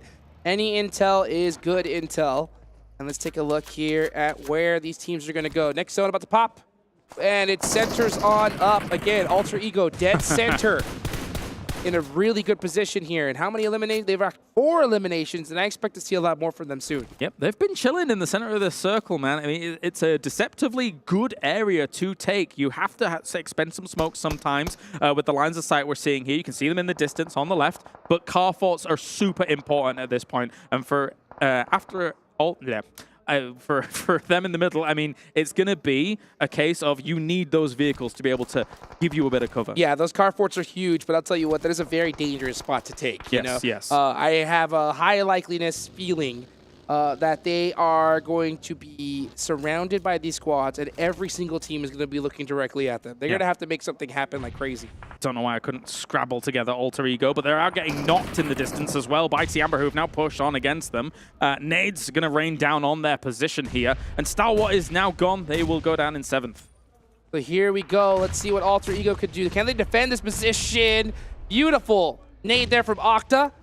Onto Tianba, over with 1 HP, but he's going to go ahead and throw over a nade right on top of them. Meanwhile, we're going to see Ren with the drive in. He's got the DBS locked and loaded. It is a 2v1 situation, but that smokes. Ooh. Oh, it did eliminate those sight lines, but man, Alter Ego, they are on it when it comes to their gun skill. It was a good fight back, especially since the position they're in is quite nadeable. So, I mean, that could be another opportunity here for someone like Twisted Minds if they have the resources, but I don't think they do. They've already been through a lot of combat here throughout this game, as on the opposite side, Vampire versus Box might be the brewing conflict that was on the way. Brolkiss, very familiar name. You can see him right there on the edge, looking to make things happen. Ravenclaw, the entire team of Vampires up, and now they're applying pressure on the Box. This team is doing a great job of just eliminating squads on this edge lane. That's 10 eliminations, double digits, the most we've seen so far, and they're not done yet. Yeah, this feels like All-Stars Vampire right now, especially for that day 1 that we saw for them in the All-Stars.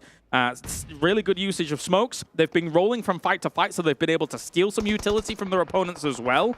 If they deal with Box, they might have this in the bag. I think so. It's totally possible. I mean, especially with how they're playing. There's something about getting into the action early on. Your reflexes are just that extra quarter second quicker than those teams that have just been waiting for the fight to come to them. Box losing 1 player. Meanwhile, we're seeing a lot of snake play happen, and that is because there is just no cover in this zone. Yeah, it is all open field, baby. It is a very difficult location to play. You can see so much prone gaming going on right now. Oh, yeah. Because what are you supposed to do? What are you supposed to do? If you do not have a great vehicle fort, if you don't have some rocks here or there, this dip obviously is fantastic, but you can see how many have tried to crash in, cause some problems here. We're seeing those body boxes down there. I think Twisted Minds doesn't have any nades to be able to kind of punish them in that spot. Nope, tons of utility being expended just to get here in the first place. So I'm not surprised to see that happen. And Alter Ego, yeah, they do have that dip, but like you mentioned, they had to lose 2 players in the process. It's not one of those circles where you can just stand up and shoot everybody. You have to just survive because everybody is looking towards that center position. You can see Twisted Minds looking in this direction, Box on the other side. Vampire, I wonder if they are going to clean out this right side and focus on Box first rather than center circle. Okay, so Crypto had one nade. He actually was waiting, holding it. Oh! No, he was on the other side of the vehicle. Octa saved with a scrap of life there. Double molly. If they get whiff of exactly where they're, but Crypto's creeping up, man. Crypto is creeping up, and I don't think Alter Ego has an idea where he is. Octa is looking in this direction, but he's also focused on his back because there's so many shots happening here. If Crypto stands up, he's going down immediately. He knows it, so he has to snake it the whole way. He saw Potato. He did see Potato from his third person, unless he was looking in another direction. But anyway, we've got him now. Big push in here from Vampire. Here we go. Stone applying the pressure onto Box, looking to finish him out, and they do. Whoa. Vampire taking out every single player on the edge. They are on fire right now. Like that, a click of the finger, and they were gone. That was brutal to look at there. Vampire, what a great push by them. Man, I don't know how the other teams are going to be able to respond to this. DRS, Twisted Minds, Alter Ego on the opposite side of this. They're going to crunch down on one another, and Vampire's just going to clean up the scraps. I mean, look at the difference. Every single player is laying down, trying to survive. Meanwhile, Vampire standing up, just applying crazy pressure, saying, we don't need the tall grass. We just need this M4, baby. Tony K forwarding on in. Gante does get knocked, though. Maybe the, a double knock is tough, but Ravenclaw does pick him up in the meantime, and that is DRS out, so now it is down to a 2v2. Maybe too bold, though. Who knows? Because losing those two players really takes away a lot of your advantage. Going to try and get Schweppes up here, but they do have some nades in hand. If they're in nade range, this could be deadly here for Vampire. The circle's pushing them. They have to move away from this rock before Alter Ego has to move themselves. Octa applying the pressure. He's just holding it. He hold the angle. Hold the angle. Just keep on that suppressive fire. Let Papa Blue do the work just hold for the angle. And this should be an easy dub for Alter Ego. Meanwhile, Vampire going out at the end of it. A brilliant performance for them regardless. And honestly, that was one zone where you got blessed. That was not easy to win. No, definitely not. The Tianba push was scary there for Alter Ego, but they were able to persevere through the oppression that was coming their way in a lot of this. And again, you've got to be really steadfast about holding on to your utility. I keep repeating it, man, but when it comes to a zone like that, and Vampire getting so eager about their advantage that they had, that was the end of them there. Tony K going down on that angle, it's... Vampire was too confident in that one, man. I think they tried to do a little bit of a heat check situation, right? They were like, hey, you know what? I'm going to stand up. I'm unstoppable. And then Ravenclaw just runs, gets bodied, and then all of a sudden it's like, oh, no, we're in big trouble here. And yeah, if they would have played it a little slower, they would have possibly won the game. But you know what? That is Vampire Esports. That's what got them here in the first place. Yep. Guys, a lot more action right ahead of you guys. Don't go nowhere. We'll be right back.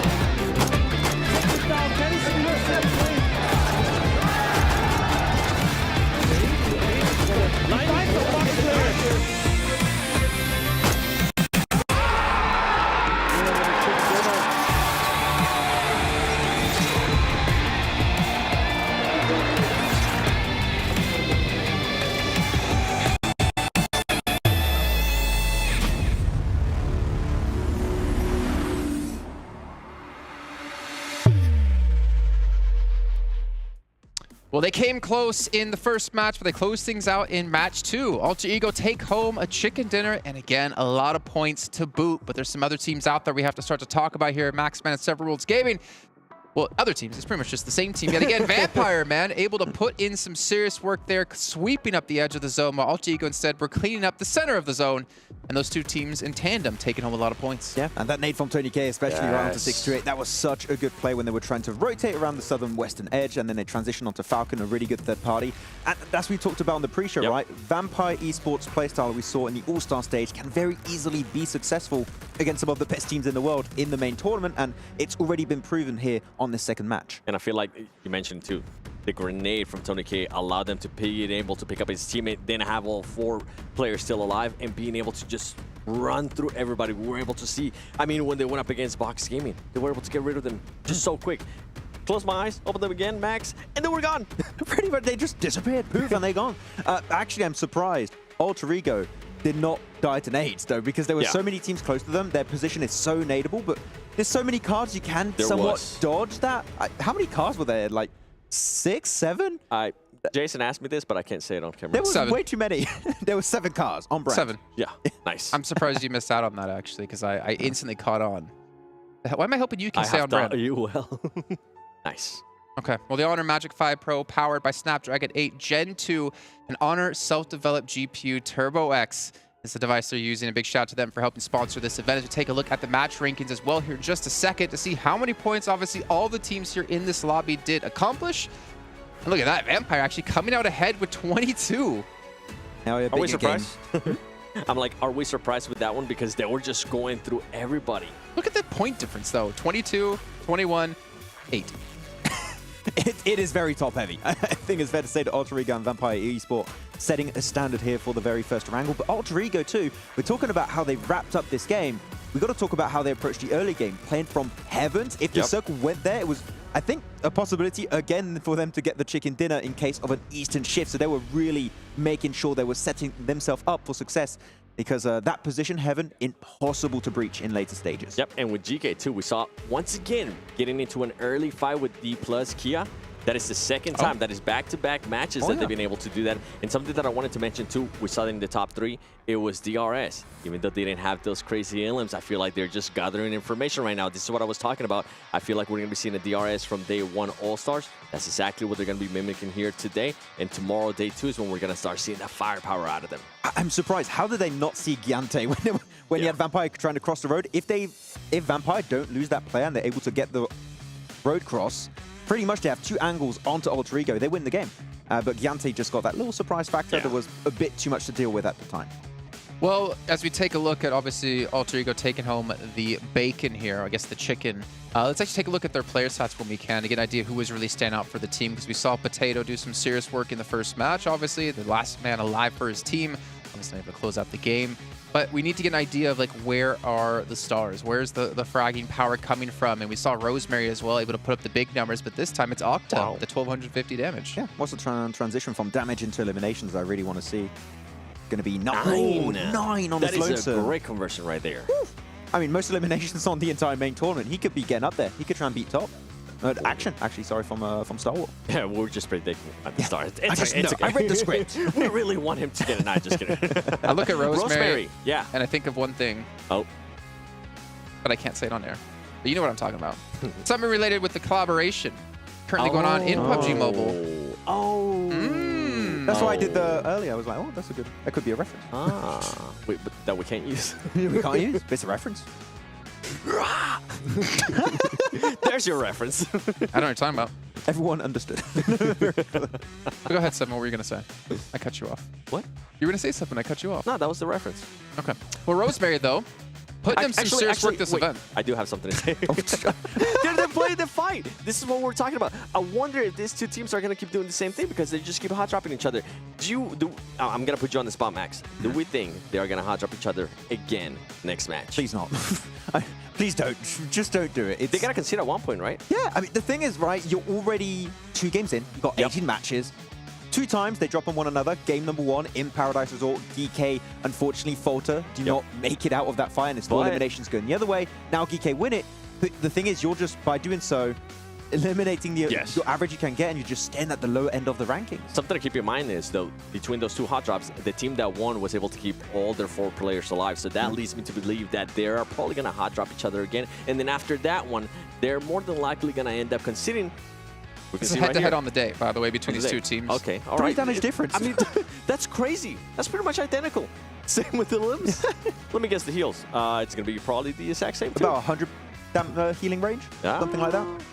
I mean, they didn't have over time to and heal. under, over I and think. under. Ooh. Oh, no, a little okay. bit different. Okay. That's not bad. Yeah, but stop fighting. So, yeah, please. somebody's got to concede. I mean, Stop it. Stop it. Stop it, Max. we've seen already 2 teams being able to concede a spot, and that is going to be G Gladiators. They actually decided to go with Severny, which was the big question mark for me, because we saw the playing path being towards the north. I was like, okay, is it going to be? Well, are we going to be getting into an ego fight here? And they went Severny. They did drop Severny, and Mezexis was there, if you think back to the All-Star stage, and then they lost a player to Mezexis. So I don't think it's too different, but it's nice to see they have like 3 different drop zones on Eranga, right? Like near Ferry Pier, George, and then obviously Severny. But yeah, having multiple locations can definitely help out. But unfortunately for them, it didn't work out in the end. But one team it did work out for is Vampires. We'll dive yet again into their player stats and see if Tony K is doing it yet again. Oh, pretty close in damage between him, Schweppes, and Stone though. That is crazy. Yeah, and Ravenclaw once again getting those angles, trying to set up the team with some strong information game, trying to scout that intel. But Look at Stone. Man. Stone and Octa really just standing out heavily in this game here, 7 very clearly. And yeah, but that sweeping edge play style has been working Where's your so boy well. Action? Yeah, my boy Action. Not there right now, but he'll come eventually. He was so proud to see Stalwart in the first game. Yeah. Well, there'll be more. There'll be more. Yeah. He was like, we're going to tap. He's like, no, leave my boys alone. Please, let them win. No. Are you wearing the jersey under? We'll have to see later. Maybe I do. Okay. You're Max, you realize you're doing something that can only like hurt you because either you have to prove it or you don't prove it. I'm not going to prove it. I never intended to. I actually stole it from his luggage. But what about a head-to-head between our top 2 teams, which actually should be our top 2 teams if I think about it, with Vampire and LG. Actually, no, Stalwart. Maybe Vampire is not top 2 just yet, but our stats overall here, and surprisingly enough, Vampire actually 2900 damage. Which is interesting, right? Because Alter Ego, with the position that they had in this last Erangel, being on Heaven, the way they were able to actually position themselves was so impressive to me that I'm actually surprised that they don't have a lot more damage than that. But 11 Illims. Wow, 1700 healing though. I mean, that kind of tells the tale of like how they played it out, right? The Alter Eagle center and Vampire sweeping the edges. They were tanking really hard. But Alter Ego, I mean, I understand why they were not doing as much damage and getting as many eliminations as a Vampire Esport. They were actively sweeping the edges because they were in Heaven. Then in a dip, they can't be seeking out eliminations too often because you're also going to be using your resources, right? That utility, bullets, and you can't loot it up, so you just got to hold on to those resources because if you use too much of it, you're just out and you just can't fight anymore. Jason, you were right. Do I have a what? You were right. I was right. Of course I'm right. I'm always right. What am I right about? Yeah, top 2 teams. Alter Ego in first place at 37, Vampire Esports at 28 in second, Stalwart at 22 here in third place. They did have a rough start. They lost a player to Agon X8. No, sorry, it was Secret. No, Secret. Where did that come from? Infinity IQ. I'll get there eventually. The funny thing was, Infinity IQ had a player run over in the initial make, and then the remake, Stalwart lose a player to the run over, and it was done by Infinity. Looking down the list, Reject, only 2 points. You know, I'm hyped for Japanese teams, but unfortunately, we're not really seeing it here. Yeah, we got some big names on Reject too, but unfortunately, when it comes to international events, it's... I'm getting PMGC flashbacks. PMGC flashbacks. With Reject not being able to perform, right? I mean, the first 2 games, yeah. I mean, it's just 2 games, right? We're going to say that always on the first day. It's just 3, it's just 4, but there's not hasn't Alpha been 7. Yeah, there's not been a good trend of Reject doing well on global international events. Yeah, so we need to see them prove themselves if we want to start hyping them up. For Alpha 7, that was their marker, right? We're giving them 2 matches. After this match, they need to start performing. If they even want to get a chance at winning. Yeah, I mean, it was. We were talking about it earlier. I feel like 2 games is good enough for them because they already been playing. They had a bunch of excuses for All-Star. Now it's time to show up. You know, I see 30 seconds on the timer before we get to next match. Now, whether I'm confident in that is a different question. So I'm going to bring up a topic that might drag us out past the 30 seconds of something I see in different esports, actually. It's about a team playing down to the lobby's level or the other team's level, or rising up to playing to a different level, rising to another team's level, or setting the pace. And right now, I actually wonder, for the 2 teams coming in from PEL, Are they playing down to the lobby? Because they seem to be struggling so far that I did not expect. I think they're having to readjust. Yeah, I mean, Tianba is doing some very desperate plays. They're very reactive instead of being proactive. I want to see Tianba more specifically be proactive and trying to set up some game-winning plays a little bit earlier, if possible. I mean, 6-8, we talked before, they've had international experience before. Tianba hasn't really had international experience. And when everyone talks about PUBG Mobile and talks about the top echelons of it, it's always China. It's always PEL. I mean, hell, you can win $700,000 for winning PEL. It's ridiculous. I mean, it used to be China #1, but that was before PMGC, really, right? And now, currently, the competition is just so much tighter on PMWI, on PMGC, that I feel like that's not the case anymore. Now you actually have to fight for those top positions if you're coming through from PEL. So we'll have to see. But right now, these two teams need to prove themselves once more. I think they're going to need a couple more matches to adjust to it. Especially Tianba. Oh, yeah. Well, that's what I mean, right? When you look at these lobbies, like you could have the best team that we look at S2G, like they were the best team in the world. PMGC, not to keep hammering home at them, but they're the perfect example. They come into the All-Star stage and they kind of, whether they played well or bad, that's not the point I'm trying to make. Is like they didn't dominate the lobby like expected. Vampire, they were the ones setting the pace. They obviously knew they could do it before from PMWIs. They've had good results in this year, and they set the pace for everyone else. And no one else was really able to rise up to their ranks because they finished 30 points plus ahead of everyone else. And going into these games, you look at some of these teams, and on paper, they have really good results in the respective regions, but when hitting these national events, they can't seem to set the pace themselves. They're the ones always seem to play catch-up. And right now, like Vampire is one of those teams who's just showing everyone what to catch up to. One of those teams. You mentioned that so perfect, too, that right away I thought of Alpha 7, a team that's not being able to set the pace like we're used to being able to see. Yeah, they always set the pace. I mean, even in America, we're like, okay, Alpha 7 is just going to run through everybody. Right now, that's not the case. I mean, you have even teams like in Europe, right? You're going to have the side of Flux more specifically. There's the one setting the pace, and teams need to adapt to the very aggressive playstyle of Turkey and just the entire region as a whole, except S2G that's having a rough time. But yeah, you have to adapt to the teams that are currently at the top, that are setting the pace. Vampire is one of those teams as of right now. I mean, Reject is another perfect example. They like pretty much dominated their region. They had almost like 100 and some odd points ahead of everyone else that could have contended for this position. They come in here, last place. They're used to setting the pace. They're used to controlling, dominating their own region, but you take them into national events, and that's where they have to, I think, grow a completely, entirely different skill set to be able to play at this level. It's not necessarily about you can dominate. It's about, like, can you adapt? Can you play from behind? Can you play when these teams are at such a higher level than you're used to? The bigger question mark, and you said that too, is can they adapt? How fast can they actually adapt? Because you don't want to be adapting on day 3, which sometimes we do end up seeing, and we're like, oh man, it would have been great if this happened like early day 2 and not here at on the final match of day 3. I feel like that always tends to happen, and for Reject, I don't think they're actually able to adapt in time, at least based on previous international events. For them, I feel like the South Korean team, the Japanese teams are mostly renowned for their strong macro play. They're really good at understanding the map, what POIs are going to be of interest in every specific scenario. I feel like their gunplay is lacking when it comes to these big events. So I feel like if you're taking a 4-on-4 and you have your Reject or like other Japanese teams, they tend to struggle a bit more. And macro you can modify pretty easily, I would say, on these big events. But gunplay, that's a long-term investment you need to work on, and it might be too long. They run into this caveman teams where they're like, I smash, and they just power through them. I mean, pretty much, that could be it, yeah. It actually kind of worries me if we're talking about just the raw mechanical skill that they can win based off macro play. But as we know, with the change point system, with it not being 15 or even 20 points for chicken dinner, thinking back real far, you have to have everything to be able to be the best team. You have to have the gunplay, you have to have the macro.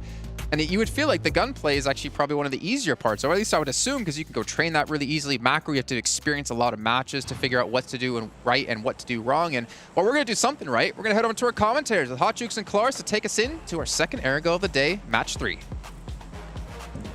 That's right. That's right. Here we go into match number 3. Heading it straight into Ergo. Man, this playing path looks familiar. It does, doesn't it? And so all these teams, we're going to see if there's any adjustments, though. That's what my eyes are on here, Hot Jukes. What happens over by Rozhok? I think D plus Kia, I think that they're smart players. I think they bail from what we saw at the start of the previous one. What do you think? I think so, too. You want to avoid all hot drops possible. I mean, especially if you are D plus Kia. So trying to go for that vehicle, definitely don't think that's going to be the play. But I'd be interested to see if they decide to do the same. It looks like they are looking to stretch a little bit further south. Not surprised in the slightest here. They'll have themselves some room potentially, but meanwhile, players are already down, man. Jeez, Box was down super fast here. Got themselves some vehicles below Yaz and going to be taking them on in.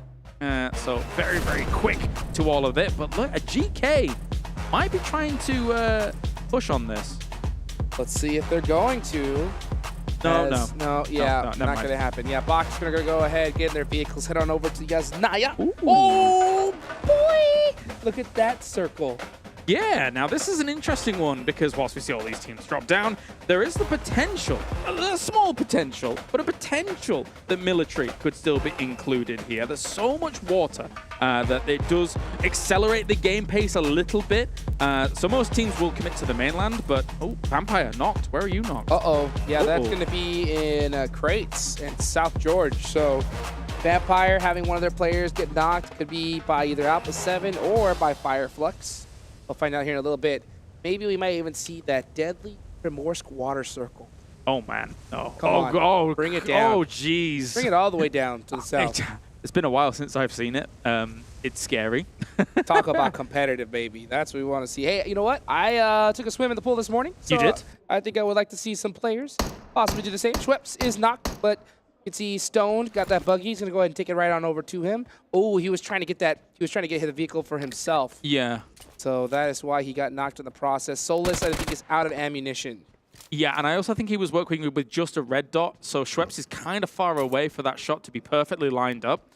So understandable that he won't be able to get the full confirm on that one, as we do have them still kind of posturing for the moment. I think ultimately, Solus with that M16 was just, okay, right, okay, I'll bail on the shots, I'll look for a better scope, and maybe I can actually get something going, but by that time it's too late. Yeah, I think he was just very happy with just getting the knock and delaying their loot time, just disrupting Vampire just a little bit. Plus, what that also does is it makes Vampire so much more paranoid going for that vehicle. So, I mean, just any kind of mind games that you can play at this stage, you're happy with. Fireflux said, you know what, I'm not going to get the confirm. Let me just get back to looting and move on from there. Definitely so. 2023, the PMWI crate is available from July the 15th to August the 15th as well. And also you can check out the Esports Center for much more that is going on currently. So make sure to do that. But, you know, as we take a look at stock at the game here, Stalwart back down where they go. They've got Novo to themselves. There's just a little part of me that I feel like some teams might still stay on military. It's such a low chance that the circle would go there. But, you know, maybe some teams linger. Maybe. It's such a gross play to stay, to be honest. Because if that zone goes back north, you're just stuck with your team and in the most horrific bridge ever. You're just like, do we really got to cross this bridge right now? And it's just so risky. So I wonder what Stalwart is going to do. Are they going to go ahead and stay in military? Yeah, it's inside the zone, but really? Is it really?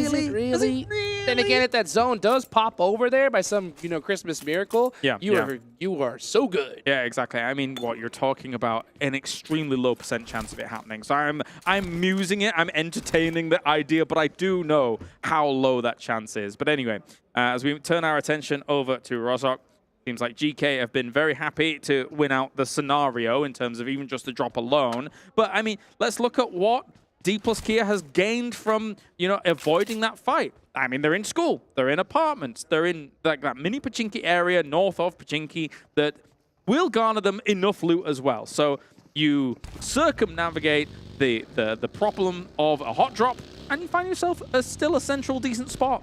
100%. 100%. And that spot is getting taken by the second here as the zone is starting to get a little bit closer and closer. There's 3 minutes on the clock, and we're already starting to see majority of the spots going to be taken here in the next couple of minutes. Teams still kind of taking me a little patient with their looting. They want to go ahead and make sure that they're all set up for the rest of the game. But, you know, Stalwart, Team Falcons, even Ultra Ego are going to have a long rotation here. You talked about a concept yesterday, which was like how you drive and how close you stay to your teammates. Correct. I think Dami is probably regretting at present being this far away from his teammates because he had some shots going towards him. You can see him falling back for the moment. He's actually going to get out of his car and shoot straight towards 628. This could be a confirm. No, it will not be a knockdown there for the moment. He's thankfully had the rest of his team rendezvous with him, but he was very far away. I was scared for him myself. 100%. Yeah, that's what's... It's such a small part of this game, but it could actually be huge. You know, if you have your team closer together. Maybe they were able to jump off, both shoot at him, get a knock and an elimination, which could have helped them out in the end game. But, you know, unfortunately, if you're too spread apart, then not able to kind of get that assistance. There's that perfect in between, because you don't want to be too close together either, because if you're too close and there is a team waiting for you, your whole squad can get wiped rather than just one player. Spray transitions can be easier from car to car, right, vehicle to vehicle, but at the same time, there is something to be said for, okay, you want your scout out in front, that happens, that's fine. It doesn't have to be miles out in front. You can still get the same information and still have your other 3 guys safe while still kind of being close. So, but I mean, they're all okay. We are just talking hypotheticals here now for the moment. Always good to get kind of these thoughts out there whilst there's a little bit of a lull in all the gunplay, all the action. You know what, speaking of thoughts, I'll tell you what's on all these players' mind right now. It's that prize pool. Oh, yeah. So much money. And, you know, these teams that are currently at the bottom had a slow start. There's still a lot of games left to be played, but not necessarily, because you do not want to wait to the end like we mentioned. So I think this is going to be a very important game for teams like Alpha 7 on the bottom of that leaderboard, because it's crazy. I mean, 4th place, $100,000. I'll take that. 3rd, $125,000. Okay, I'd rather take that. And then a $75,000 jump to 2nd with $200,000, and then a $200,000 jump to 1st place with $400,000. That is crazy. I've decided which one I want. Yes. The 1st place. I think that's the one I would take as well. If I had a choice, that's the one I would like. Yeah, okay. So we've got to exert some, you know, energy to get there. Let's see if any of these guys are going to be able to hopscotch their way towards it. We'll see, we'll see. As the circle is closing rapido, and Stalwart, Falcons, and Gladiators are still the teams here, completely in the blue. There are a few other teams with members on in, as they're trying to scramble their way forwards. I like that rapido there, dude. I think I'm rubbing off on you. I try. I'm trying to, you know, endear myself to you, That's know? what I'm talking about. Be part of your cult. No, That's right. That is right. I had some eggs and toast for breakfast, so, you know. Some baked beans. Some baked beans. Yum, yum. Yes. Cheerio. No, I'm kidding. Here we go into this next circle. Where is it going to go? Are we going to see that toxic water zone? Oh! Okay. You squealed. I sure did. Because it's still... Hey, so you're saying there's a chance? There is a chance. I'm not liking that chance, but there is a chance. What chance is Vampire kicking themselves right now? Because normally they drop Primorsk. Yeah, right? well, So they're just like, oh, I wish I was there right now so bad. Yeah, it's rough, right? I mean, trying to deal with, of course, at 628 down there as well. This is a replay. Oh, okay. A little rollover. This is an interesting replay. You know what? I appreciate that replay. We'll do that. I like it. I like it. You know what? Sometimes you got to make sure that the roll cage on your buggy is secure. Yes.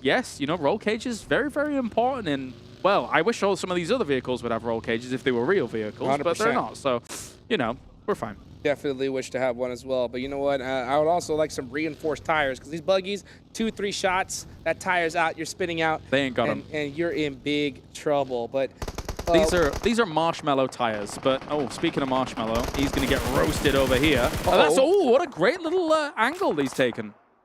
Kai Dao, is he able to go ahead and help out his teammate? He needs one more knock here. Meanwhile, the rest of Tianba looking to put that pressure, but they're not in a position to help their teammates at all. Actually, both of them did get knocked. Here comes the rest of Infinity IQ to take them out.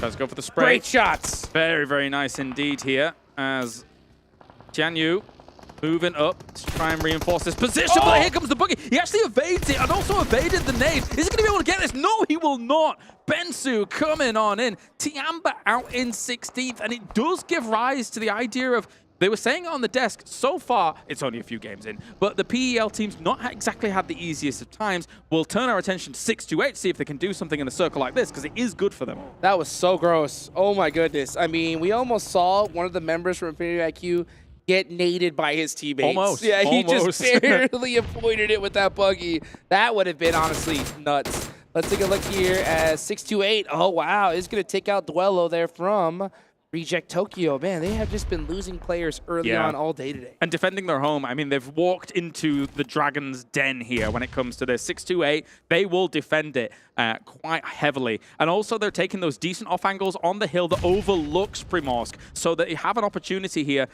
be able to provide some strong cover fire, as long as the other members of 628 stay on, this side of Primos to get things going. Yeah, 628's definitely going to have an advantage here. I mean, since this is a drop location, they're going to have that little extra edge of just knowing all the extra little cheeky off angles. They know this place like the back of their hand. Yep. They've looted it so many times. So they're looking to find that here. Let's see where this next zone does go. I want to see another hard shift. Come on. This is the main tournament. Let's get it extra toxic all the way down south. Ooh. Okay, it goes all the way to the west side. We haven't seen this zone in a long time. Yep, there's some compounds alongside that that beach on the far west side that actually sometimes, I mean, if we keep getting hard shifts, would actually be quite valuable. At the same time, though, the woods and the farmhouse still in play. I think maybe, if I'm correct, looking at this map, it's hard to tell. Flux might have taken up that position that I'm talking about. Looks like they are just over that ridge. That's quite strong as well, so we'll see if they can convert from there. Lighthouse still in play as well. Alpha 7 holding the beach side of things. Meanwhile, look at 628 looking to do something similar, take some of this high ground. A lot of hills in this area, and this is what's so scary for these teams, because when you have these hills this large, sometimes you want to offer those 2-2 splits, 3-4 splits, but at this stage, at this high level, it is super risky to do so. It's about to get wild. There's way too many players alive for this kind of circle here, so all of these teams are going to try and crash on through, maybe play it slowly a little bit on some areas of this edge, but you need to find yourself a dip, a divot, anything you can find, but for a lot of that, we're in the swamp as well. I mean, there's opportunities to find small little areas where you can. Wow, Alter Ego with a very bold rotation do secure a place here. And meanwhile, they do get beat up in the process. You can see Tony K throwing out some smokes, looking to make the push here. Yeah, that's really bold and actually kind of crazy. But, I mean, they might make it work with the smoke trail that they're throwing down. Killer going for a spray on Stalwart. They're actually going to take little casualties already. Trying to hold that rooftop position and get those angles. He's going to go down to Icy. And that's going to make things that much more difficult for them. Stalwart doing a great job. Trades going back and forth between Stalwart and DRS. Delta looking to hit this nade. He really needs to. It looks good. It does look good. Made in the bank on a silver platter. He misses it. Can he thread it through the door? He thought they were in the shack. If they were in the shack, that hits, but they were behind it slightly. So they were playing with their opponent's expectations as to whether or not it was going to be good. DRS falling for the trap. Oh, he sees him. Dead to rights. Yeah, speaking of trap, I mean, just falling straight into it. Delta, can he get the 1v2? One more shot. Jump shot there from Stalwart. Does it hit?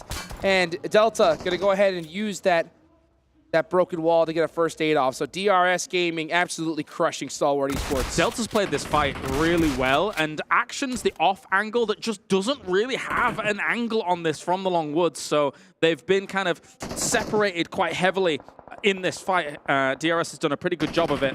Icy still here. Let me ask you the question, right? If you're DRS here, do you push and try to get that extra elimination on Icy, or do you cut your losses and try to get into this next circle? I think if you try and get into this next circle, you open yourself up to Action very quickly on the angles. So I think you probably have to finish this off and probably leave Action to his lonesome and then move. All right, well, we'll see what Carrillo's going to do. And I'll tell you what, he's going over with some nice runovers onto Reject Tokyo, which have had a really rough start here in this tournament. So far, holding up the goose egg. It's just Sara left, and he is wishing his team was holding the shack with him, which would have been a really good spot in this zone. But unfortunately, all his team is out of there, and I'm surprised to see him actually even leaving that shack. Yep, gonna try for it as we see DRS here actually being blasted by Icy. Icy is able to deal with this so heavily. They tried to leave, as you posed the question, but you can't leave when you're leaving people on off angles, leaving behind. They will just kind of cause you absolute devastation, and Icy was able to do so. This is exactly why we talked about it a little earlier, right? If they would have just pushed, took out Icy, got the elimination, they would have had a clear push inside. But instead, they prioritized rotation, and now they're paying for it big time. They lost pretty much everybody. Action has a spot in the circle as well. Icy could maybe send to it. Depends if he has a vehicle. But anyway, we're seeing Infinity IQ trying to dislodge the position of Gladiators. A lot of nades going forward. That one's way off the mark. They don't have full information, clearly, with a throw like that. DRS is gone. Oh, DRS eliminated. So a mistake coming out from them. Hopefully they're able to fix that in a future match. You know, every time I see these nades, I start thinking about what you talked about earlier, right? How important it is. Expending them. Yes, to hold on to them for that late game. Those blind nades just, oh man, they come to really bite you in the end. They can. They really can. Maybe he had some different information earlier and then trying for it, but as we look back, you can see a great play by Delta coming in. You can see on the minimap in the top right as well just how far Action was. He's trying to hit some shots against this wall, but when there's only so many small spots in the wall to try and hit that shot and your opponent's bouncing around with a DBS against a close-range opponent, it's hard to hit them. Yeah, and that's what really separates, I think, these insane top players versus great players, right? The ability to find that beautiful off angle that's able to support your teammate no matter what. Sometimes you can find a decent one, but if they're behind a broken wall like that, there's not really anything you can do. So, yeah, I think that he maybe figured that he had his teammate covered, but wasn't able to do so. So that's kind of tough. Let's see where this next zone's going to go, though. 1 minute left on the clock. We got a little bit of a standstill. This is the calm before the storm. Oh, yeah, definitely is. Ice is trying to thread the needle all the way through GK to get to Action. And it looks like he's going to be successful with it. He got quite far. And shot's going to be coming in, though, from Meku against Box. They still need to have a little bit of a movement themselves and actually get rid of Box before they can really make a meal of this. And let's see what Box is planning to do. They are holding the north side of that circle. They do have that entire road up ahead of them, a lot of different checkpoints that they can go to in order to do that, but they got to leapfrog. They got to cover each other and push little by little. Meanwhile, you got Gladiators, Kitsune on the other side of the north here with the rest of his team. Buggy's on fire. Gonna have to make a push, most likely into Infinity IQ in the next few seconds. Where are we going? If Fireflux gets this on their compound, I swear. That farm compound is so strong. The only vulnerability it has really is actually where Infinity IQ is, as the circle's about to pop. See where it goes. Are we going to see it head on over to... Oh, it's in. It's pretty dead center here, so Fireflux not going to move a muscle for now. Meanwhile, Vampire finding that center position along with Alter Ego. So they are looking to just kind of share those compounds and just wait it out. Very, very strong decision from both these teams. Alongside the swamp, those two can see one another, and they've not. Vampire really wanted to push and get rid of them earlier on, but they didn't do so whilst that Stalwart fight was going on.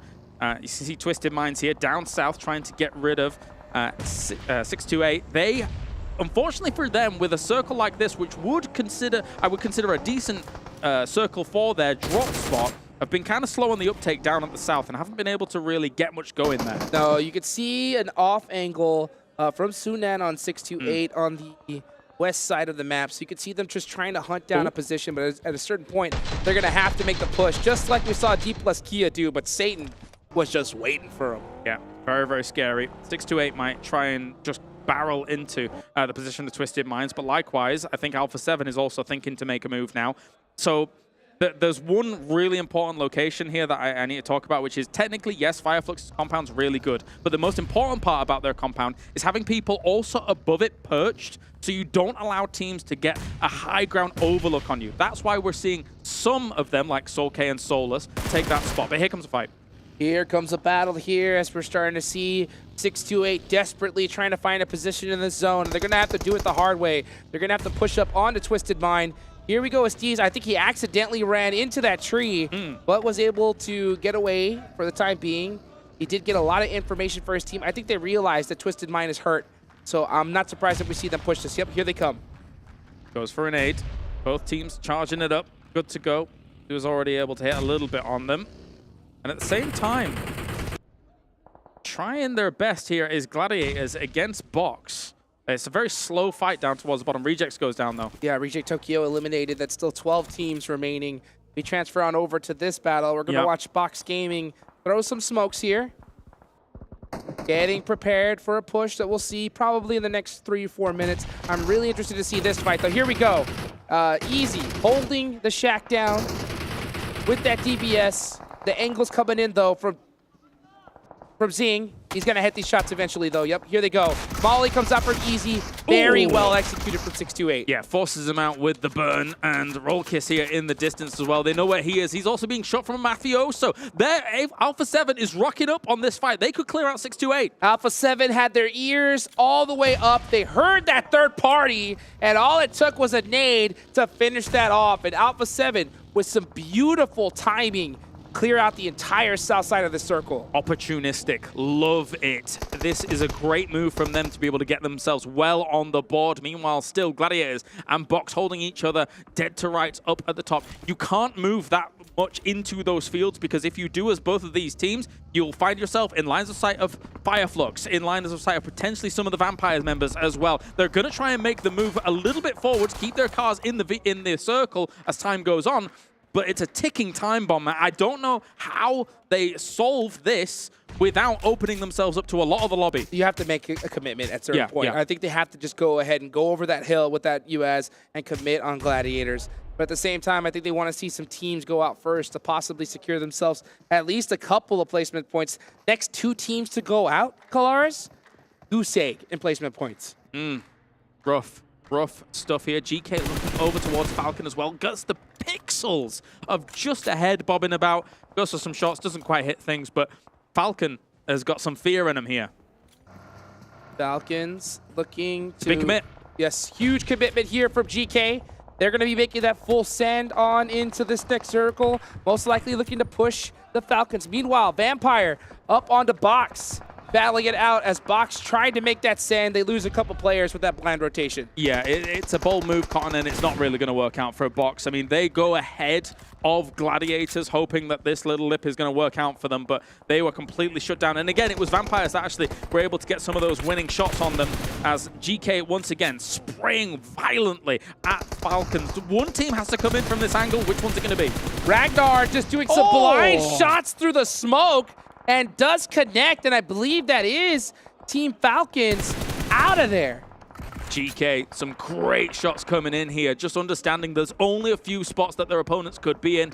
Not only ransack that, but here comes Gladiators as well, trying to ransack the position of Flux, and they're gone as fast as they enter. It's a strong compound. They're holding it down well with the 2-2, and this could be a winning position if they're able to carry it forward into fields later on. So yeah, you try to push against this squad, it ain't going to be easy. And meanwhile, we see Alter Ego, who's had a heck of a tournament so far, currently in first place, just happy to share this with Vampire. They say, nah, you guys look on this side, we'll look on this one, and we'll meet each other in the late game. These guys are doing a great job of holding this down. That late game might come soon, man. I mean, with Alter Ego's compound slowly being pushed out here, it might come soon. We've got Soulgate as well, taking some shots, has to fall on back. The one thing that's great about this compound is you can just sit in between the compound and some of that terrain, and look at that. I mean, Alter Ego, I don't know. There's no way to be able to survive this. Yeah, that zone popping off of them. Now the sharing the rent agreement has expired. Yes, so we were evicted. Vampire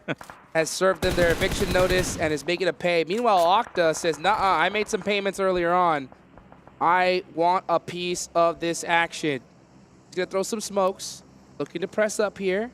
He's come back to pick up some of his belongings. Yes, he is. That's right. Yes, he has. He says, I left some stuff here. You have to let me back in. Rosemary saying the same thing, saying, nah, we were roommates.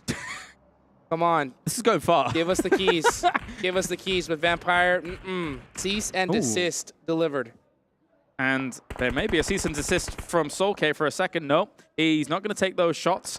Ducks on behind. Rosemary's not willing to take the shot, the long-range shot from across. Probably could have finished him, to be honest, or at least knocked him, I should say. Yeah. But Solus still trying to hold this lip. As I say, this is the one vulnerability that this compound has. They don't have anybody on that side. They're going to be very concerned about how Alpha 7 is moving. Are they going to move hard west into them is the question. Oh, Octa getting one. Meanwhile, Schweppes is right there at the tree. He does have a couple of nades. A beautiful Molotov comes out quick. That forces Octa to come out. And Schweppes serves the notice to Alter Ego as they're looking to possibly pass them up on the leaderboards. The final notice. That's right. Get on out of there. Get out of here. And for now, we have Vampire, one knocked. They're going to have to try and move into the field south of them. There is a lip in terms of actually going for this, but Geekay moving up. That's very bold. Flying on down the hill. And here comes Geekay with a full send. Meanwhile, Tony K looking to pick up some players on the action. Meanwhile, Action is holding down the shack, saying, nuh-uh, this is my place. This is my shack. He's insane. He's insane. The S12K was doing a lot of work. Then he actually saw the feet as he came out of the shack. He knows he's there. He's charging up a nade. If he gets this. Low toss? If he gets this. Oh, he moved. Oh! Pieces him up. Oh, so close.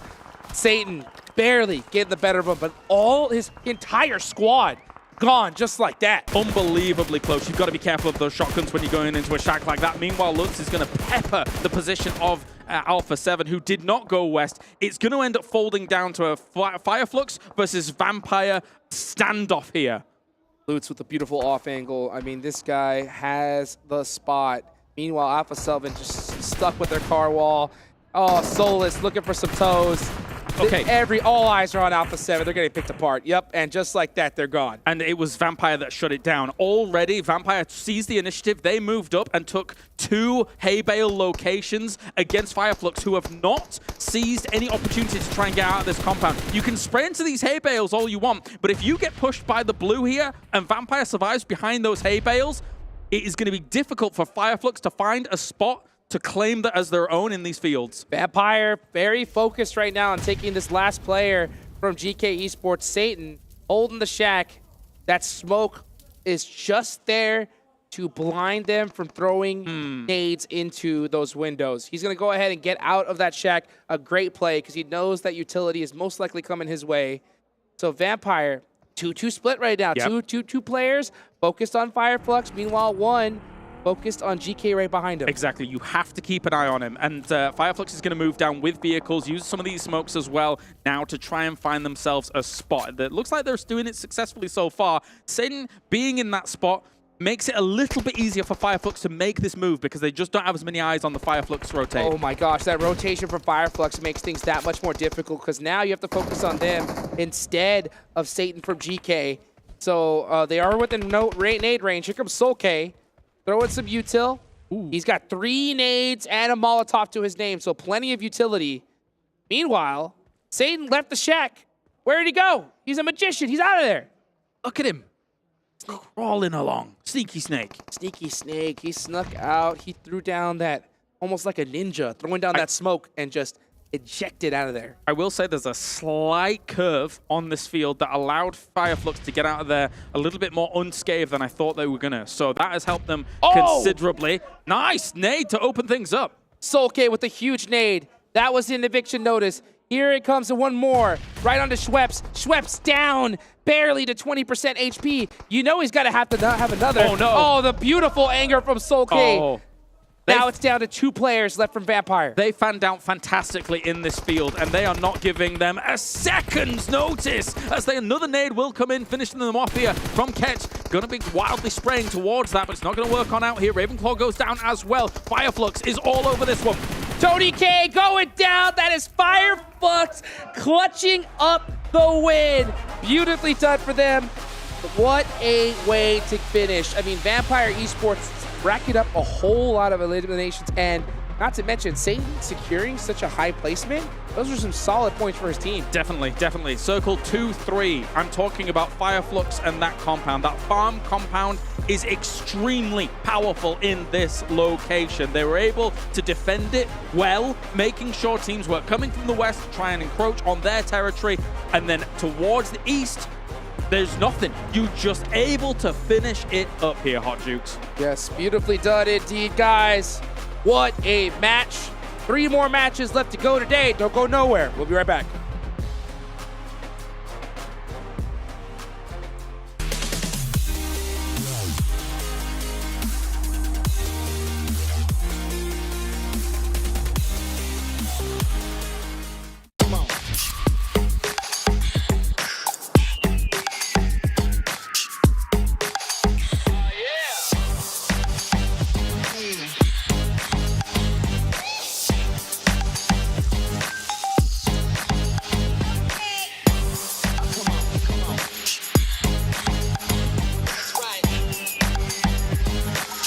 All new Honor Magic 5 Pro. Freeze even fleeting emotions in just milliseconds. Take marvelous night shots with lightning-fast exposure. The display reveals more details in bright areas with an astonishingly long battery life that just keeps going. The latest flagship chipset brings you exceptional performance. Unleash the power of magic. Honor Magic 5 Pro. Open your eyes. When you look into my eyes, tell me what do you see? Tonight, I'm gonna show you the wonders of the mall. Nothing to lose, I got nothing to lose. I need warriors.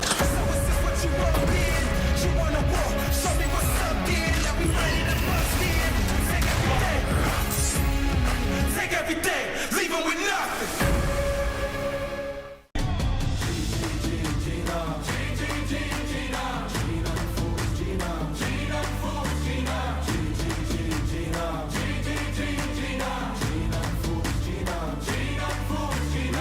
Paradise through dirt and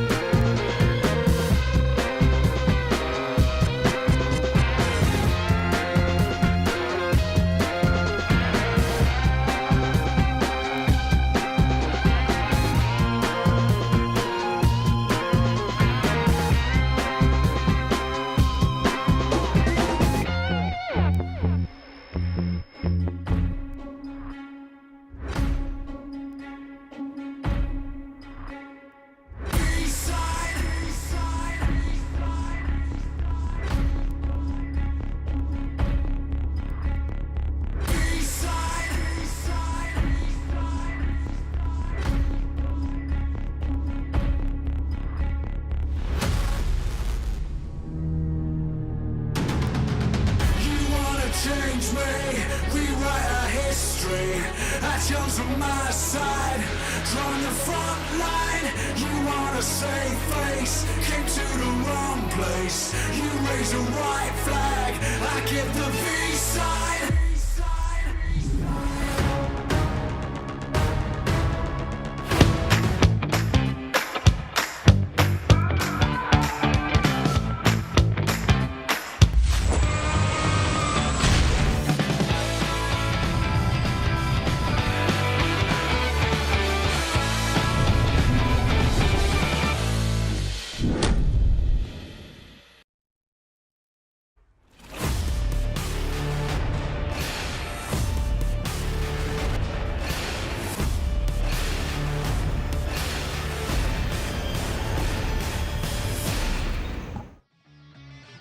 Let's go Fire Flux as they take themselves a victory here in our third match of the day, but that does mean we have 3 more to go. But before we can get into this one, I got to give a big shout out here to one of our sponsors, Honor Magic 5 Pro, powered by Snapdragon 8 Gen 2 and Honor self-developed GPU Turbo X.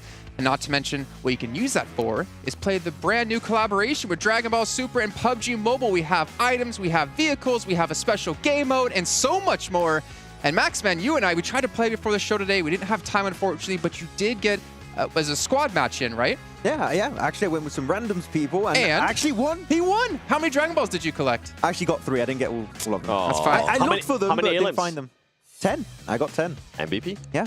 Bot game. I didn't want to say that, Jason. I didn't want to say that. But yes, that's fine. That's fine. It happens. But you know what? I'm excited to play it when we're done with the show, or maybe tomorrow before rehearsals we can get it in. But we also have a special thing for you to enjoy, for you at home to enjoy, for myself as well to enjoy. And if I'm not mistaken, It's a special survey we did with all the players here at PMWI. This is players only doing their answers. And we asked them questions like, who do you think the best player is at PMWI? And also, who do you think is going to win PMWI? And currently, the votes, as you can see there, they have Alpha 7, Stalwart, and S2G as potentially winning, but unfortunately, didn't work out for them. They did not make it through. But Alpha 7, that's interesting. It is. Because, I mean, wait, hold up a second. What's this one say? Best looking player? PMWI players. Well, if Paraboy was here, we know Paraboy would be there. They got that PMWI riz. Honestly, I respect that list right there. I'm sure a lot of people out there do. Let's see. I agree with the Tixie supremacy. Yes. What's our third one? We asked them a ton of questions here, and I'm curious what was our third question asked. And it is, which 4 players would you choose to make a super team? We've got Revo in there, makes sense. Tony K, of course, with how he's been playing. Top in action. I feel like Maxman got in the back and actually changed some results here. I made 10,000 accounts. I made 10,000 accounts. That's a pretty strong team, to be fair. Yeah, you can't separate top and action. If you pick one, you got to get the other. Right. Yeah. You're going to have some synergy from the get-go. get-go. Like you go to play, on the basketball court to play, and you choose like the older brother who's really tall, and of course he's not going to ditch his younger brother. What, you point at me? I'm not the tall one. I don't know. He's like the older On brother that that's really box, tall. I actually. mean, I am older, but I'm not tall. Stone cold face right away. Well, it was also Stone Cold Fireflux at the very end there as they close things out up against Vampire. They get themselves 17 much-needed points. But Vampire starting to run away with this one yet again. 19 points for themselves, and Geekay, I'm going to point out, they had 5 points going into this match. They over triple it, getting 17. And they eliminated another team here, Jason. Oh, they did. Yeah. We have been keeping a track record here, Maxman. Who's that team? The poor guys, D plus Kia, once again. Forest, but not in the good way. We've had 3 matches, and these 2 teams have eliminated each other every single time. Currently, Geekay's winning 2-1. And it's always 4-0 too. It's always one squad completely wiped away and the other team just completely outliving the other. 4 players alive, 4 easy points coming their way. But Geekay currently, 2-1 currently, but they should just stay away from each other. If they come on, get past the start of the match here, guys. The thing is, it wasn't even the drop. They just rotated after like 2 full phases. So the odds of that happening are super slim, and it just keeps happening. I mean, are they super slim considering that they keep kind of hot dropping on each other? Maybe they are just so used to having those passes that they don't want to change them, and they're just gonna keep on running into each other. Maybe. I mean, it was not a very obvious circle, so there were different entry points. But the fact it was them again is pretty funny. I like it. Yeah. Okay, well, you know what? Let's take a look at Fireflux here. We need to talk about too much with the Turkish team, though. We did, obviously, well, you guys didn't hear. We heard it here. The Turkish casters screaming from their boys from Turkey. You can see Ketch here getting 626 damage done across the board. Pretty even, though Solo's going to be taking the back seat here with only 200. But still, Ketch and Sol K. 6 eliminations apiece, or combined, I should say. 7 eliminations total on the match, and a very needed closeout as well. I would say here, Ketch and Solis are the 2 players that did allow their team here, Fireflux, to get themselves the chicken dinner, because that mad dash over to the hay bale in the field, if they don't do that, they don't have the off angle, and they can't pressure Vampire Esports as effectively as they were doing in that game. So those 2 players in particular, that off angle just gave them the win pretty much. The utility out of Sol K too. He continued to does it year and year and year. Over and over again. I know you want to talk about this, but I'm still going to make you talk about Vampire's player stats because we got to hurry. We see 36 seconds left on the timer, and we can see Tony K again, 1,268 damage. I mean, let's ignore. I don't even want to ignore that one play he did, because if he can consistently play like this, then maybe that was just the one time he doesn't make that play work, thinking back to the Erangel. He might be able to actually, I think, if he continues to perform like this, he might be able to pass Stone, even though Stone might currently have the most elims, but I feel like Tony K, once he got used to some of the other teams, on day 2, he was able to actually excel. And something that I do want to point out with Vampire Esports is the way they were able to just control their gameplay. At one point, I kind of blinked my eyes, they had 0 elims, and all of a sudden, they went to like 8 elims. The timing too was really good. Yeah. I'm starting to believe it. I'm starting to feel it. I feel like all the tech problems we've had are in the past, and we're starting to get our matches in one after another. And gentlemen, things are starting to heat up here. I mean, I'm starting to look really towards Vampire quite a bit. I'm really excited to see if they can do the 4-peat. Do this not only 1, 2, or 3 tournaments won at PMWI to win 4 across 2 years. Come on, they got to give other teams a chance. If they win both events, that's $500,000 right, for that team alone. It could literally happen right now with the track record of last year and how they played so far on the All-Star stage and already at the start of today. I'm telling you, the odds are really looking in favor of Vampire. I was talking about this with Blank, and we both agreed. We kind of want Vampire Esports to win both. He does. He's nodding. He's nodding over there. Yeah. It will be good to have a dominating team here at PMWI. Maybe this year they'll be able to transfer those skills to PMGC if they're able to make it there. Yeah, I was going to say. I mean, obviously they could potentially win an extra slot for their region. Ooh. It's not them getting the slot. It's the slot for the region, which could be massive. But then we also have some special invites still to come out. Curious to see where exactly it will go. But there's still a lot of teams out there fighting, though. There's still a lot of teams like Alter Ego we've seen have a good start. Not as great as the third match, I believe, but they still have more chances to come today. Yeah, it's going to be really important to secure that extra slot for your region, of course. I mean, if Vampire do get it, they might also secure themselves a spot thanks to that extra slot for their region. So it could be working out. Yeah. I don't think most people actually understand that if they were watching the solos matches we had yesterday. Special moments. Yeah, we actually, if you guys didn't know, we last night we had 2 show matches, solo matches, $100,000 total prize pool. You win 30 grand just for getting a chicken dinner. IQ ended up winning what, like $65,000? He made bank. He won at least 30,000. I can confirm for sure. In an hour and a half. That's what it took. That's the best prize pool to game ratio we've had in a long time. That boy making that Mayweather money. Yeah, Revo too, actually, they're pretty decent. Got himself some good stats, some good damage, good limbs and everything, but yeah, it was looking pretty close. True. It's also looking pretty close. Time to get in the game. I think I saw about 18 seconds, and we have some Newcasters coming in as well. Honestly, Kalaris and Hotchicks, they deserve the break as well because we've had such amazing games so far. There's been not a single letdown here at PMWI, the main tournament. And I don't know what else is to come. We still have a lot of matches left. I want to continue to see good performances out of Vampire Esports, actually. I want to see Alpha 7. Oh, because we were going to go into some of their stats, but you know what? We don't have time for it. So we're going to head into the match with Jana and Blank to kick off our final Erangel of the day. Flux pick up a finish in the fields over on the Erangel we just witnessed. Turkey obviously very happy about that one, but Vampire still very, very close behind on their performance that match and have done so much so far this tournament. Blank, we're heading from North George down to Novo. Yeah, properly fair little playing path here for everybody in the circle, which is always nice to see overall. Down towards Novodobnoye, obviously that eastern side a little bit out of the way, but I'm pretty sure most of these teams should be able to get over towards there if they find their vehicles, the ones they need. We're looking out for Geekay as well as D plus Kia, seeing if they're still going at it here on our angle. I would be surprised to see it for a third time, but it's certainly possible to be happening. Playing path just about halfway through. Alpha 7 out early, taken North George from the Gladiators. They had a little bit of argy-bargy there over in the All-Stars. And the relocation came through to Severny, but the Gladiators seemingly going to their backup drop this time here. Blank Ferry Pier will be on the cards for them. Could be close to 6-8 there on that Gatka split, but should be able to get there pretty safely.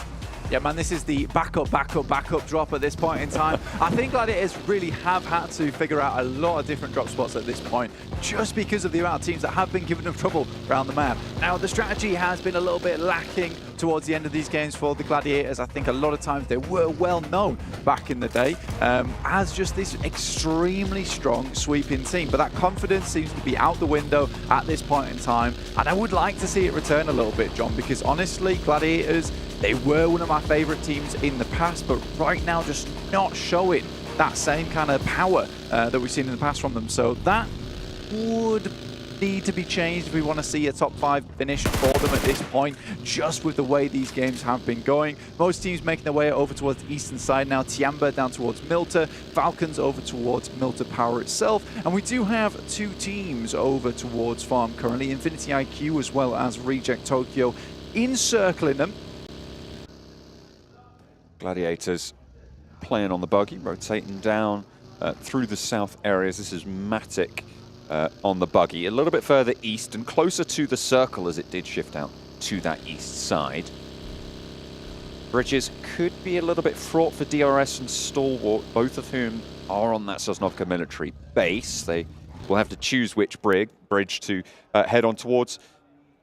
Reiji, pretty close to danger here. Infinity IQ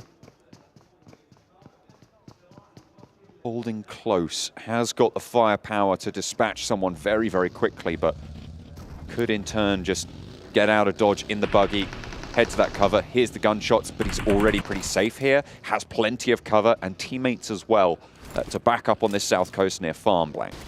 Yeah, Kaidalan doesn't find anything off the back of that. Ragey actually comes back in for a little bit more. Doesn't really have much of anything to be playing around with. Has the pistol, pulls it out, takes some shots.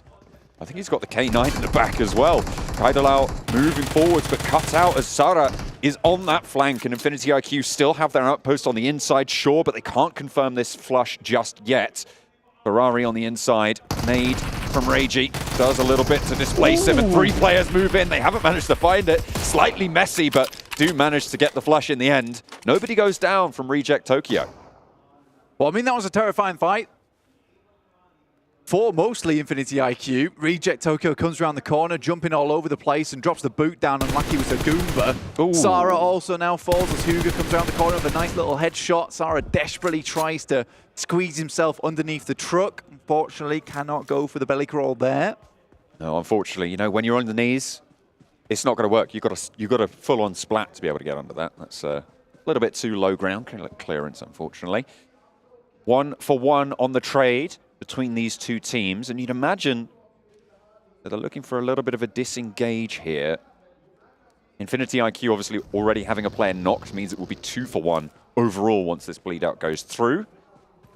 Reject Tokyo losing a player on the south side, an important piece of ground as well to control a lot of those rotations coming in from the west. Yeah, man, it's an interesting play from Sara. I don't think it was a necessary one, to say the least. I'm pretty sure he did get caught on the burnt out UAZ at the end of the day. Kaudalan does fall, finally bleeds out there. Bensu and Hugo off in the distance. Bensu really has made up the majority of Infinity IQ at the moment. He is the powerhouse on the team. But losing 2 of their players right off the get-go, not an ideal start for them. And I think Reject Tokyo realized that, you know, this is not worth it. Most likely will need to start getting some loot on board. 628 actually stealthing their way over towards Gladiators. Matic, once again, on his journey in the buggy, gets away. And I think he has heard the vehicles rocking up towards the forested area. Certainly have heard that one. Yang unleashes the magazine, pops the reload to try and catch him in the open field. A tire, L2 actually go out there for Matic, but he's still got the momentum to get across to Kitsune and to relative safety with the rest of the team. But Meku and Tixi still a little bit split and a little bit behind, could still be cut off by 628 Blank. Yeah, they'll need to regroup, and I think for the guys on 628, they'll want to perhaps follow that one. So I'm assuming that the rest of Gladiators should be able to get up towards the rest of their teammates fairly quickly on that Furry Pier side. In the meantime, D plus Kia over towards the east. They don't go down early to Geekay. Happy days. I think, honestly, for D plus Kia, coming into the 4th match of the day at 7 points, very irregular for me, right? That's super irregular. They were very good over in All-Stars, and I think they are a decent team. I just think that those first couple of games were really not so fun for them right at the start. I mean, as Max was saying on the desk, it was either 4-0 or either way, it was just a full squad wipe. So I do think for D plus Kia, getting over towards a different position on the map wasn't necessary because you have missed out on a whole boatload of points. Vampire already at the top with 47, Alter Ego with 40 points. The Indonesian representatives doing absolute wonders. Absolutely. Vampire also just making sure that that title is defended of theirs, the PMWI potential, as you and Seven and I'm sure a lot of other people are supporting for the 4-peat. Vampire have gotten off to a good start. They're currently playing towards South George. They're pretty late on leaving the rotation. Given that the plane path started over towards North George as well, they will have been on the ground for a very, very long time. So they're going to try and isolate some late rotations potentially. They should be as looted as pretty much everybody else in this lobby. Yeah, I think over towards North George, South George, Crates as well as Hospital, it's a pretty cramped zone in terms of the amount of teams that drop in that area.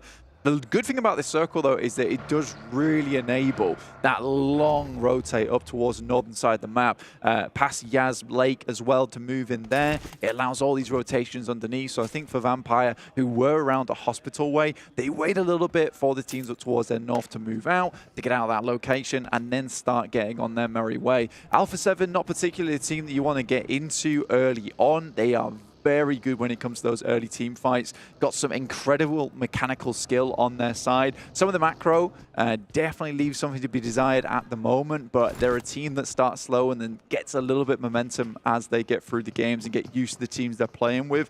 That is really not what you need in a 3-day sprint in this kind of tournament. But I do think Alpha 7 can catch up. And after that last game, a little bit of momentum has been found, a bit more of that confidence as well. They had a big elimination count. So this is interesting for them. Plus, with this circle, the Stalwart rotate has worked out fantastically well, holding almost 40% of the circle for themselves on that northern side. It's a great place to start sweeping through a lot of areas where you can stay fairly hidden in the forested areas, some decent compounds to chill out at. So I think for Alpha 7, this is an excellent decision that they will be benefiting from in the future. The ever-treacherous Yasnaya fields encompassed by this next circle blank. They are such a difficult bit of terrain to navigate. We'll have to see if teams are going to be able to find any sort of sanctuary in that area should they opt to cross them. Don't have to go into them just yet, but certainly possible to see the finish there. The east bridge from the military island for Stalwart and for DRS, actually, both looking to get across near Milta. DRS allowing Stalwart to go first. I don't know if allowing is the right word, but Stalwart did get across first, is the upshot of it all. And the Gladiators are pushing in from the south as well. Yeah, Gladiators actually making that rotation from Ferry Pier now have squeezed along that coastal edge and now making their way up towards Shelter Side. A little bit of a barren position on the map, but getting past this area is probably one of the most treacherous bits of land that you can go through, purely because it's very easy to get caught up in an engagement over Shelter, where suddenly you're just stuck in this almost a standoff between two teams, so it's not ideal. Alpha 7 look to start sweeping now. They find the elimination over towards Tianba. Infinity IQ lose Bensu, just one player left remaining on that team now. Very unfortunate after their start versus Reject Tokyo earlier on. Reject Tokyo currently over towards Lipovka, trying to swing in from that east side. Box Gaming playing on the east point of Yasnaya. Resed up for Tianba. They can get some healing done now. Might take a couple more bullets, but only one player. You don't want to make yourself too much of a target here for Infinity IQ.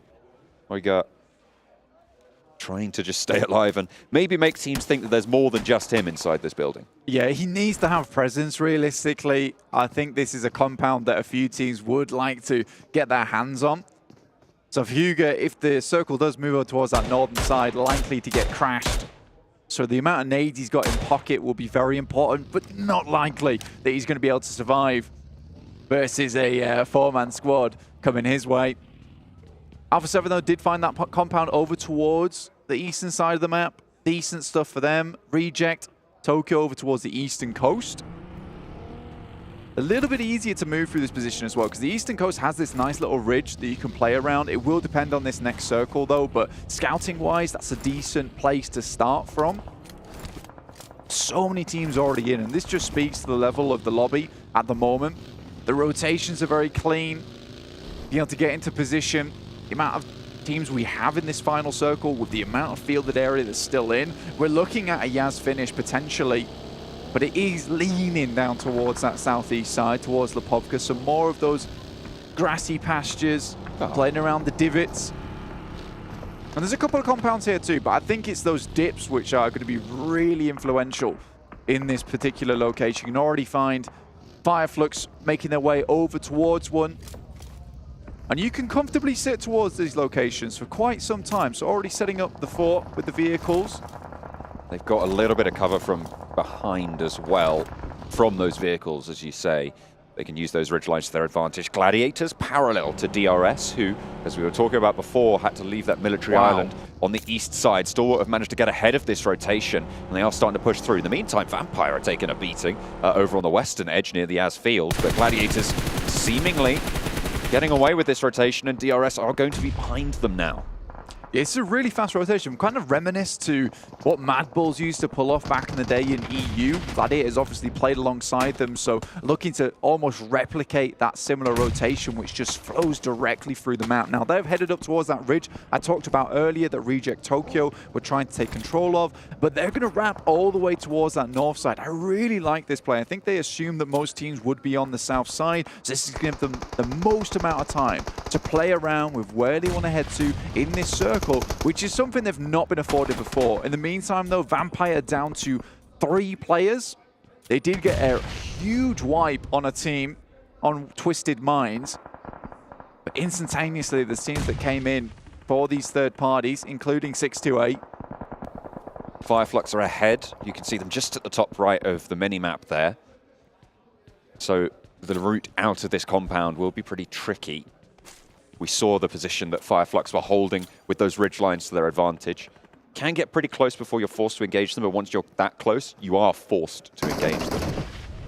But Vampire, though, trying to hold out on the inside. Against 4, an off angle also still in action for 628. D plus Kia have actually sent Forest all the way out behind this fight, despite 3 of them being much closer over towards Mansion, further east of this engagement. Maybe looking to third party onto it. Fabian also spiking out the D plus Kia. In the meantime, though, Ching lines up the shot through the hallway there. Schwepp spotted, blinked away. No, not quite going down just yet, but there we go. There's the off angle for D plus Kia, landing a shot over towards 628. The flush goes through onto Schwepp as they move forwards, but a nade from Tony to answer.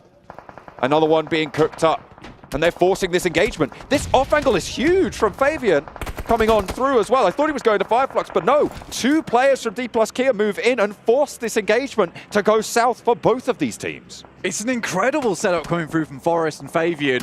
It's 2 players taking on a single team. Incredible movements coming through from them. Circle heads up towards Yas Fields on the northern side. Still a bit of that urban territory available towards the west.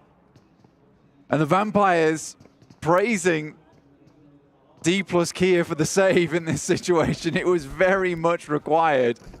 Now Tony K looking to finish off Xing. We cannot say that Tony K did not have a big impact in that fight either. Some incredible nades, and he's been throwing them all game long, all tournament long, even in All-Stars. Just like that one, in fact. Vampire felt a little bit Moomin Rider to the DK plus Saitama there. They rock up and say, don't worry, we got this. They control the fight. Fireflux cowering seemingly. I mean, they made a very fast rotation up from the position that we talked about a lot, that dip, that divot that they were playing in, and they moved very, very quickly to the northeast point of Yasnaya on the shift, with Fabian's attention drawn elsewhere, allowing that opening to come through. And somehow they've survived. They are all, however, gathered in one shack, and Fox Gaming know all about it. Meantime, Huga on that building! Oh. As I talked about earlier, the nades had to be strong, but there's some support coming from outside, from Fireflux as well as Fox Gaming, and Huga lives to tell the tale. Fireflux staying in for now. Could be under pressure from more of these teams on the south side. Potentially looking at this position to try and rotate on through. The rotation from Gladiators earlier to the north side gives them a lot of control over that north edge, but the fields in front of them will be dangerous. Yeah, right now the Gladiators have a massive amount of space. And this team loves it when they have a huge amount of space as well. A little bit cloistered sometimes, a bit claustrophobic when they get in the melee. But when they have this opportunity just to chill, relax in the meantime, have a bit more time to set up the rest of the game, that's when they typically do well. But they will have to deal with the Falcons, who have made a wide wrap through the blue towards that north side. Tixi currently outside on his lonesome.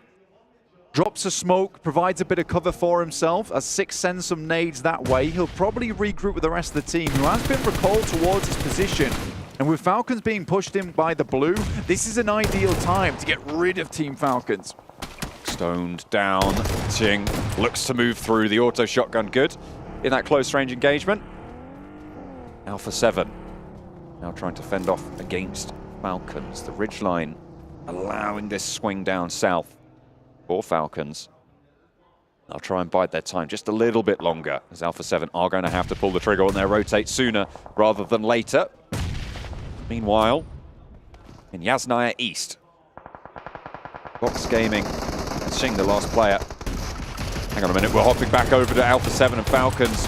Frags going both ways, but at the moment, Alpha 7 looking a lot better in this engagement. However, the blue zone will not let up. Revo running to the top of the hill.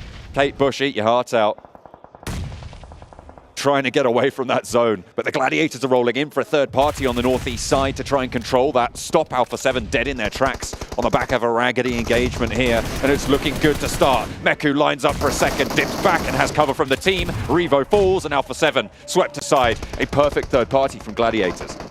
Gladiators get a bit of a moment to breathe here, and that just makes all the difference for this team a lot of times. When they have that oversight over them, they saw Team Falcons come up towards that northern side, they dip back down again, they heard the engagement go through, instantly they're on top of that one. And for the first time in a long time, Alpha 7's fight is not as clean as they'd like it to be. On an open ridge, hardly any smokes thrown as Team Falcons stumbles their way.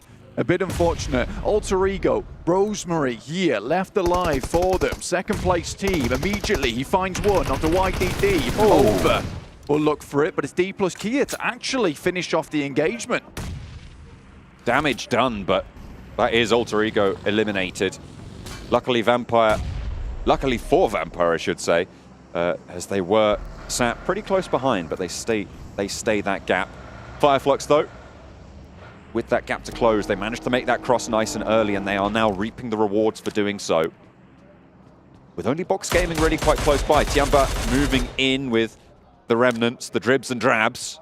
3 players are alive, but they're not playing together right now, and they're struggling to get across these hills. It's funny to me that Hugo from Infinity IQ has been able to hold on to this building for so long. Really good nades. There's guard dogs around them as well, keeping him nice and safe, so this is beautiful stuff. STE, Stalwart were not able to get on towards that building. Now Geekay is sending some scouts up towards that northern side, towards Gladiators. They find over from Tianba, that's down towards the south. And they're just picking off players one by one. Stage 5, 24 players remaining in 7 teams. This is very, very unusual for our usual Arangles here. D plus Kia looking to get some more points back on the board. We said they were down towards the bottom of the lobby, but it's not where they belong. And they know that too as they start to unleash a lot of damage over towards these teams. 6 eliminations found for D plus Kia. 4 of them over to Fabian, 2 for Forest there. Just about getting away, the buggy bearing the brunt of the damage from Osal. A regroup from Box into the buildings. They'll stack themselves up to go for a push further north because this is looking like a field finish. You can see here on the sweeping shot blank, it is pretty much just hay bales as cover. I mean, and Hugo's building. That's true. Apart from, okay, fair enough. I mean, to be fair, the fact that no one's been able to pick that up, and I think it's just because there's so many angles around this location, it's hard to make that rotate up towards that building because it is so open without feeling about 18 different players just sighting you at that point in time. You can feel it in that moment, and Stalwart certainly did. They tried to make that fight come through quickly. Hugo was able to keep them away with some beautifully placed nades. Now for the Gladiators, this is a really incredible game, all things considered, particularly because they were in Ferry Pier. Making this rotate was not easy, but they picked the right direction and the right rotate, which obviously has encompassed some research into these games. And it feels like that similar kind of playstyle that we've seen in the past from them is coming through. And their gunfights are good, as you see on the screens right now. Not sure what happened between last and now, but it's good. Fireflux under pressure as Box Gaming finally turned their attention out that way. They've stayed in the shadow for too long, and they will fight there no longer. Box Gaming take them down, seemingly without too much effort. To be fair, they were all in one building in a very nadeable position. So you got to feel it was a little bit of a ticking time bomb. Yeah, I think for the guys on Fireflux, just really not paying attention to what was going on from Box Gaming. They dropped some smokes, were able to walk all the way up towards that location. Really well done. Nades in through the window. You saw them all just inside this building as well. So nadeable. Now D plus Kia rocking up on that building that they caused such hell towards Stalwart on earlier. And Hugo's instantly down. And they might just be able to take advantage of this. But Box and Duck is taking shots up there. Almost guaranteed that Fabian goes down. play on this cover and try and get these reses. If there's a stabilization opportunity for D plus Kia, they are going to have a strong time, but this roll-up from Box Gaming is super heads up. They managed to find their feet and run straight on in, but Geekay aren't going to allow them to just get this for free. The nades through Find Forest, and now just one player left standing for D plus Kia. Saden in the corner with a DBS, but he's not even going to get the opportunity. The chance denied. D plus Kia swept aside as Gladiators chime in as well. A potential third party, but Box Gaming are just too healthy as well. Kitsune sends a nade down that way, but it's Ragnar to start things off strong for him. Tixie's looking for another nade as the smokes are all unleashed. Keeping this position shrouded by the clouds of smoke. Kitsune's got 3 nades in pocket, sends one over the top. Box Gaming not likely to be inside the building, so tosses it a little bit over towards that left-hand side. Now Tixie goes down, it's really bad news. Oh dear, that is unfortunate. There is an answer. Matic, fantastic. Just about staying alive. And the knock went over towards Tixie on the front line. Slowing down Geekay on those sides. So important for Gladiators' route forwards here. Yeah, Matic is doing a fantastic job. Definitely pulling a Matic classic here, but more akin to when he's a solo at the end of the game and he's just taking names and numbers. Oh dear.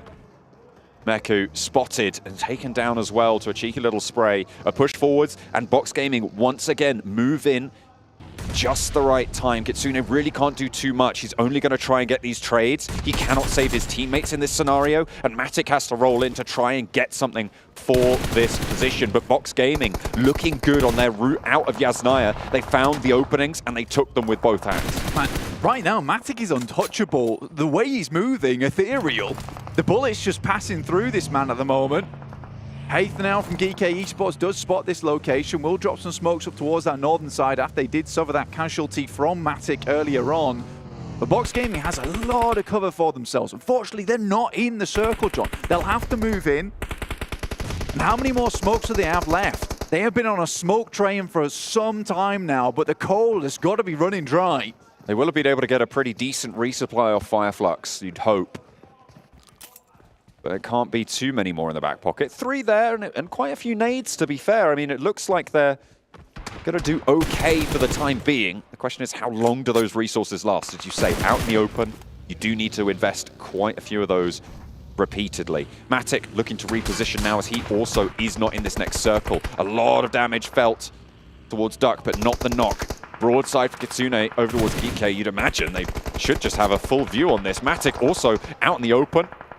As the Gladiators just trying to survive 1-1, a big split, but really don't have much choice about it. Matic goes down, and now it's just Kitsune, but he's fending off Box. Not for long. Nade pings over the top above his head like a light bulb, but doesn't give him any ideas, just sends him straight back to the lobby there. Gosu from Box. The fact that Duck is able to be here is absolutely madness, John.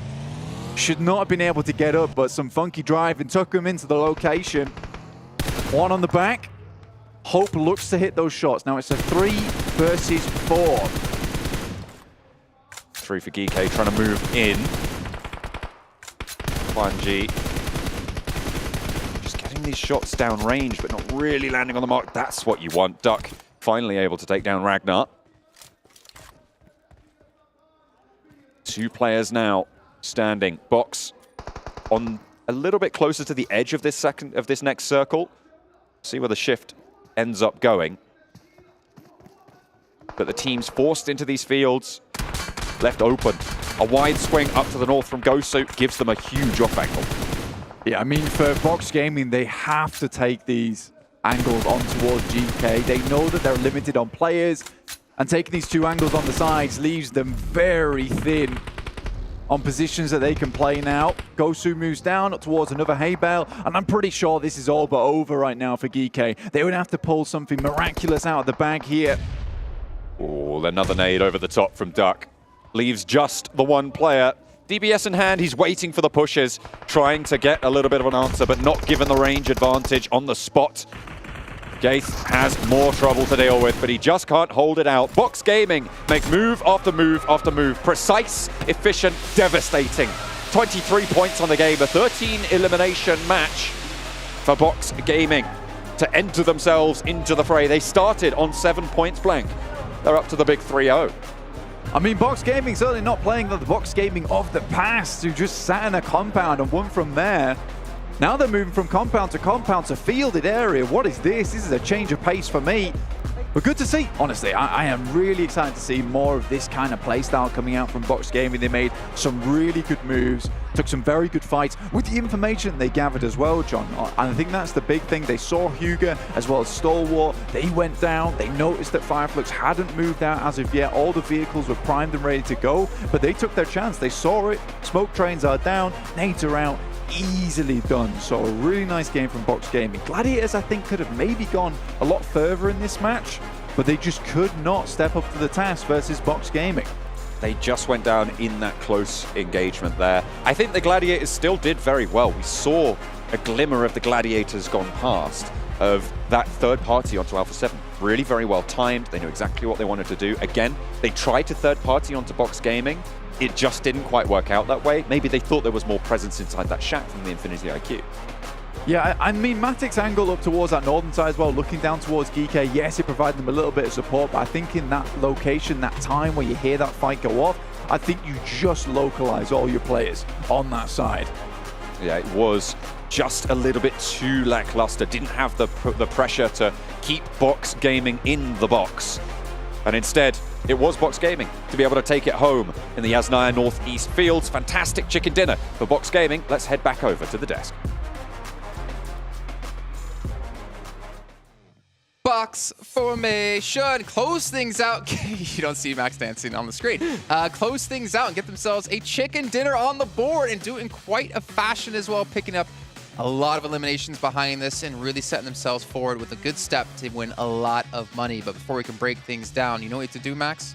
It's time to talk about Honor Magic 5 Plus, powered by Snapdragon 8 Gen 2. And Honor self-developed GPU Turbo X. Nice. Look at that. One of these days we'll get 7 in on it as well, but I think last time we did a sponsor call out, it ended with him drinking an entire Pepsi can.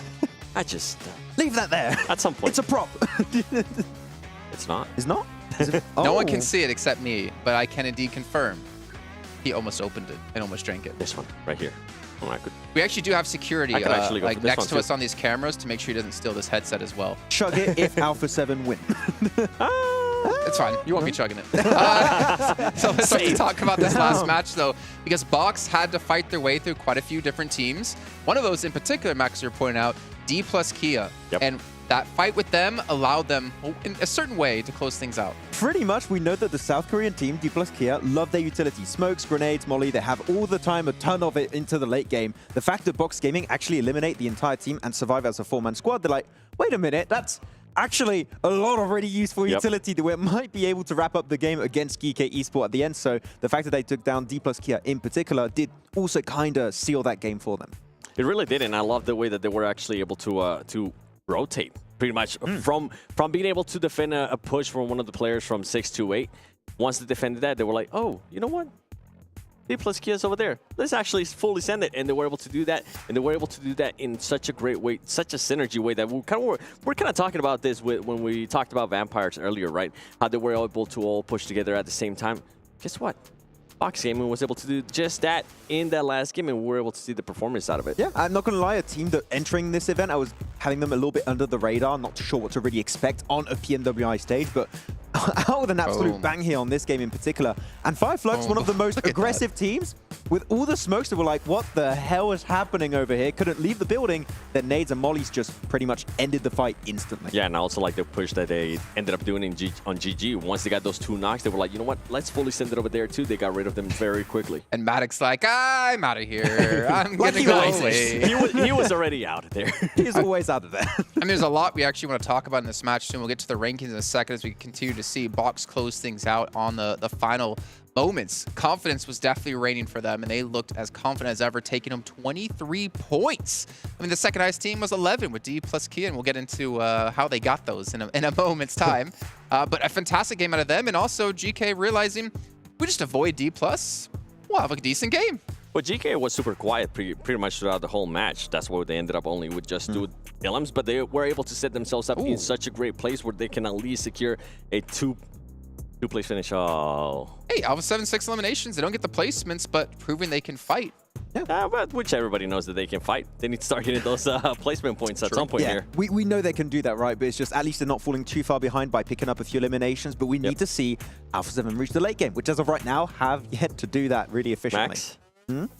Am I seeing that right, Max? No, you're not seeing what I'm looking at. You're not seeing Stalwart with 0 points. No? I didn't see that. I don't have my glasses, so no, it didn't happen. I think it's because he said he's not wearing the jersey. I think we're rehosting this game after it actually ended. So okay, this game never happened. Don't say that. You're giving people nightmares at home. We've had very smooth matches so far, Max. Don't jinx this, okay? I don't think the curse is that strong that I can curse an event.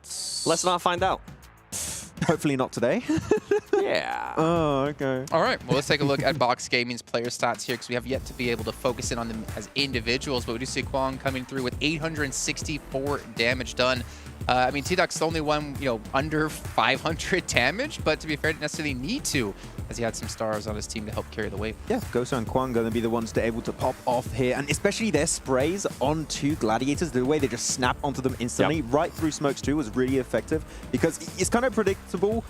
There's a few positions in the field you can really play, and they just knew exactly, so laser it through, and I think even a headshot came through from Ghost at some point in that game, and it was just so hard because the fights were so quick, Seven. The moment they pushed on the Fire Flux, the fight lasted 10, 15 seconds, similar way onto the D plus Kia fight. The fact that they were so quick and able to survive as a four-man team allowed them to just instantly approach the next obstacle. In a final circle like that, and knowing that those smokes are going to be going away soon too, and knowing that they're not going to have that much cover, you want to finish out those fights as soon as possible, and they were able to do just that. So I am surprised we didn't see Geekay Esports take more control on the West while Gladiators were fighting Box Gaming. I was like, okay, they can get 2, 3 off angles. You did ask, like, why aren't GK doing anything right now? Exactly, and the fact that they just stayed onto the western side of the circle, not doing too much with it, allowed Box to just, well, take full control the moment Gladiators fell. And I think for GK, it kind of goes back to what I was saying. They were just being super passive that game. They were just trying to secure those placement points. Well, I mean, you look at, Satan on the team, and I feel like he's very similar to Matic as well, because he's kind of off. Like every so often I look at the map feed and I'm just like,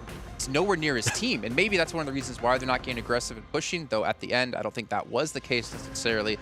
But I did find it a little bit weird that it's, or a little bit of interesting, I guess, not weird, that it's very similar to G Gladiators in some sort of way. Yeah, the Satan Classic, we'll have to find something that works with him. I'm not sure just yet, but... Yeah, and, I mean, with GK, they just weren't really forced to fight, and Satan was being that scout. He was very far away from his team, but he was able to find such a great locations there towards the west, considering that nobody was there. And I mean, at that point, GG was just worrying with what Box Gaming was about to do to them. Yeah, I mean, Geekay were just playing the outskirts of Yasnai Polyana, right? So they were just waiting with that extra information, playing from the rooftops, and then they just got involved the moment the circle left the city finished position. The Hope and Satan able to give themselves one nice pick each. That's nice. I mean, I think I was telling you before, Max, when we were watching this game, is like, I've known Satan since 2019, since PMG Season 0. I remember him there playing. I can't remember the team off the top of my head. He's got a wealth of experience, and we know GK can be a strong team, but they need a little bit more. Maybe that solo play of him, he needs to try to get a little bit more out of it, or maybe they need to switch some things up. Yeah, and Gaithas had an amazing season last year back in Arabia, and Ragnar is actually the MVP of the MEA Championship of Spring 2023. So when it comes to fragging power, we have 3 players that are looking really good. Hope is a player I have a few questions about as to how he can perform on this kind of event, but the 3 of the players, I feel like they can definitely bring the heat. With Satan, kind of feel like we're talking about Carrillo again, right? He's always the one that's away from his team. He's always the one that's really wasn't, maybe needs to start putting up more numbers. And I think if they're able to do that, if Satan's able to become a little bit more aggressive and start confirming whatever knocks he ends up getting, or maybe stealing some illims, that might be the push that the team needs.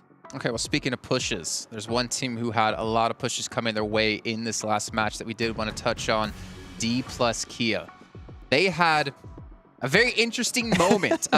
It was quite a few teams. It was, how to start off, Max? It was Alter Ego crashing onto them. Yeah, so it was Alter Ego fighting versus D plus Kia south of the road when it was going towards Yasnai Fields. And Tianba being like, okay, we don't want to do a mad rush anymore. We want to try and go for a smart play. Let's just third party that fight. Alter Ego fall down is looking great so far. Then D plus Kia start to say, no, actually, we're going to start pushing back. And Tianba instantly regret their decision, thinking, let's just zoom back onto the other side of the road and just bunker down. And D plus Kia like, no, you're coming back over here. Chase them down, get all the squad wiped pretty much instantly. So it's pretty comedic, but you don't want to fight D plus Kia if you're not ready for the heat. Which is crazy, right? Because with Tianba, it's something we've been mentioning. I feel like they're just being too passive. And the moment where they actually had a chance to be aggressive, they decided to back away. All right, well, we're going to back away here from the stage. We're going to throw it on over to our commentators to kick off our first Miramar of the day. Mirror, more of that, please. Let's go into the first of the day in the desert, over from the east coast down to the southwest in Minas del Sur. Let's chop the southeast quadrant. I didn't like that. I did not like that one bit, I'll tell you that right now. But nothing. Absolutely nothing. What did you like? I think I've blocked it. I've blocked it from my memory. It's fine. What are you talking about? Los Leones, though, down towards Minas del Sur and Los Higos. Most teams should be able to get up towards that northern side, honestly, just because they drop out straight away. It does mean we might have a cluster of teams up towards that north, in which case you're probably going to see a couple of these squads dropping a little bit later and going far north from that position. Bots Gaming down towards Puerto Paraíso. Well, Impala for them. D plus Kia down towards Puerto Paraíso themselves. And this is the first time we've seen Miramar in the main tournament, so it'll be interesting to see how a lot of these teams play. They've done the tried and tested over in Erangel. Now they've got to play on a bit of a bigger playing field. Now, for a lot of these teams, this is going to be quite different, especially those who qualified from All-Stars. We're back to 16 teams. This is going to be far more easier to hit these rotates. There are going to be less players crowding up the match and the map itself. But Circle heads over towards that western side now, John. Power Grid, Monte Nuevo, San Martin. A lot of high ground to be played around with here. I'm looking for the rest of Alpha 7 because I've spotted two of them on the northeast side. Revo and Senatexa both breaking up towards Tierra Bronx. Oh, it looks like they're all in that vehicle on the, on the south vehicle. Okay. I was wondering, is there really two of them there? Are they playing Super Split Drop? But no, they're going to be playing up towards Campo Militar and Tierra Bronca. Picardo, looks like that's going to be Geekay's for the time being. Reject Tokyo playing Los Leones on a bigger split. And that south side, Gladiators. Split position there. Miramar, very much more common to see these split drops on non-large POIs. You can get quite a lot of loot on board that way. Twisted Minds, smokes being dropped and close to Infinity IQ, but nobody going down just yet. In fact, not even any damage found. Maybe that's about to change as Dami plinks away, but safety found for the time being. Yeah, actually the only player that's taken even a lick of damage is Alter Ego. Over on that side up towards El Azahar, probably dropped out just a little bit too quickly. Hit the ground with a bit of a crunch. You rub those ankles and get on with it though.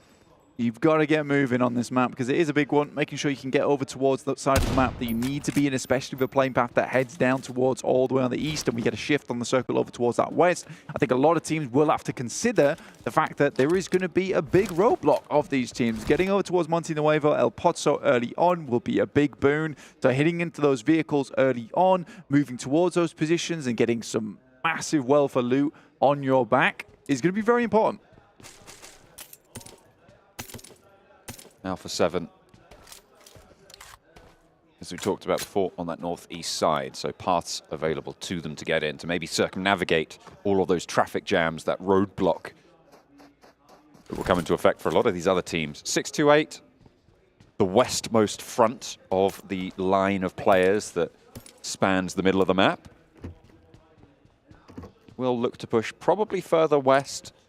Aren't seeing too many early rotations out to that western side just yet. No one's swinging for El Pozo. Yeah, I think most teams are going to try and bleed a lot of this land dry of loot, right? And I think for 628 in particular, this is going to be a case of taking North Picardo drop, transitioning to Power Grid, and then maybe heading to Monte Nuevo or one of these high ground positions up towards Crater Fields. That would make the most sense to me. Most teams just trying to get as looted as possible, understanding that, you know, towards that western side there's going to be more loot available to them. So it's a smart play, and I think a lot of these teams that headed west nice and early will have the lion's share of the loot going on in this game. Teams like Box will have to just do with Impala, albeit that is a big place.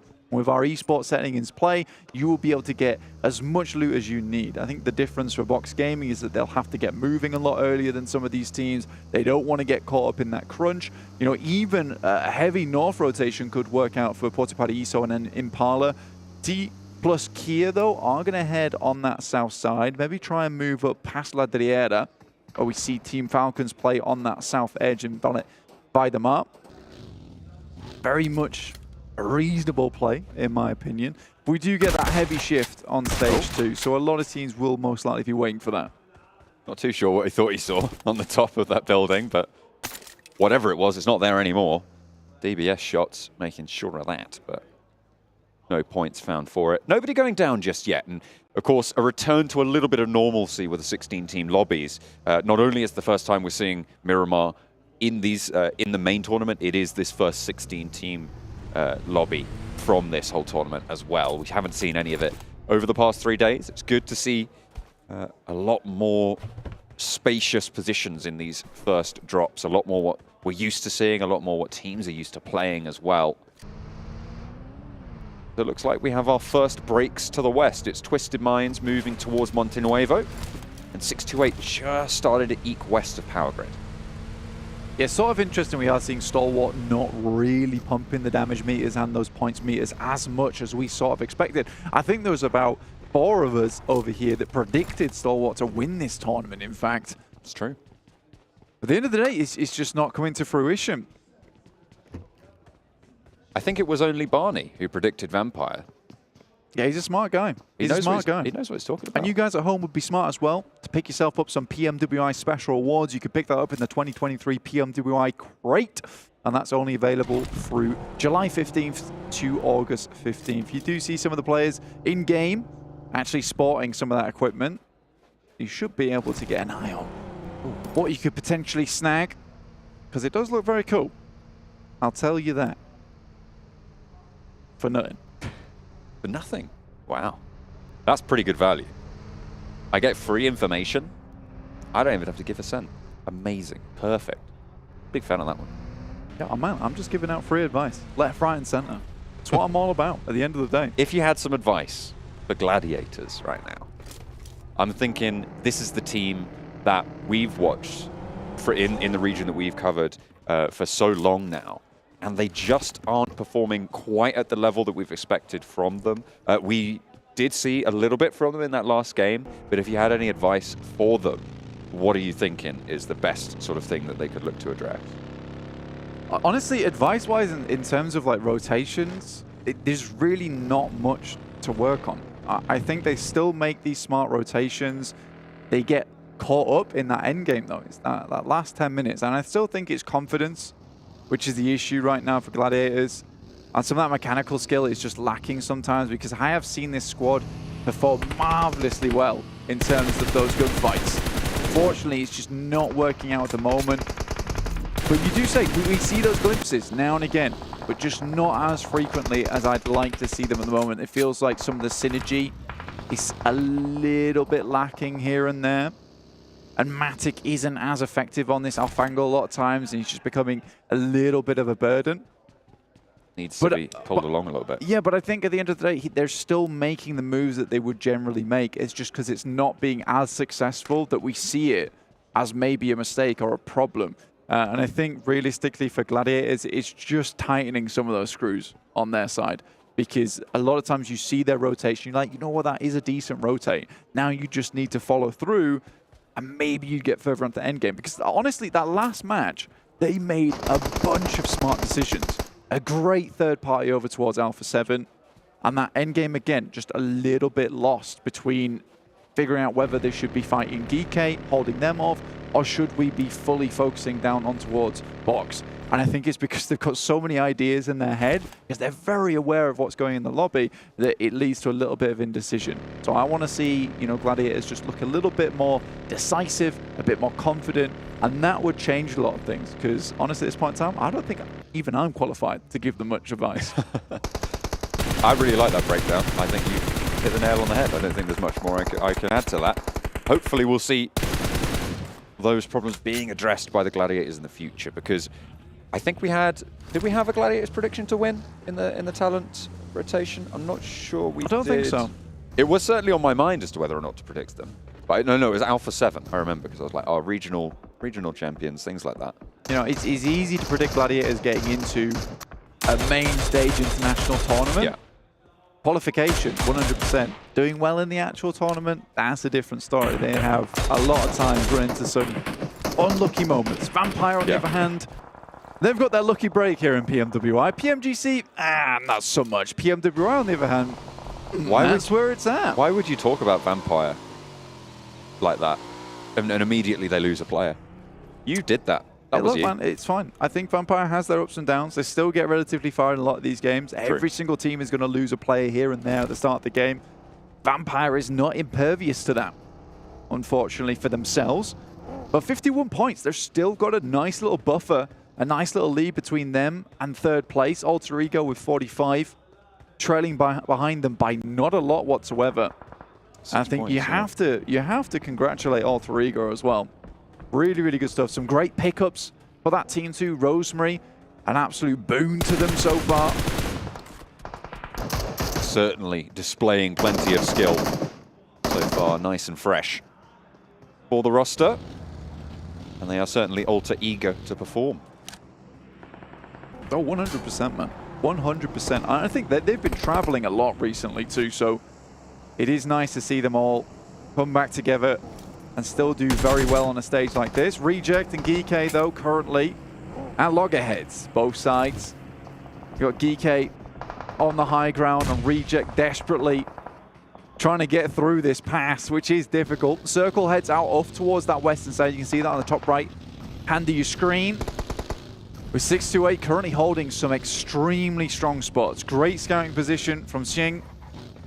And Yang Won and the rest of the squad, they're all in a very, very prominent compound that sits right on the edge of the fielded area. So they'll have great sight lines up towards Alpha 7 and D plus Kia, who has made one hell of a wide rotate. That's a thick boy up towards El Pozzo.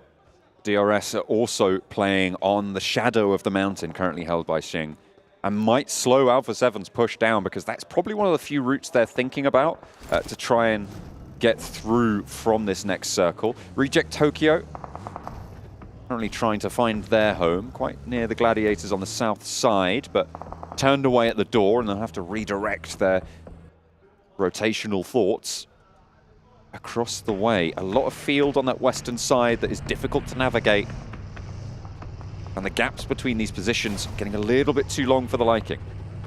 Yeah, there's a lot of space in the circle, which is really unplayable, honestly, until you hit that end game. For instance, that northwest field, horrible position to be in until you maybe the last 4 squads, you can send it to one of those little hay bale shacks. Down towards that south side on the north edge of Monte Nuevo, pretty barren ground as well.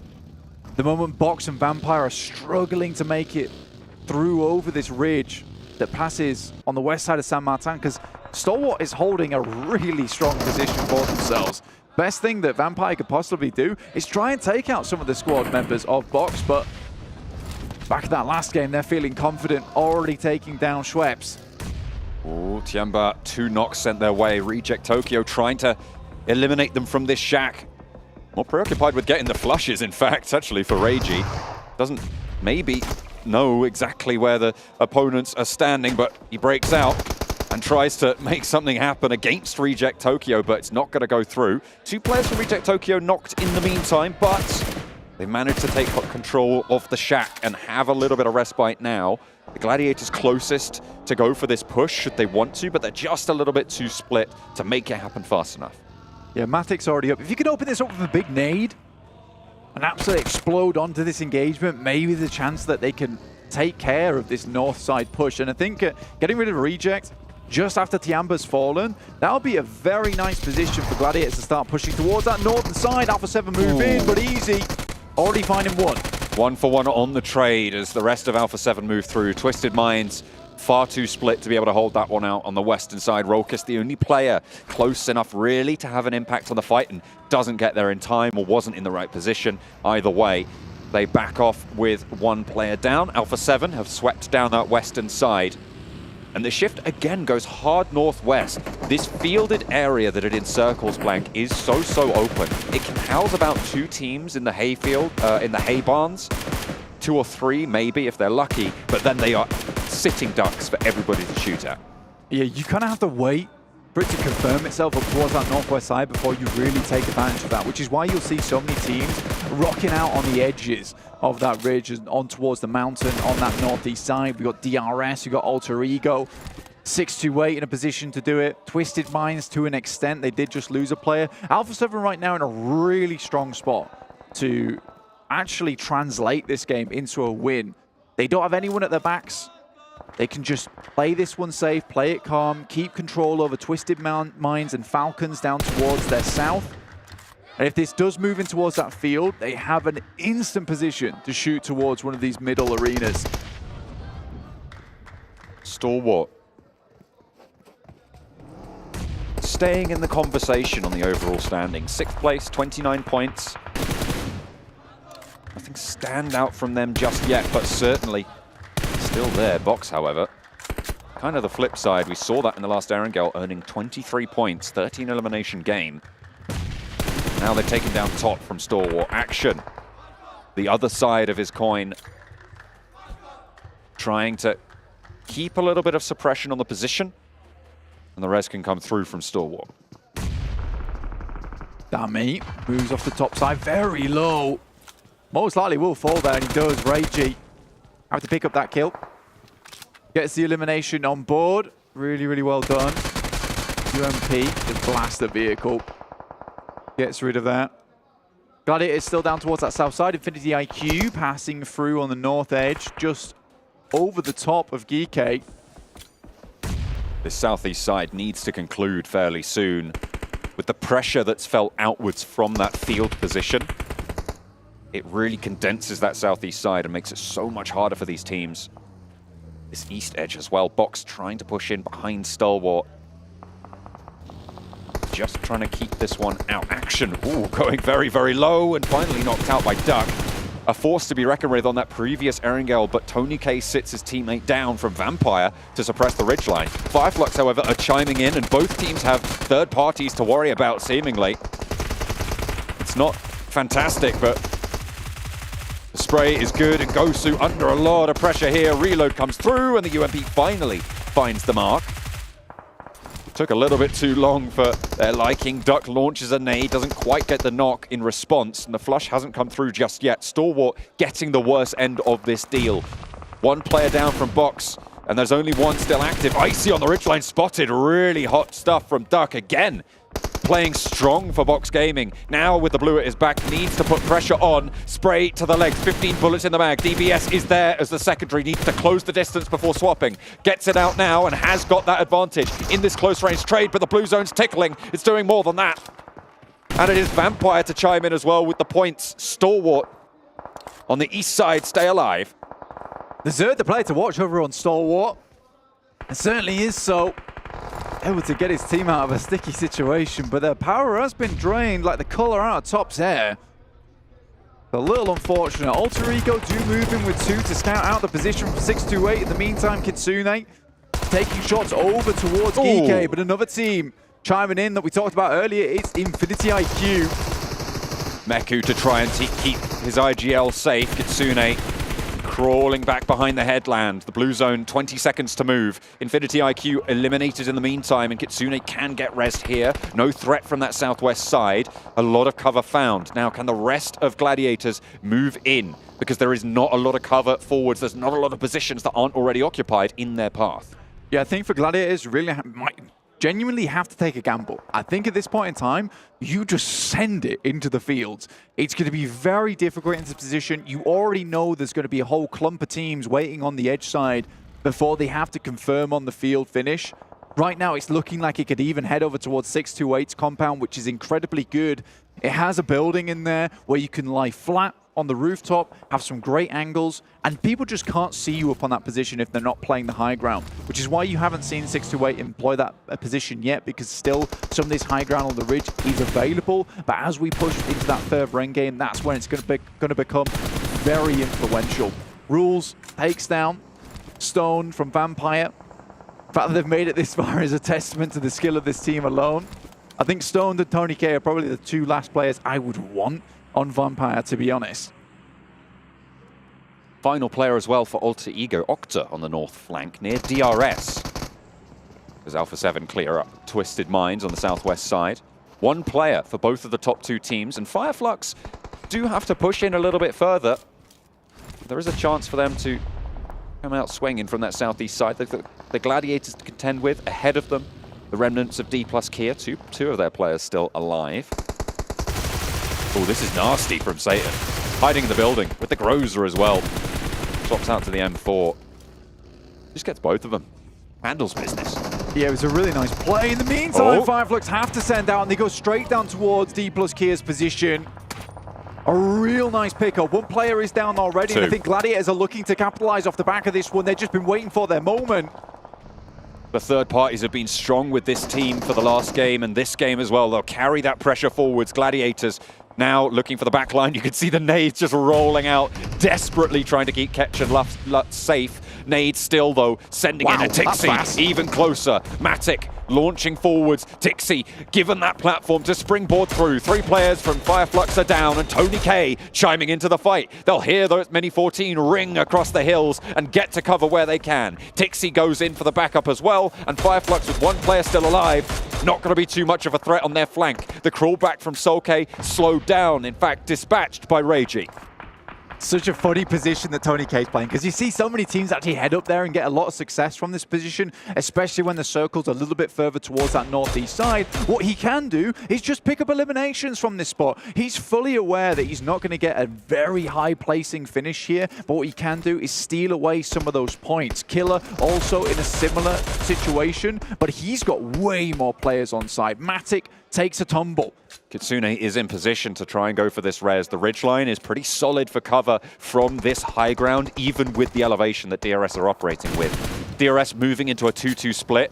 Gladiators know how to play this position as well that DRS are in. They are aware of the threat points. They know where has cover from it, because this is their normal drop spot. Moving down from La Cobreria into this area is some of their bread and butter rotation play. Still taking shots here. A lot of bullets for this Mini 14. Pulls out the scarf. Oh my goodness me! Pulls him out, wrestles him to the floor, and Giante's not getting away with that one. Out in the open though, he's got pretty happy knees there, being able to wibble and wobble his way around to stay alive a little bit longer. He's had enough. Tony K though expending a lot of ammunition, and in fact his life, to get that flush. Yeah, frustrated, slamming the desk there. And it's fair play. I think right now for Gladiators, realistically, they just need to wait for these players to come off the high ground, and then they can start thinking about assaulting this position that 628's holding. They just want to get rid of these angles before they move in. A lot of teams down towards that south side, though, and Meku, on his approach, gets exploded in the vehicle. Luckily, it's just a knock. It is resable. And they have the cover to do so. Reject Tokyo can't swing onto this position with Falcons in the way, with Alpha 7 just over that ridgeline as well. The main fight for me, as you talked about just now, Blank, is Gladiators into 628's position. Yeah, realistically, it's the winning play for Gladiators. Unfortunately, this spot is quite difficult to assault, especially at this late in the game. I think their main boon is the fact that 628 only have 3 players. So moving on to that spot, it's not as covered as it could be. But again, those angles you gain from this building, which is such a prolific compound here on Miramar, is really, really big. And moving across this road with the sightlines coming down from the teams on that southwest, like Team Falcons, Reject Tokyo, as well as Alpha 7, that's what makes it tough. Reject Tokyo healing up, getting ready to make their move. Reiji, unfortunately, takes a lick of damage there. That might slow his roll just a little bit, but they don't really have too much time to worry about that. 5 eliminations so far, sorry, 8 eliminations for Reject Tokyo. Miscounted that on this game already. So they've been successful no matter what. With 6 teams remaining, they'll want to ladder up a little bit further. I mean, getting the hydraulic press between Team Falcons and Alpha 7 is never an ideal situation, though. And the best they can hope for is for both these teams to take shots towards one another, just scare them off from this position. And now it's confirmed.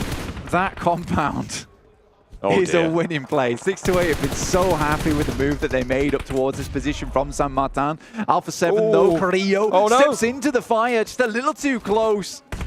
Gets burnt, forced back.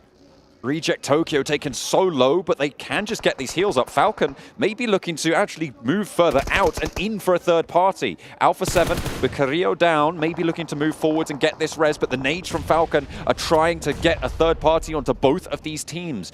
Pretty prime real estate for them, but the damage hasn't really been done either way to facilitate that for Falcons. DRS in the meantime move up towards that compound in the center. Reject take a knock towards Sarah. Alpha 7 look fairly healthy. Carrillo got just a little bit too close, right? And I mean, the hair gel, it is quite flammable. Ooh. Ragey taken low, but his teammate not so lucky.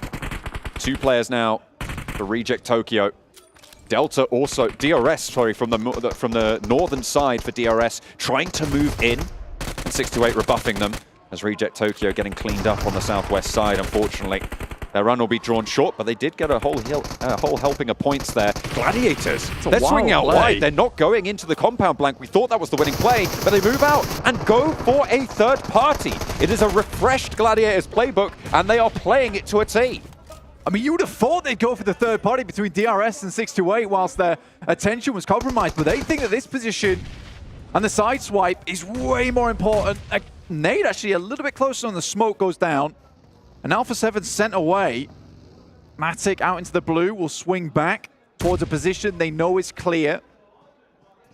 Now it's just one team. I think they're going to rock back up towards their original spot on that eastern side. Ooh, really smart stuff. 628 move out. This was much needed from them. The respite that they got from hearing that third party, they just wanted to clear up the remaining players. The north side of their compound now just kill it, nowhere near to assault them. This position for Matic and Tixi is dangerous. There's not really too much cover. You can see they are just going to go down the lowland to regroup with the rest of the team. For Gladiators, they know the push they have to make. They know what they must do, but do they have the strength to do it? They've played a very similar circle before over in Europe. Weren't able to make their way through. They actually assaulted this from the north side because they usually drop in that Covarilla, but to come all the way from the south of Los Leones to make it here is pretty impressive. They're clearing out the longhouse at the moment to move up towards that spot. In the meantime, the players are also holding down Alpha 7 who are being pushed in by the blue. So information being gathered over towards 628 who have all repositioned over towards that south side. They're above these players, the Gladiators, provide a bit of a better defense. In come the nades though. They know they need to clear the close angle because they need to cross this open ground fast. With Alpha 7 on the side swipe, you saw the open angles that Carrillo had. You cannot waste any time out in the open worrying about 628 players. Push them back off these windows, get into the building, and try and take that fight linearly. It just doesn't work if Alpha 7 are third-partying you and spraying you down on the side. They force you into a losing fight. That was a gorgeous nade coming through from 628. I think the good thing for Gladiators at the moment is that while all this is happening, Alpha 7 continues to be pushed in. More utility used. They have to pour everything into this push. Absolutely critical that they get at least one player in. All the smokes are through and they go for the crash with the DPS. No one's down as of yet. Matic leaps up to avoid the licking flames at the heels, but Tixi's down in the meantime, flushed as well. And Yang now pops another molly out the side. Groza in hand, and it's just the one player for the Gladiators alive. The crash has gone catastrophically wrong for them. Matic tries to drop, but it will not be enough. All 3 of 628 survive, and now Alpha 7 can start to march forwards, but Mafioso down. These Cenetex are going for the res. They have to delay somewhat, but they can push in now. But Killer's still here for DRS, the MVP of the squad. A huge elimination count from the All-Star stage blank, and he's still got more in the tank. This guy is mega at the end of the day. Still taking shots, still sending nades over the top. And that was first one was very, very long. Luckily, they should just have enough time to pick up Revo before the circle starts to enclose. But you got to give props to Yang 1. The fact that he was fighting versus Alpha 7 and the rest of the team from Gladiators were moving in, that is an incredible move from him. They'll get a full resupply from the Gladiators side. Killer getting shot out from underneath the vehicle itself. Sunan taking those shots. But Carrillo picks up easy from that side. Oh. This is not good. Alpha 7 able to get an opening knock, but Yang 1 again on such a huge side swipe. Slows Revo down. Now turning attention to the backline, but there's a teammate already pushing forward. Cenetexa drawn short out in the open. Has to just go completely raw into this fight. Gets the cross. Oh, Yang 1 perfect on the timing. and 2 players fall to the scope. Carrillo now under pressure, and Yang1 on a mission to try and take down Alpha 7, single-handed, finally falls, but the health bars are blinking, and now can 628 pull it back together? They got the res. Sunan playing around this door frame. They reposition, and they have got the center, breaks out wide, and Sunan's forwards. DBS in hand, but it's cut down, and Revo turns the tables again. Now on the back lines, they're looking for one more, but it's denied yet again. 3 eliminations found. And they want the res. They slow down the fight. Carrillo has the off angle. Groza to try and stop it. He knows he's there. Burns him out of position. Lights his feet on fire, and he has to tear to the back of the warehouse. Vehicles as cover, and Carrillo desperately trying to keep his team alive, allow them to get the res. They have been able to get it on board. Mafioso and Revo now very healthy. 1 player stands for them, and Revo swings in through the door, out into the blue, and Alpha 7 march their way to victory. That is a disgustingly difficult win coming through from Alpha 7. Assisted by Gladiators, who came in just when they needed them to clean up with Team Falcons. But Alpha 7, that push over the ground is really, really hard, John. What a final march from Alpha 7. Yang1, what a valiant effort as well. This is why we talk about these teams from the region, from the PEL. They just have got that X factor sometimes, but unfortunately it was not enough to stand up to the Brazilian might of Alpha 7. Not at all, dude. It is tough to go against Alpha 7, but Yang1 made it look pretty easy in that situation. The fact they played with 3 for so long, it is a marvelous effort from 628. They lost that high ground a little bit earlier on. I think the player had to drop down and just got knocked to the full damage, and playing that compound perfectly. I mean, what more can you really ask for from this team? Unfortunate that the Gladiators were held out by that Alpha 7 off angle for their bid for the top of the tables, but not really a lot you can do about that as well. They know the ground better than pretty much probably most other teams in this lobby, right? They play this area a lot, very, very frequently. They should know exactly what opportunities they would be given. Stomp's very curious to the Death's thoughts on, why the Gladiators go for the Team Falcon push versus 3 teams instead of going for 628. And I guess we'll find out as we head back over to the desk.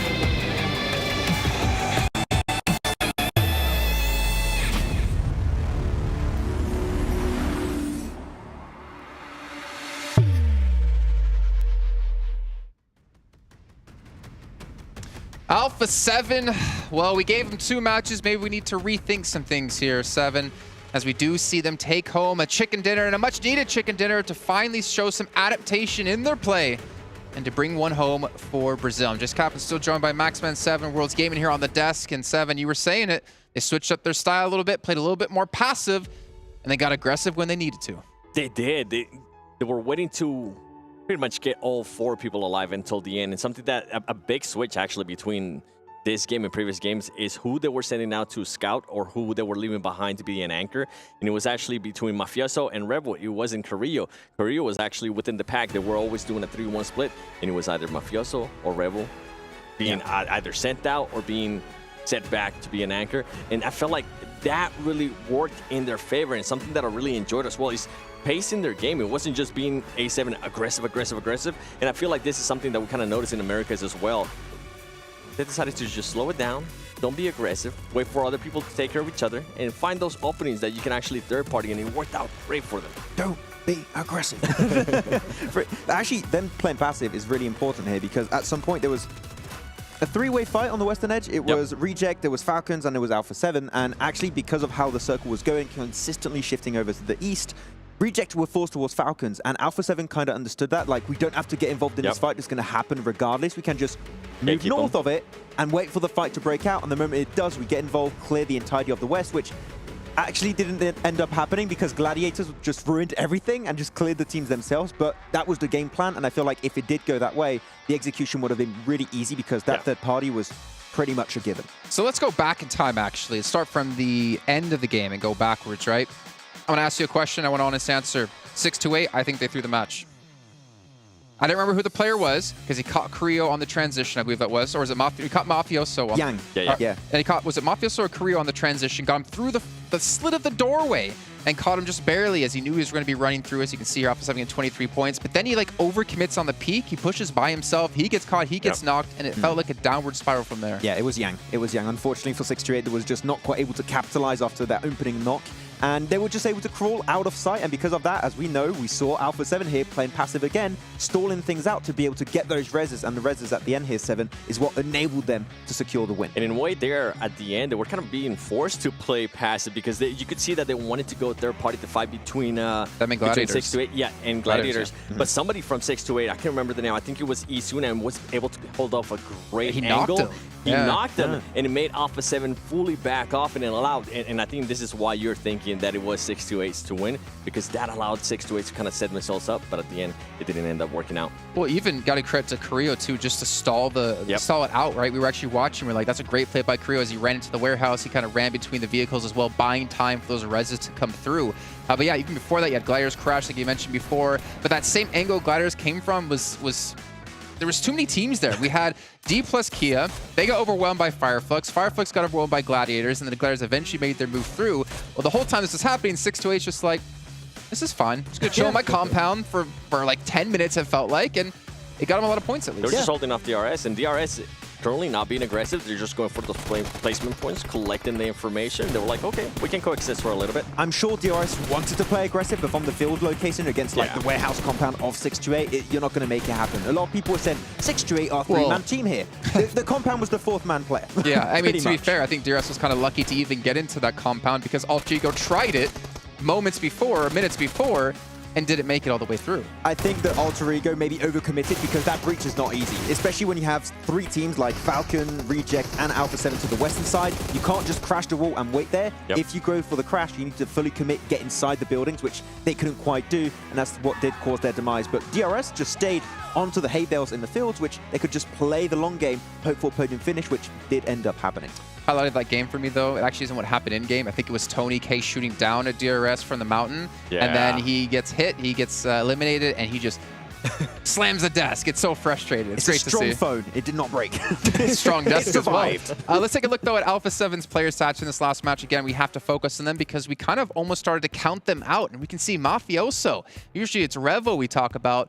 1,085 damage. I mean, you said he was a really good anchor point here, and he was doing even more than just being an anchor point. He was also securing that off angle for his team. And for him to be able to secure 5 Willems, and this is one player, remember, we're talking about when Creo was able to step it up, Mafioso was the one that was kind of slacking a little bit in regards to Willems. It's good to see him being able to actually stop performing in regards to the Willems, and maybe now they have found pretty much a position where he can excel at. If it is going to be anchor, or if it is maybe a little bit of scout, or just a combination of both. Do you feel now, 7, that this is the one game that's going to put them on that momentum, that streaky playstyle we expect to see from them? Because I feel like this is a change of pace from the first, then 4 matches of the day. I felt like the second Erangel, actually the third Erangel, was a momentum one because they were able to perform pretty well and they were able to carry it here for Miramar. Okay. Well, we haven't checked in with these in quite a while, but I think it is time to take a look here at our overall stand to get an idea of where our teams currently stand going into the final match here of day 1 of the main tournament. And we can see 57 points for Vampire, but Alpha 7, you know, we've been kind of counting them out here, 48 points. They have secured themselves 2nd place at the moment, as well as Alter Ego in 3rd, Fireflux in 4th, Geekay in 5th, and you can read the rest. But Stalwart, they're not out just yet, Max. Yeah, if they had that one good game, it's fine though. I'll give them a little bit of a break. They can come back. The from last it. time we talked about a team having only one good game. Careful, Max. We didn't talk about that. There's a big drop-off, though, between 9th and 10th. You can see Gladiators at 30 and Falcons at 19. Remember, it's $400,000 for first place. Also, an extra slot for your region for PMGC. A lot to play for here. Where is D+ Gear? Where is Forrest? I need to see more of him. That's all I have to add. Yeah. Well, it is time to head into our final match of the day. It's our second at Miramar. Not going to mess it up this time, and neither will these two gentlemen. John Allen and Blank, take it away. No messing, Blank. We're getting into Miramar for the final time today, for the second time today. We're going from middle of the west side of the map down to Puerto Paraíso. Yeah, we basically got the same plane path, just opposite. Just switched it around a little bit. So the completely different plane path. Yeah. Opposite. It is different. That's what opposite means. Yeah. Yeah, oppositely different. Okay, yeah. Same but different. Is that Same, okay? same. But different. There you go. You're on board now. I like it. We're all on this plane together. We're all feeling good. It's the final day. Final match of the day. Goodness Not the me. final day. Goodness Not me, the final wow. day. Not the final day yet. All right, we've still got 2 Hold your days to horses. go. All right, I'm getting ahead of myself big time. Trying to go to the future. I don't want that. I want to see all the games because I know they're all going to be just as good and as action-packed as last one. I think the funny thing is for me on that last game is that the third party came through over towards Team Falcons from Gladiators. And I think the Gladiators actually kind of ruined their own game for themselves. Because if they hadn't helped with that engagement, they would have had more time to get in towards that compound for 628. Alpha 7 wouldn't have been able to third party because they would have been still dealing with Team Falcons at that point. Because Alpha 7 actually played a big role in that engagement between 628 and Gladiators. There was a lot of firepower coming their way that Alpha 7 were able to capitalize on. So I think that is just an unfortunate scout, really. I think you don't expect 3 teams to be existing in that area for such a long time. So you hear the third party, you assume it's just 1 team remaining. So I think Gladiators, again, making some correct decisions. Just a little bit further into this game this time around on our angle. They had a great game there as well. So Gladiators starting to warm up just a little bit. But I think for Alpha 7, fantastic match. Once again, Revo bailing them out with the auto shotty. Doesn't have the DBS, doesn't matter. Still does work. It feels like Gladiators have very consciously decided more third parties. That's their whole sort of shift that I think I've seen over these last couple of games. I don't know if you'd necessarily... You're looking like you want to say something about that. I mean, that has been some of their playstyle for a long, long time now. They've been very good at it. I think it was quite difficult to do in the All-Stars just because there are so many teams there. It's difficult to go for a third party without inviting another That's third probably, party. yeah. I get that. Which is a struggle, but I think Gladiators have always been a very opportunistic team, and they're great at it. They did it in European Championships. They did it over in PMPL as well for EU.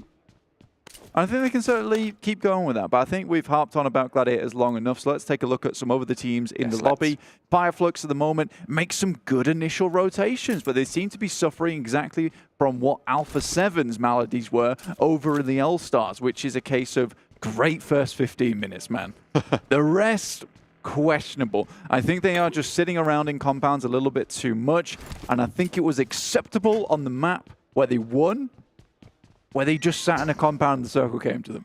I think they'd love that every single time. Oh, that'd be great, That'd be great, but it doesn't always work that way. So I think for Fireflux, it's just those extra couple of minutes on top of there. What's your next rotation? What's your next move? Low, almost landed it. Almost landed it. Nearly stylish. Yeah. Unfortunately. He didn't stick the landing. Scuffed on the hems. Yeah, not great. That is actually in style, by the way. Scuffed hems? Yes. Is it? I have some T-shirts like that. I don't define myself as the epitome of style, though. Yes, you do. Don't try. Don't. No. Don't. No. Don't back down now. People can't even see me on camera. It's fine. Blank thinks of himself as the height of a fashionista. And I can't say I disagree most of the time. I'm pretty tall. What is the height of a fashionista? Well, 188. 6'1". 188. 6'2". 6'2". Yeah, I'd say. I'm like bordering 6'2". 188. You're never 188. I'm probably taller than that. It's been a while. What do you mean tall? No. Hold the other one. What do you mean? There's no way you're that tall. Okay, fair play. You're smaller though. Fireflux, on the other hand. I'm a perfectly appropriate height, thank you very much. Okay, fair play. Let's get Seven in here to talk about Whatever this. you say. Yeah, 7 would make me feel better right now. Let's get Calaris to talk about this. Yeah, that'd also be nice. Twisted Minds not having the best of tournament so far. 16th place, 10 points. I think we've seen a lot of these names. It's a little unfortunate because we've seen Rollkiss over in EU. We have. Has done great work over there. He did. Obviously never on the top of things. Crypto, on the other hand, an amazing player. Real clutch factor coming through from this guy, but they are just not matching up to the weight of the teams in this lobby, which is pretty crushing. There is some incredible teams here at the PMWI main tournament. The best teams in the world. Which is to be expected, honestly. I think we've invited a real good slew of amazing teams that we could probably expect to see through to the PMGC, at least some of them. The majority of them, maybe. At least 2 of them. A medium amount. Maybe 3. Maybe. And one of these teams will win their region another PMGC slot. That's true. And I feel like that is, as the desk was talking about earlier, right? That's probably one of the biggest factors here. It's pretty big. Is it's going to introduce more, quite frankly, prize pool into the region, allowed for more investment in their region over the long run, not directly, but to indirectly boost that region's longevity would be such an incredible asset. And if you have a bad tournament, you have a bad PMPL or a championship, and you come second place in the point standings towards PMGC, you still make it in. True. So you secure yourself another break point. Because some of these regions, I think they've got 5 slots. So you pull it up to 6, which is really, really nice. But then you can also suffer from the fall-off factor. You could be an S2G. The S2G factor. The S2G factor. The Game Lord factor before that. It can be a real problem when you have these rosters, these teams who come through, perform incredibly well, grab themselves one of these spots. I'm not saying that they underperform because they feel the pressure's off, but they, for some reason, don't do as well as they did in the previous season. Then they turn up to PMGC or to the next global finals, PMWI for S2G, and they just don't perform in the manner that you expect them to. And it takes a real strong-headed team to be able to try and carry that over and ride that wave through, because it's not an easy thing to do. It's a lot of it's a mental task. Absolutely. And you can make some waves at home on your own PUBG Mobile with winning some of these PMWI special rewards, because people will be taken aback with the height of the fashionista you will be with these items. They're only available, though, from July 15th through to August 15th. You were wearing that yesterday. I was wearing that yesterday. You couldn't see, but I was all spangled up. I was good to go. Obviously, I wasn't carrying the large weapon around with me.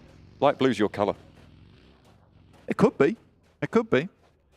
I maybe could pull that off. I did pull it off, actually, yesterday.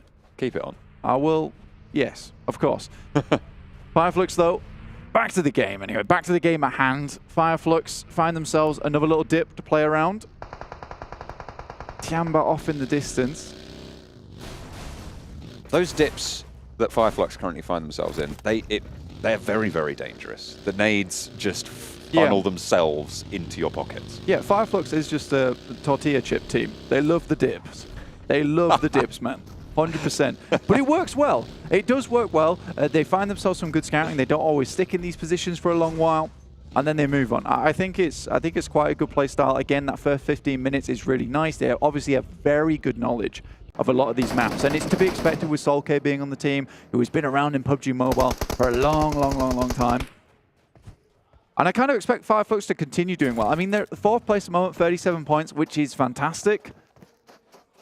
Tixi close to danger. Bensu, the powerhouse of Infinity IQ. Neither of them pulling the trigger. They're playing do-si-do around the car, and Bensu's got the better end of the trade so far. Tixi overzealous, split from the team, not playing with them, and pays the price.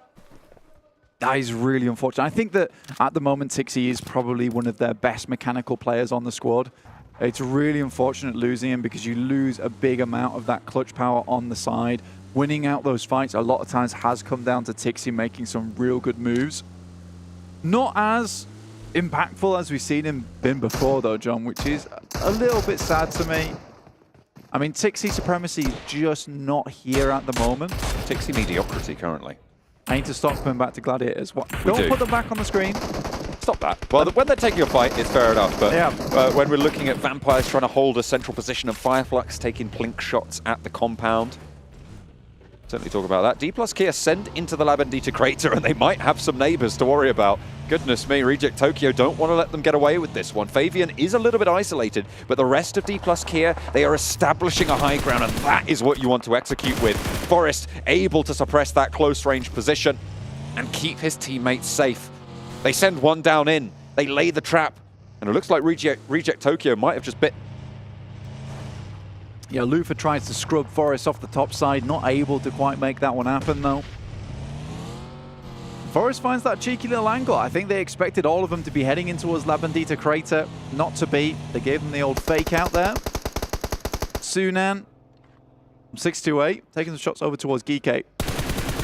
Taking a bit more stock of this circle as well. Hacienda del Patron involved, Saint Martin. So some real big amounts of elevation inside this circle from the eastern side over towards the west. So we are going to cut a lot of these teams off into their own individual battlegrounds for the time being. 6-8 again in a pretty solid position. We saw Yang Wan, be a devil in his own right. Tianba able to use the backup with the DBS and the auto shotgun. Really not much you can do about that. Duello goes down. Reiji trying to get away from it. Last player standing for the squad. They were able to get quite a few eliminations. I think it was 8 overall, Blank, in that last Miramar that we just saw. This time around, they're not so lucky. Reject Tokyo, it feels like a team that has always consistently had that chance, but just never quite pushed past the line. Now, for Reject, I think they've been a consistent esports team making it towards these international events. And absolutely. They obviously are performing very well in their region of Japan, but right now, it's not able to put up those performances on international stage. But it's always great to see them here, and I think that the Japanese teams are constantly improving. And I'd say that they probably are at the level of some of the they deserve to be here. SEA teams as well as European teams from about a year ago. Because I do think that PUBG Mobile teams in general have just leveled up in such a gigantic way over the past year. It's really crazy. When we've had more and more coaches move in to the scene, providing really valuable knowledge to these teams overall. Providing infrastructure, I think, or even, well, equally as importantly, right, is providing that infrastructure. When you look at teams that just play with themselves, the players are the ones doing the analysis, doing the coaching, and trying to figure out and execute on these plans. It's not as, it doesn't have the longevity that having a coach, having a real infrastructure behind a team gives. You see that with teams like Vampire. Coming into PMWI, they have got that position. Obviously, Satani, we talked to him quite a lot on the English broadcast. We love to hear from him. He's got a lot of valuable insight, and I feel like he's a great staying hand for the roster. Yeah, I think I said it last year as well, is that he has just brought a bit of, and what we kind of need a lot of times, a bit of discipline, because you always hear him, right? They're on to win a lot of cash already. Absolutely. But he comes in quite humble every single time. I think that's what he does for his team a lot. He keeps them humble, because you see them in game. They are an aggressive team. They really like to take the highlight. They love being that center of attention in game. But at the end of the day, they still have these moments where they play it slow before they really unleash absolute madness on the lobby towards the end game. And it's difficult to put them down at that point. So it's really, really good to have that person that keeps you grounded a lot of times. 628 still looking over towards Geekay.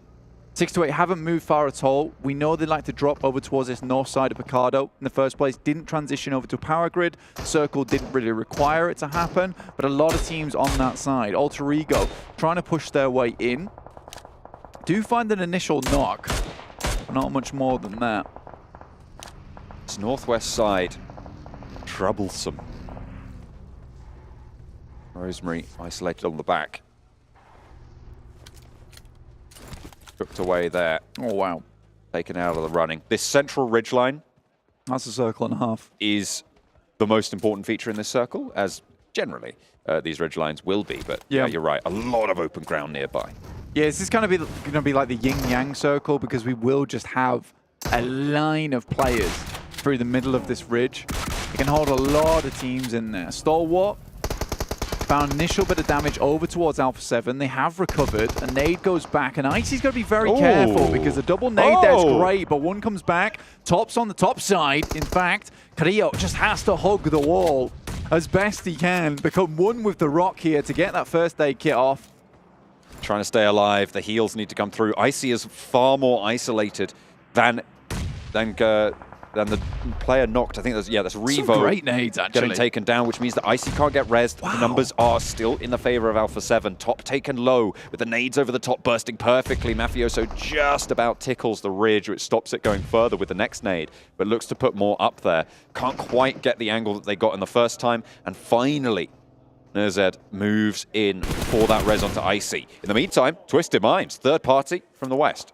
It's a well-placed smoke on the top side. Really denies a lot of the sight lines coming through from top, looking down towards this team. Kind of invalidates this position that top's playing. Action's still playing backstop for them. Nerzed now comes with a nade of his own, sends it all the way across. There's a little dip that currently Alpha 7 is holding in. They can't step out too much with Twisted Minds on these angles over towards their way. In the meantime, 628 have moved up towards the central area of the ridge. Team Falcon's also there. D plus Kia have sent a couple of players towards that position, or at least just one. It's Favian, last remaining. And Fireflux now need to think about getting in towards the circle, because this is where we do see them start to falter a little bit, get a little bit too concerned with that outer edge, and we know that they have some extremely good splits in the end game. But it's getting towards that position in the first place to start controlling stage 7, stage 8. That's where they're really efficient. DRS pop a shot over towards Stalwart. Find a little bit of an angle, that northeast side. Have that set up firing line. As we hop on over to the south edge of the circle. 628 on the high ground with Sunan. Gladiators trying to move in underneath them. And the shadows are treacherous in their own right, with Geekay holding out underneath Sunan. The rest of 628 a little bit further forwards, closer to the circle. Falcons, very central. Box Gaming already pick up one of those knocks over towards Fireflux. It's taken them a while to move away from this position. They tried to set up some form of defense. Lutz goes down, leaving them at 3, and Box Gaming continue to sweep inwards. Fireflux have had a bit of a lackluster defense here. The tepid one. Solus off the distance, will have his vehicle pretty much taken out of the way. The Infinity 2 also looking this way. They're just underneath the compound. A lot of teams would like to head towards if this does go down towards the south. And King, though, goodness me, SLR in hand. How do you hit that? Solkay was on the broadside, but behind the scope, I believe. Didn't really have the angle and has managed to find some cover. The smoke blooms, there's a rock, there's a ridge.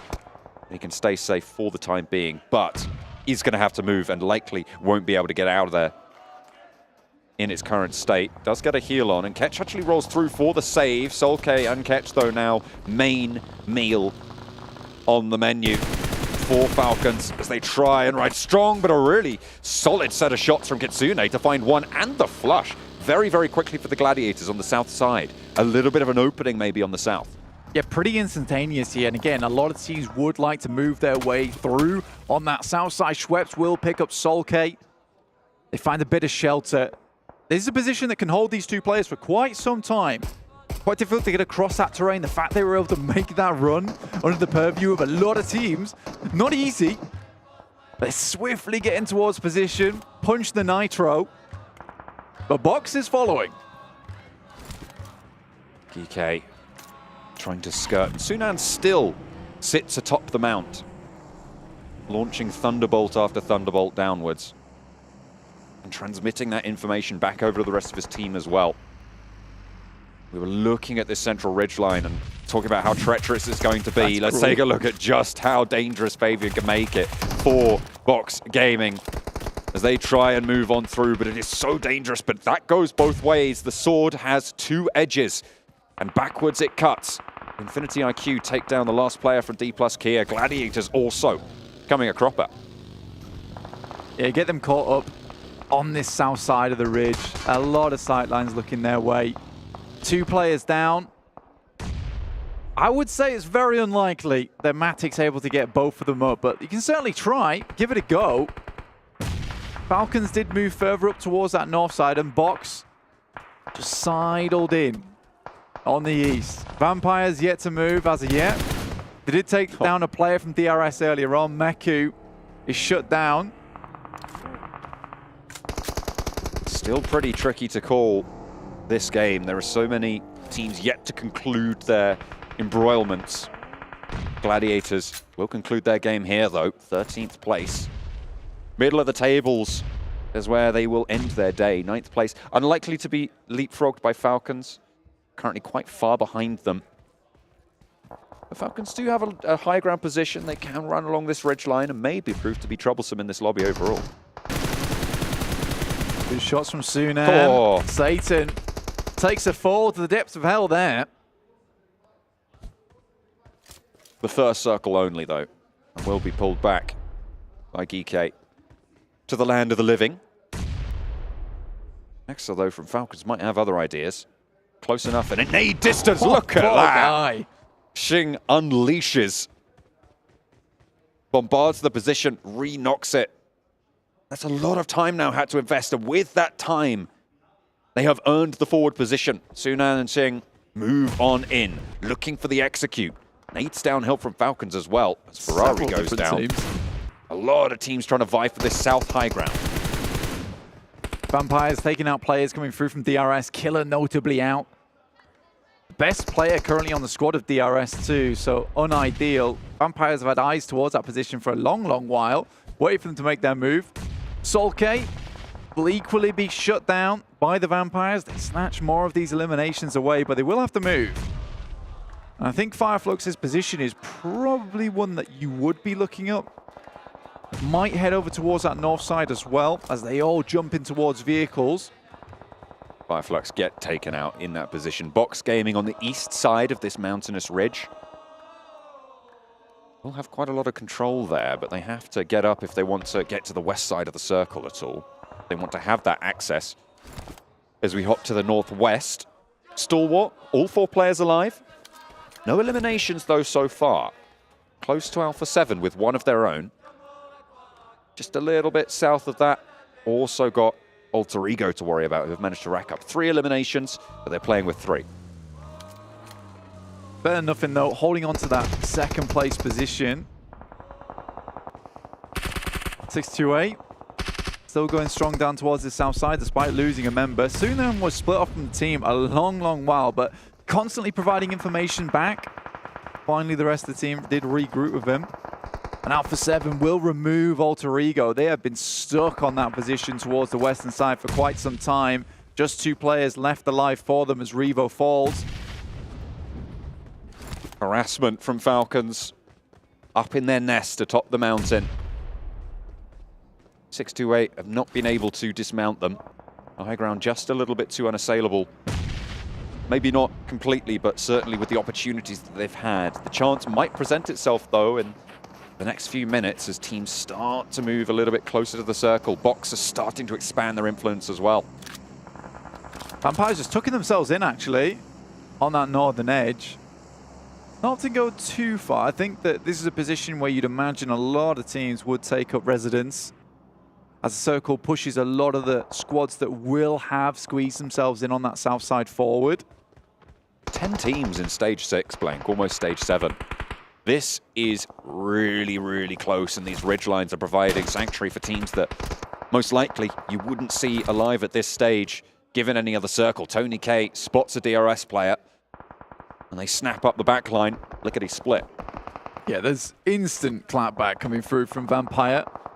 And Rule steps a little bit too far backwards and feels the brunt of some of the teams on that northwest edge, like Stalwart, as well as Alpha 7.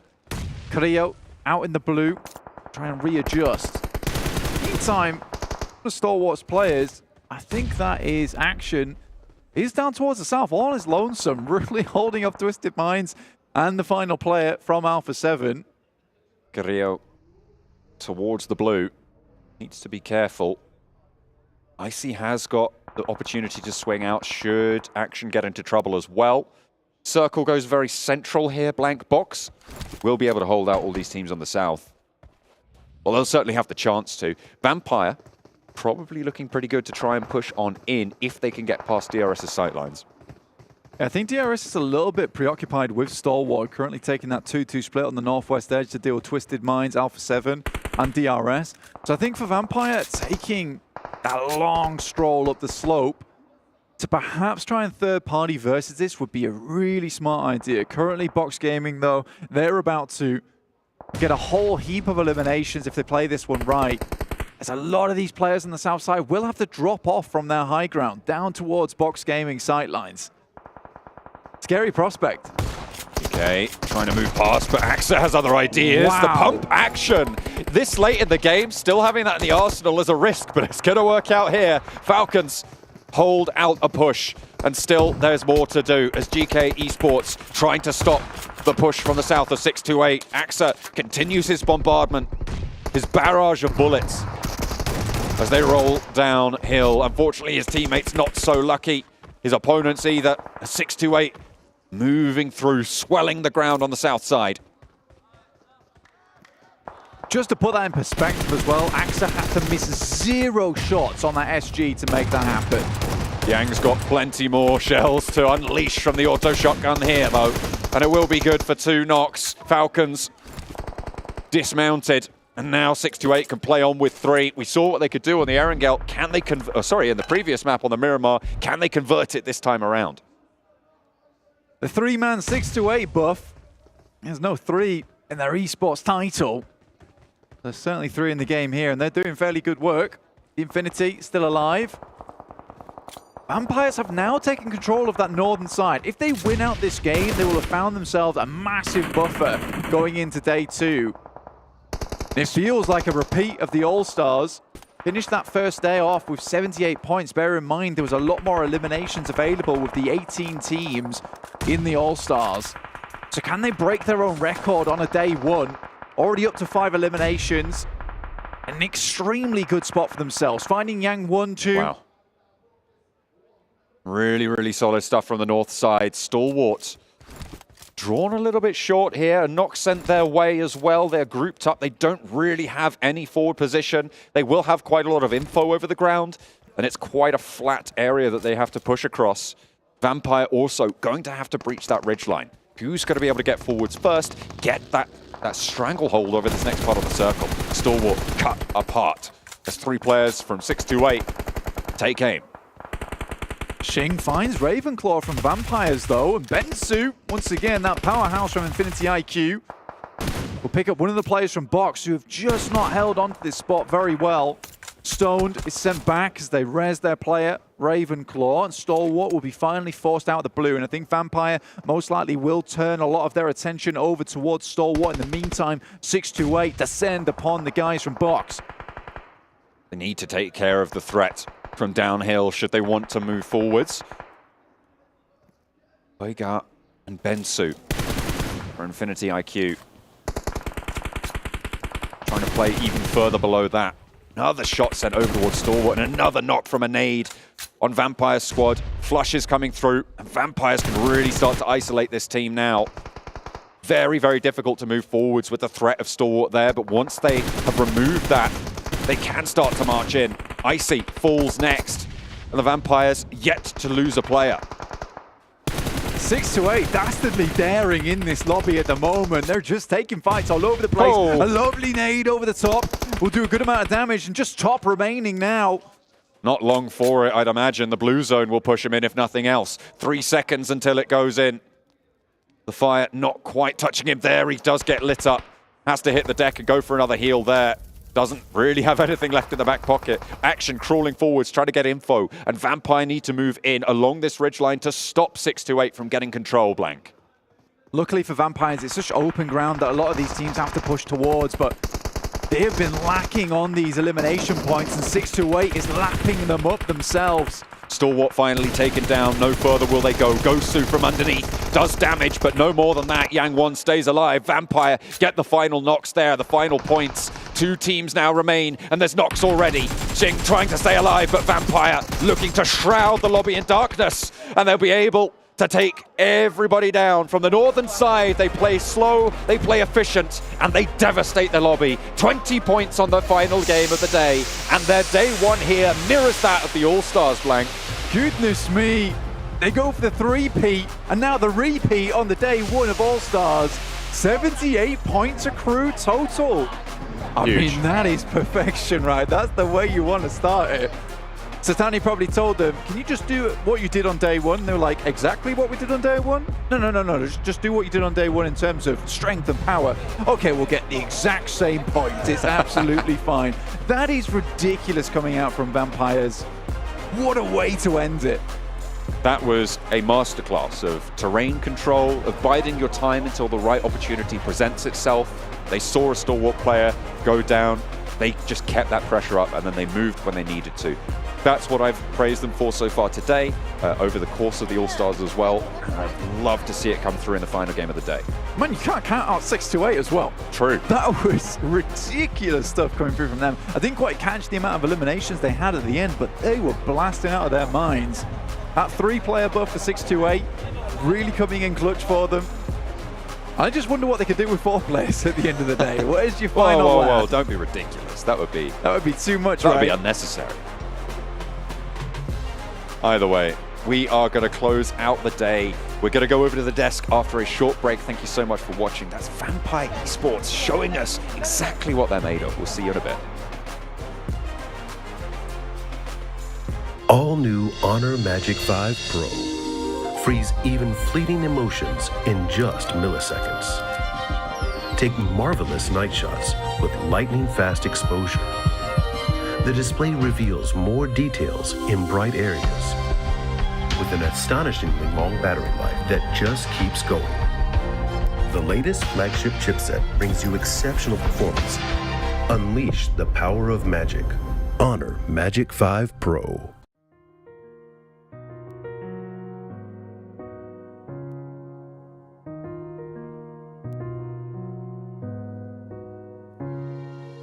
الحياة لحن ولأننا جزء من مقطوعة عظيمة تحركنا تلمسنا تصنع من لحظاتنا ذكريات بديعة لأن الوجبة التجربة المغامرة حياتك بعد جديد في هيلتون الرياض.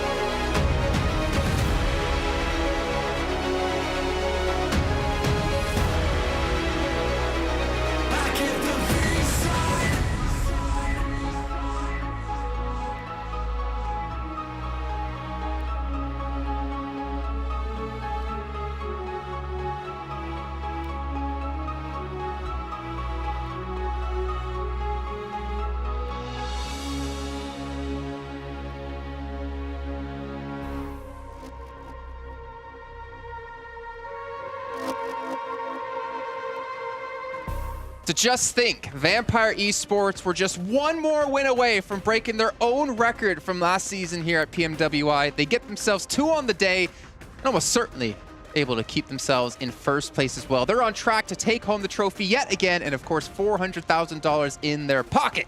Jason Kaplan, you got Max Van Severals Gaming to help break down this last Miramar. Our last match of the day, and gentlemen, that was indeed a clinic yet again by Vampire.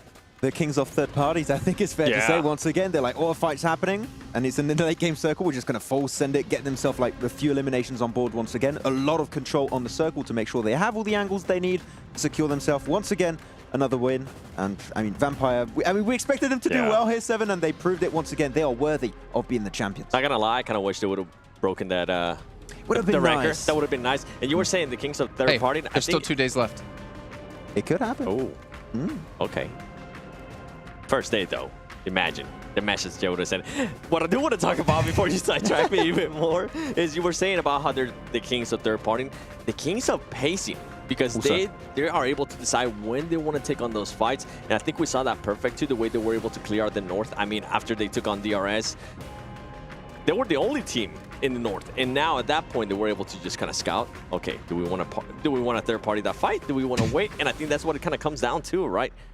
And I wouldn't be surprised if somebody from Vampire Esports actually ends up breaking another record that Action might have. Yeah, you have a few contenders actually. You have one in particular I think you're thinking of, but there's like 3 players that could make it happen this main event. Well, here's our match rankings. Another 20 points added to the tally of Vampire Esports. We really have to give credit to 628. We've been giving, honestly, them and Tianba a lot of flack, I would say, is the nicest way I could say it today so far. But 628 in the last couple of matches have definitely stepped up here, and honestly proud to say that. But also Infinity IQ, 8 points. You see Box Gaming at 9. As you look further on down the list here, speaking of Tianba, 5 eliminations. So a good start, but not going to be enough on the day. They were finally showing us the aggressiveness that we wanted, right? Even if they didn't get the placement points, they finally got those eliminations. I mean, something that we were kind of being a little bit critical of them back in Arago. Yeah, actually, one team I want to bring up that we didn't mention just yet is Falcons. That I think did scout and go for a really strong compound in the center. I think it was phase 4, phase 5 around that moment. And then send it to the lower edge of where 628 actually are, which, as you said, are being aggressive, so it's not an easy position to hold. I thought they would just wait it out in the compound. And if they did, maybe actually made it on the podium finish, but Falcons, I think, were trying to read too much into the game and just kind of became their own worst enemy at that point. Okay. I agree with you. Well, I'm actually curious if we can maybe see some stats before we get down to a stage for interview, which I'm hearing is coming up shortly. If we can maybe take a look at Vampire's stats in this last match, because again, things are getting very interesting for them, even maybe on the day as well. Maybe we can see both back to back, because this team, what's going to stop them at this rate? I really don't know. Like, they dominated when it came to our All-Star stage, and they're dominating yet again here in our main event. Tony K is just doing it time after time after time, up to 1,000 damage here, where the rest of his team is around 500. He gets 6 eliminations as well. Maybe Tony K is going to be the one to break the record. Man, having one player potentially breaking the record is like, okay, that's impressive. Having 3 potential contenders to break the record in Tony K, Schweppes, and Stoned, that's so impressive, Seven, right now. The fact that they are just consistently bringing points in as a 3-man squad, and Ravenclaw setting up the team, as always, with the off angles and the scouting. Is, like, the synergy, the team coordination is just ever present in every single map. And once again, if it wasn't Stone being able to get those elims, then it's going to be Tony K. If it's not Tony K, then it's Schweppes. And then, as you were mentioning, Ravenclaw being able to get those off angles, and I feel like that's what's impressive, and that's something that we've been talking about for the longest time. It's not just one player, it's not just 2 players, it's the whole team being able to frag out. And then it's going to become a race, right? I feel like if at one point they're all very close to that record, you think it becomes a race between them? They're like, I'm going to break it. I made you. Oh, misclick. Oh, sorry, guys. No. I don't think it's going to happen. Well, yeah, if for $400,000 on the line, it might not happen, but I feel like it's still on the back of their mind. It's like, hey, I want to hold that record now. Hey. I don't know. I think Sertan is going to get out the belt and be like, I need my other Rolex, son. You guys better focus up. Let's take a look, though, at 628 here and their stats this last match, because, again, this is another team that's rivaling for this top place position. Sunan going to be coming in with the 1,100 damage, so we do have that one standout player at the moment in terms of damage between the 2 teams here in that last match. But Zing's going to come in with the 5 eliminations, and, again, a majority team effort. Yeah, and Yang has been, even though it has been, as you said, Jason, a team effort, I would say Yang currently is the player that stood out a little bit more to me, especially on that previous Miramar match match number 5, but match number 6 has also been good presence from Yang and from Benson, and of course seen his stats as eliminations and damage ratios. But yeah, good on Miramar. Yeah. But it's what we said about D+ Kia after day 1 of the All-Stars. We want to see more presence on... Are you Rangle. saying that this could be our new D+ Kia? No, okay, that's that. Maybe not that far. But we want to see more from them on the Rangle because Miramar is just not going to cut it. And I feel like they have showcased their fragging power though, right? Because if we went back and look at their games, I don't think they have averaged less than 3 ilms per match. It was at the beginning of the day where they just weren't able to get those placement points, and at the end they were able to get those placement points and those ilms. So we could see something along the lines of what DRS was able to do on the second day, and also D+ Kia. Yeah, some teams just need to take their shot and just stop waiting, just go for it. You know, when you feel like the vibe's there, just make it happen. And hop on your Ferrari and go for it. Yeah, hop on your Ferrari and just take a ride, and maybe you'll find someone else with a Ferrari. Who knows? But you know what? We are talking about teams who have done well. Flux, unfortunately, hasn't done amazing so far today, but at least for us, we do have an interview on the stage with Barney to actually check in with the team. We are joined by Lutz from Flux. An impressive performance today, we have to say. You know, the desk have been talking about it. We've been talking about it backstage, but we want to hear from you. Obviously, a difficult final map, but how do you feel your performance went today? Thank you for the question. We are actually feeling, because of we had a good games and we had a bad games, we just, for today, feeling a middle. I don't know, I don't exactly know what I say, because it was standard day for us. سألنا لوتس من فريق فاير فلوكس كيف كان اليوم الأول بالنسبة لكم، كيف كان الأداء فيها، واللي ذكر أنه كان اليوم كان شوي صعب في مباريات كان أدوا فيها بشكل مرة ممتاز، في مباريات كانت شوي صعبة، لكن بغض النظر بإذن الله راح يرجعوا لنا بكرة بشكل أفضل.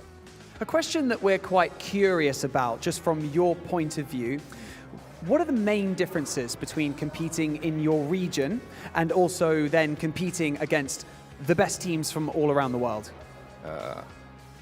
In the first, the play with the, in front of the spectators, it was exciting for us, like every time. But and like that, how I say, sorry. So we're thinking about things like, is the skill bigger? Is it just like the rotation's different? Yeah, rotation is different, and gun skills is so much powerful in this because of we meeting with the best players in the world. That's the reasons, I think, yeah. سألنا لوتس إنه كيف التنافس بالنسبة له هنا في PMWI ضد أقوى الفرق العالم مقارنة في الريجن اللي هو فيه، لكن وذكر إنه صحيح إن المنافسة تختلف شوي، وصحيح إنها برضه متعبة وأصعب، لأنه بشكل طبيعي إنه جالس يلعب ضد أقوى الفرق في العالم، وكان جدا ممتعة، لكن بإذن الله راح يتعلم منها وبيرجع لنا بشكل أقوى بكرة بإذن الله. Now, before I let you go, you know, the past 3 days, we had the All-Star stage. It was tough, and S2G didn't make it through to the main tournament. So how does it feel being the only Turkish team representing Turkey here at the main tournament? Actually, it is the hard part because of we need to present so well because of Turkey. I hope we will present so well.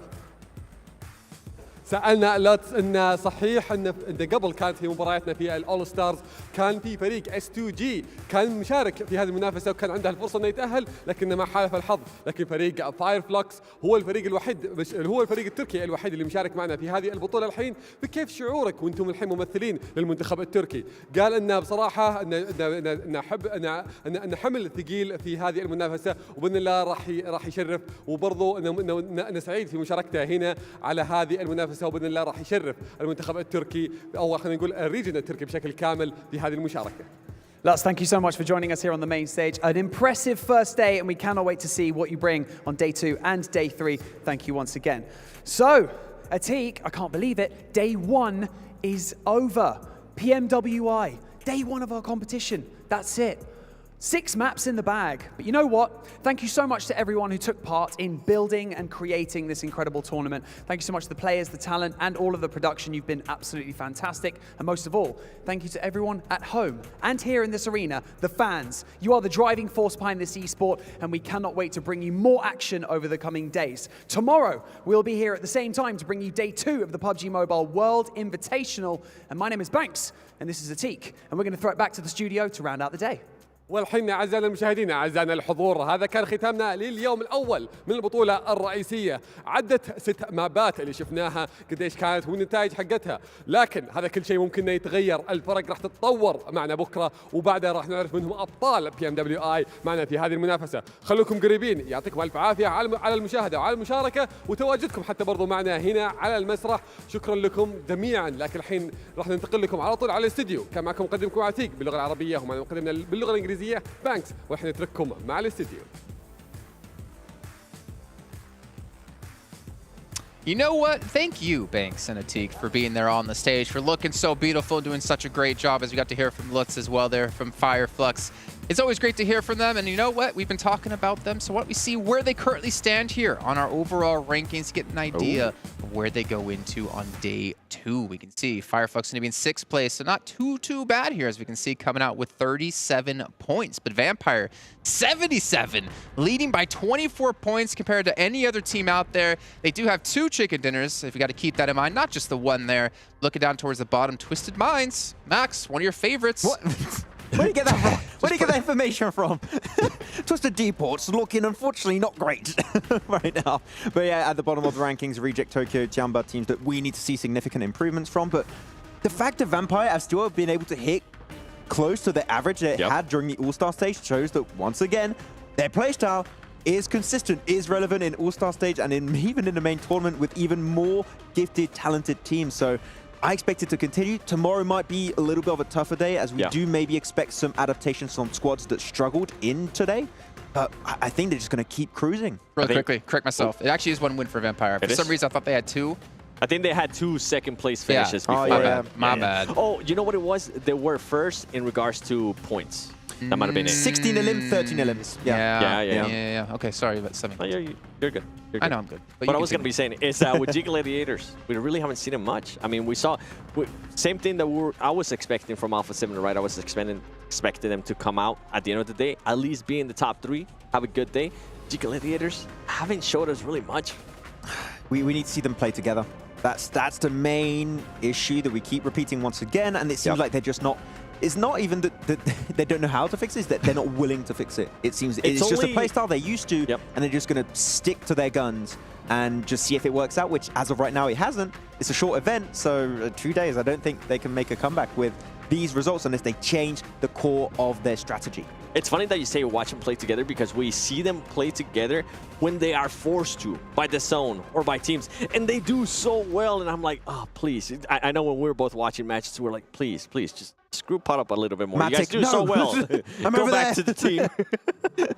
Well, you know what, Max? You've been talking about fixing things. You know who doesn't need to fix something? KFC, because it's delicious. And we have our Colonel's Choice by KFC here for you. I'm not going to make you guys predict this time, because you know what? That's just mean. There's so many great plays today that it's hard to really choose. Let's take a look at what our Colonel's Choice will be today. And it's going to be Flux. Okay. I thought that's up against Vampire, right? Yeah, when Solis and Ketch actually went for the off angle to secure the win, because Vampire could not make it out and away of the boozer in here 7. And game-winning play, very clearly. What an angle. I mean, look at those shots. Kidding me? It wasn't. No, it wasn't. I know. I know. That's what I'm saying. I'm glad we finally got something different than the DBS. Oh, okay. I thought, what was the sound you made? That's not. Ka-chunk. Yeah. Yeah, I like how we're all 3 making just different all depends sounds. on where in the world you're from, right? Well, when we go into our save of the day, presented by Dr. Suleiman Al-Habib, I think we know what it's going to be. I think it was the Alpha 7. Yes. Res against 628 on the first Miramar. It has to be. There's no way. I wasn't going to make you predict, Max, because you only can set yourself up for failure here. If you get it, you look good, but if you don't get it, it's like, eh. It has to be that. I don't see what else. What is it going to be? Our save of the day here. Let's take a look, as Maxman seems quite confident. It's not. What? I have been bamboozled. Who's selecting this? Who picked this? Dr. Suleiman Al-Habib, of course. Oh, okay, I'll allow it. Okay. Well, there you go. I'll have to go we can each have our own choice. That's fair. Yes. Yeah. That would be my save of the day. But what about our ride of the day? By Abdul Latif Jamil Motors. That one, I think we did have a choice earlier today, didn't we? Yes, there was one. Which one was it? It was at the start of the day. Oh, I can't remember. We had a rollover from Stalwart also right after the parachute. It might be that one. Well, it doesn't matter because there's actually, every time we've done this, there's been multiple ones. Let's take a look at our rides of the day here and get an idea of all the crazy action we've had in our vehicles. That was Affinity one. getting revenge, of course. That was up against Stalwart. And then there was the rehost. No, that was the rehost. That was the rehost, yeah. Yeah. The buggy More as fire well. flux action. Oh! That's how all the cars piled up in that day. Yeah, we had like 7 cars all piled up, and we never knew what happened at the beginning. You get a car, you get a car, we all get a car. Ah. We finally found out how it happened. There was great lore there. I don't even need to ask you guys who the MVP, the Kitty MVP of the day is going to be, because we're all going to say the name on 3, right? It's going to be 1, 2, 3, name. Yeah? It's not as close. Actually, 1, 2, 3, Tony Tony K. K. Okay. Who'd you say, Stone? Stone, yeah, I wanted to go for another one, yeah. Let's take a look. Who's our Kitty MVP of the day? Okay, fair enough, yeah. Good job. Well, I had to jump right there. Oh, yeah. You know what? To reach and go It was so nice. We're going to have to do it twice here. 3 average eliminations for Tony K. I mean, obviously coming into the roster as well, like he has been a fantastic pickup here for Vampire. I mean, he said, sorry, not Tony K. Sertani said he wanted to have more aggressive players on the team. I think he got it. Definitely the great pickup right now. And one of the most impactful pickups of 2023 without any doubt in my mind. And successful at that. And as we said, I think they're just going to keep cruising. Their playstyle is so successful that they might already have in the bag. It's early to say, but who can contend right now because they're just so consistent.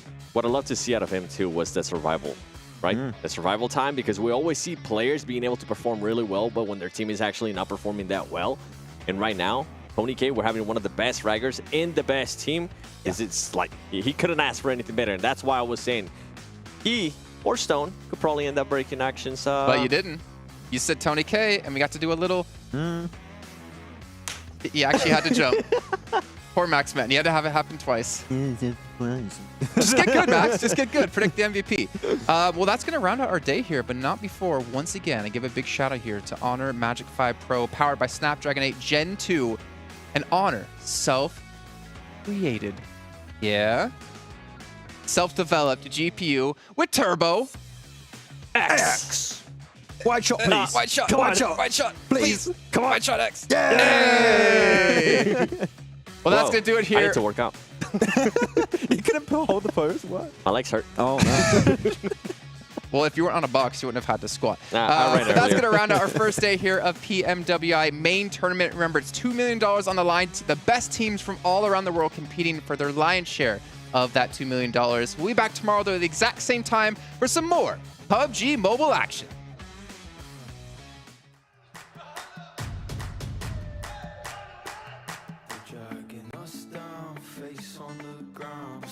So proud, just look at the crowd. Making some noise, making some sound. We got a choice, they're hearing us now.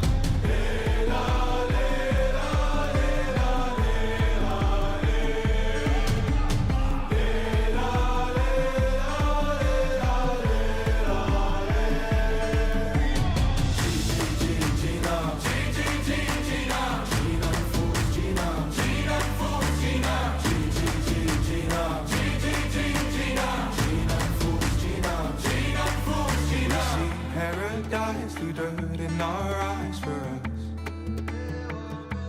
Oh, actually, I'll try, actually, I'll fight for us.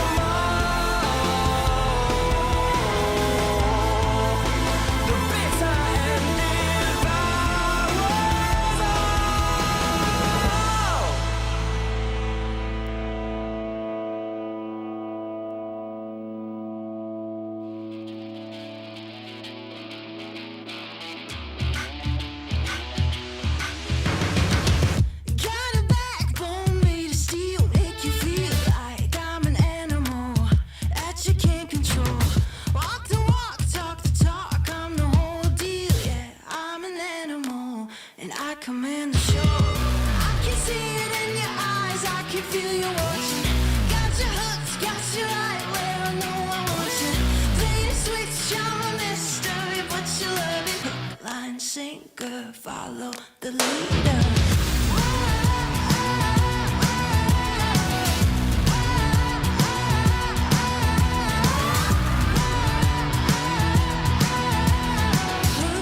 Sinker, follow the leader.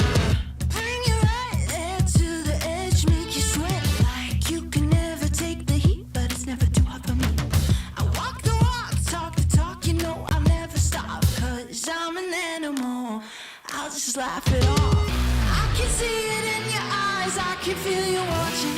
Got your hooks, got you right where I know I want you. Play the switch, I'm a mystery, but you love it. Hook, line, sinker, follow the leader.